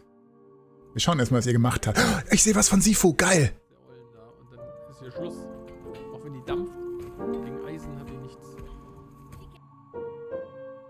Aber viel zu wenig, viel zu wenig. Ich wollte mehr, ich wollte mehr. Wie war Sifu? Ist so geil. Ja toll, mach mich noch mehr eifersüchtig auf das Spiel. Ich glaube, das gibt's nämlich nur für die Playstation. Herzlich willkommen, ihr Lieben. Trinity Creativity. Yoko Ono. Yoko ohne N. Cyberhorst. Sascha in Höchstform. Was heißt das in Höchstform? Ich habe ihn bei God of War gesehen und das war schon ziemlich stark. Also ich finde, das war starkes Gameplay. Sascha im Hard Mode in God of War, das war schon stark. Nee, war nicht stark? Ja, ich bin ein bisschen neidisch, dass er das spielen kann. Soweit ich weiß, gibt es das nur für die... Obwohl, wenn es für die PlayStation 4 verfügbar ist, dann könnte ich es auch spielen auf der 4. Schönen guten Abend, wollte ich schreiben. Parallel sagt der Joko und wollte Joko schreiben. Bin auch durch. Das ist eine meiner Superkräfte. Ich kann euch beeinflussen, was ihr chatten wollt. Gibt's nur für die PS5, DJ? Ach, Mist. Hi, Limmler. Moin, moin. Ja, hier ist es leider gerade super traurig. Wir haben einen Kindergeist. Hier ist ein verstorbenes Kind. Das müssen wir gerade ins Licht führen. Alles klar, hau rein. Schlaf gut, Sascha. Danke für den Raid. Danke für den Raid. Ich versuche jetzt auch gerade einen guten Cliffhanger zu bekommen. Ich möchte gerne das Mädchen jetzt noch hier... Dem Mädchen möchte ich noch helfen. Hi. Kendra? Uh-huh. Could I ask you a few questions, Kendra? I have to practice. Sorry. Danke für den Follow, Trinity Creativity.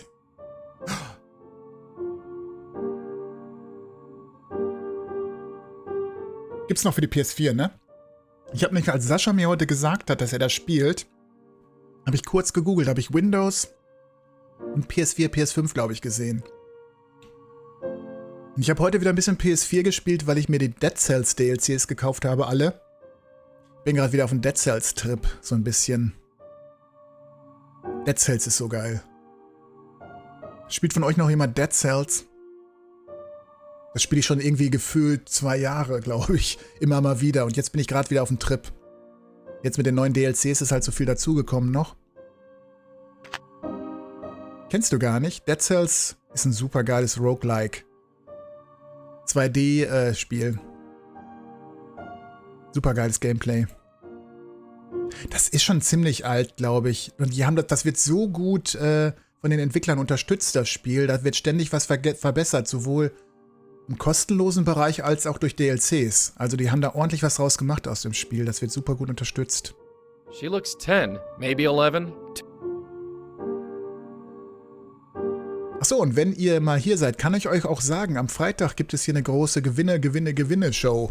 Am Freitag feiere ich meinen Meilenstein mit 300 Followern und dann gibt es hier ein paar Community-Spiele. Es gibt eine Verlosung, wo ihr mit euren Viewer-Points, mit euren Pickles, die ihr hier erspielt habt, Lose kaufen kommt und Steam-Keys zu gewinnen. Es gibt eine Menge Steam-Keys am Freitag ab 20 Uhr zu gewinnen. Wir spielen irgendwie vielleicht auch so ein bisschen Gartic Phone oder so. Muss ja genau überlegen, was wir machen, aber da wird so ein bisschen mit euch zusammengespielt. Am Ende der Woche. Der Sparta-Stream für 300 Follower. Okay. Hey, Kendra? Sorry to bother you again, but I have something I want to ask you. Well, okay. So, come with me if you want to live. Listen, I really think you need to come with me. Why? Ja, also ihr habt mehrere Möglichkeiten, was zu gewinnen. Entweder halt kauft ihr diese Tickets mit euren Pickle Points oder ihr gewinnt bei einem der Spiele, die wir da haben, die ich mit euch spiele. Und Lose ziehe ich wahrscheinlich mehrfach im Laufe des Streams. Just trust me, Moment. Your dad wants to see you. Your dad really wants to see you. I'm here to take you to him. What should I have for breakfast? Prickles and prunes. Nee, prunes and a Danish. I believe the answer is prunes and a Danish. You're really going to take me to see Dad? You betcha. Okay, let's go. Ja. War das gelogen? Fast erst. Geht das jetzt schon? It won't do any good. She needs to be made aware that she's dead first. Okay, sie muss sich. I don't know much about these computer things, but it looks powered down. Sie muss sich erst im Klaren sein, dass sie tot ist. Ja. Okay.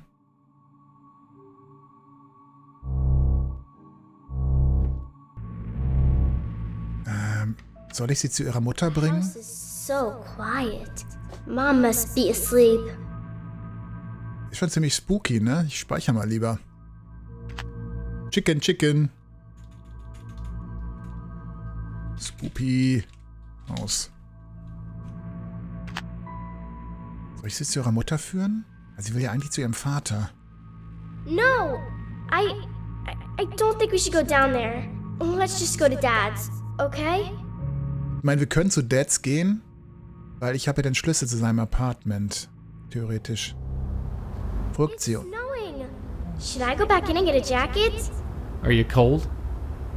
Funny. I'm not cold at all. Then you should be fine. I just can't. Never did make a snowman back in the day. I suppose it's too late now. Was auch noch interessant wird in diesem Teil, wird, dass wir die Backstory von Joey noch erfahren. Es gab ja schon einen Flashback im Laufe des Abends. Ich hoffe auf mehr Flashbacks in die 30er Jahre. Hey, Joey. Yeah? How come she leaves footprints, but you and me don't? Oh, well, that's easy. Just between you and me, she's much heavier than she looks. I can hear you, you know. So. Ich habe ja gesagt, ich will das Mädchen heute Abend noch retten. Ich weiß nicht, ob wir es hinkriegen. Hier ist das Zuhause von ihrem Vater. This is it. Thanks for taking me. I've got my own key. I can get in on my own. Sure, you be safe now. DJ, hau rein. Schlaf gut. Wir haben ja auch einen Schlüssel.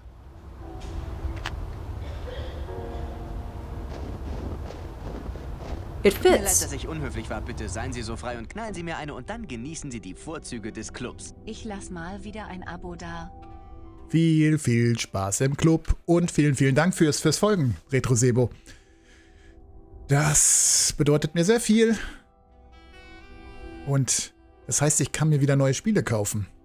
Yay! Mehr Spiele für den Kanal.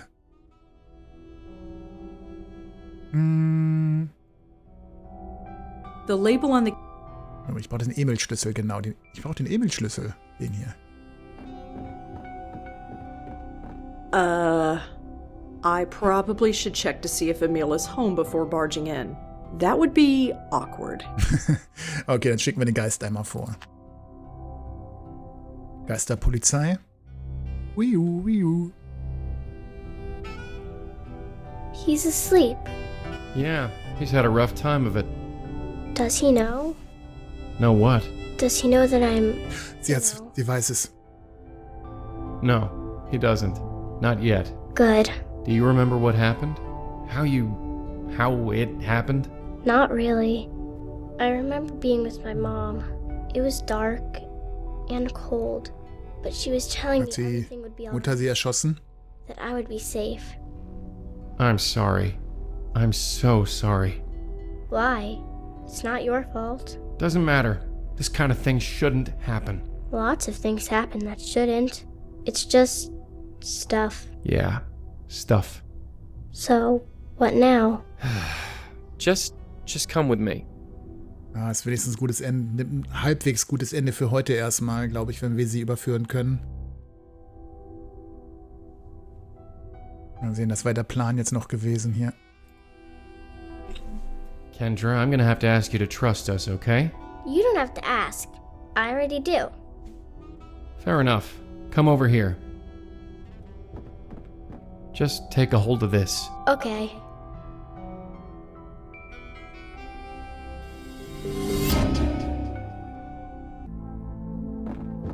Willkommen auf der anderen Seite. The music, it's amazing. Music? It's everywhere. Can't you hear it? It's like every instrument ever made is a part of it. Do you think they need a piano player? I don't see why they wouldn't. I'm gonna need a practice. But somehow, I think I'll have plenty of time. I guess you can't come with me? I'm sorry. This is a trip you have to take alone. Tell them I'll miss them. Okay? Of course.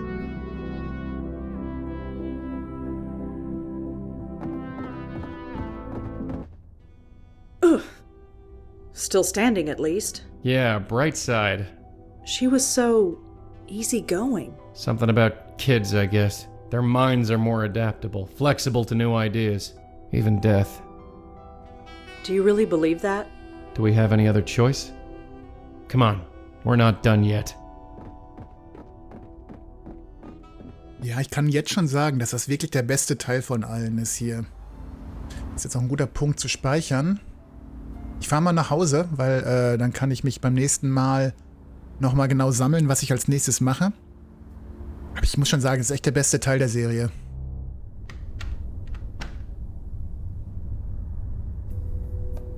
Ja, das ist ein guter Punkt zu speichern.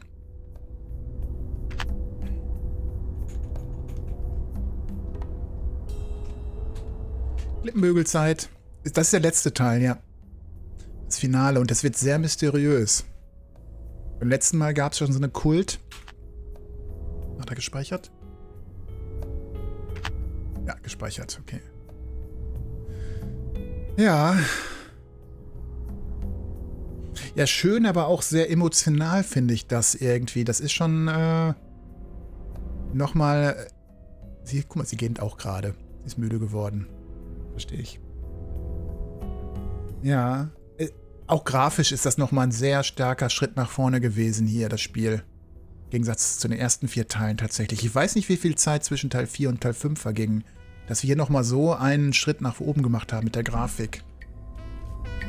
Und Tonqualität. Wir haben das erste Mal auch eine richtig gute Tonqualität und nicht mehr so viele übersteuerte Stimmen. Also ist auch schon mal ein Schritt nach vorne. Wenn wir uns vor allen Dingen an den ersten Teil noch erinnern, das wirkte sehr amateurhaft von der Sprachausgabe. Oh, ich jetzt mal raus aus dem Spiel.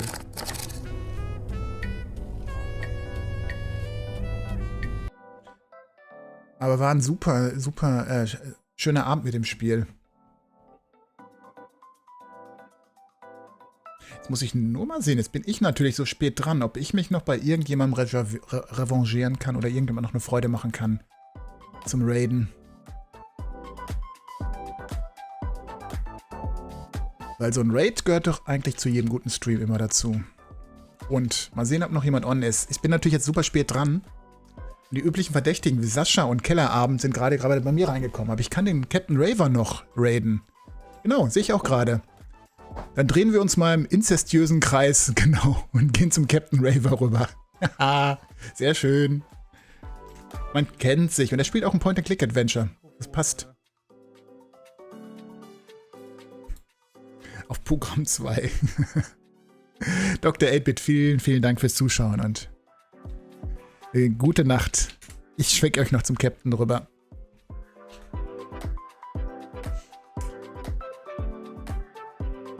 Danke für den Stream und gute Nacht an alle. Ja, sage ich auch mal. Danke für das Zuschauen und gute Nacht an alle. Grüßt den Captain noch von mir. Lasst, wenn ihr Follower seid, könnt ihr gerne ein paar Pumphosen da lassen. Beziehungsweise wenn ihr Abonnent, glaube ich, seid. Das einzige Blöde an Follower-Emotes ist, die darf man nicht in anderen Kanälen benutzen. Deswegen geht das nur mit der Pumphose. Wenn ihr Pumphosen habt, lasst sie beim Captain Raver da. Die Pumphose, mein Lieblings-Item aus Discworld. Haut rein. Wind, macht euch einen schönen Abend noch und wir sehen uns, wenn ihr Lust habt, morgen um 20 Uhr wieder und dann erfahrt ihr, wie es weitergeht bei Blackwell 5. Was es mit der Frau hinter dem Regal auf sich hat. Ich glaube nichts Gutes. Ja. Okay, schickt euch rüber. Macht's gut und bis bald. Bye.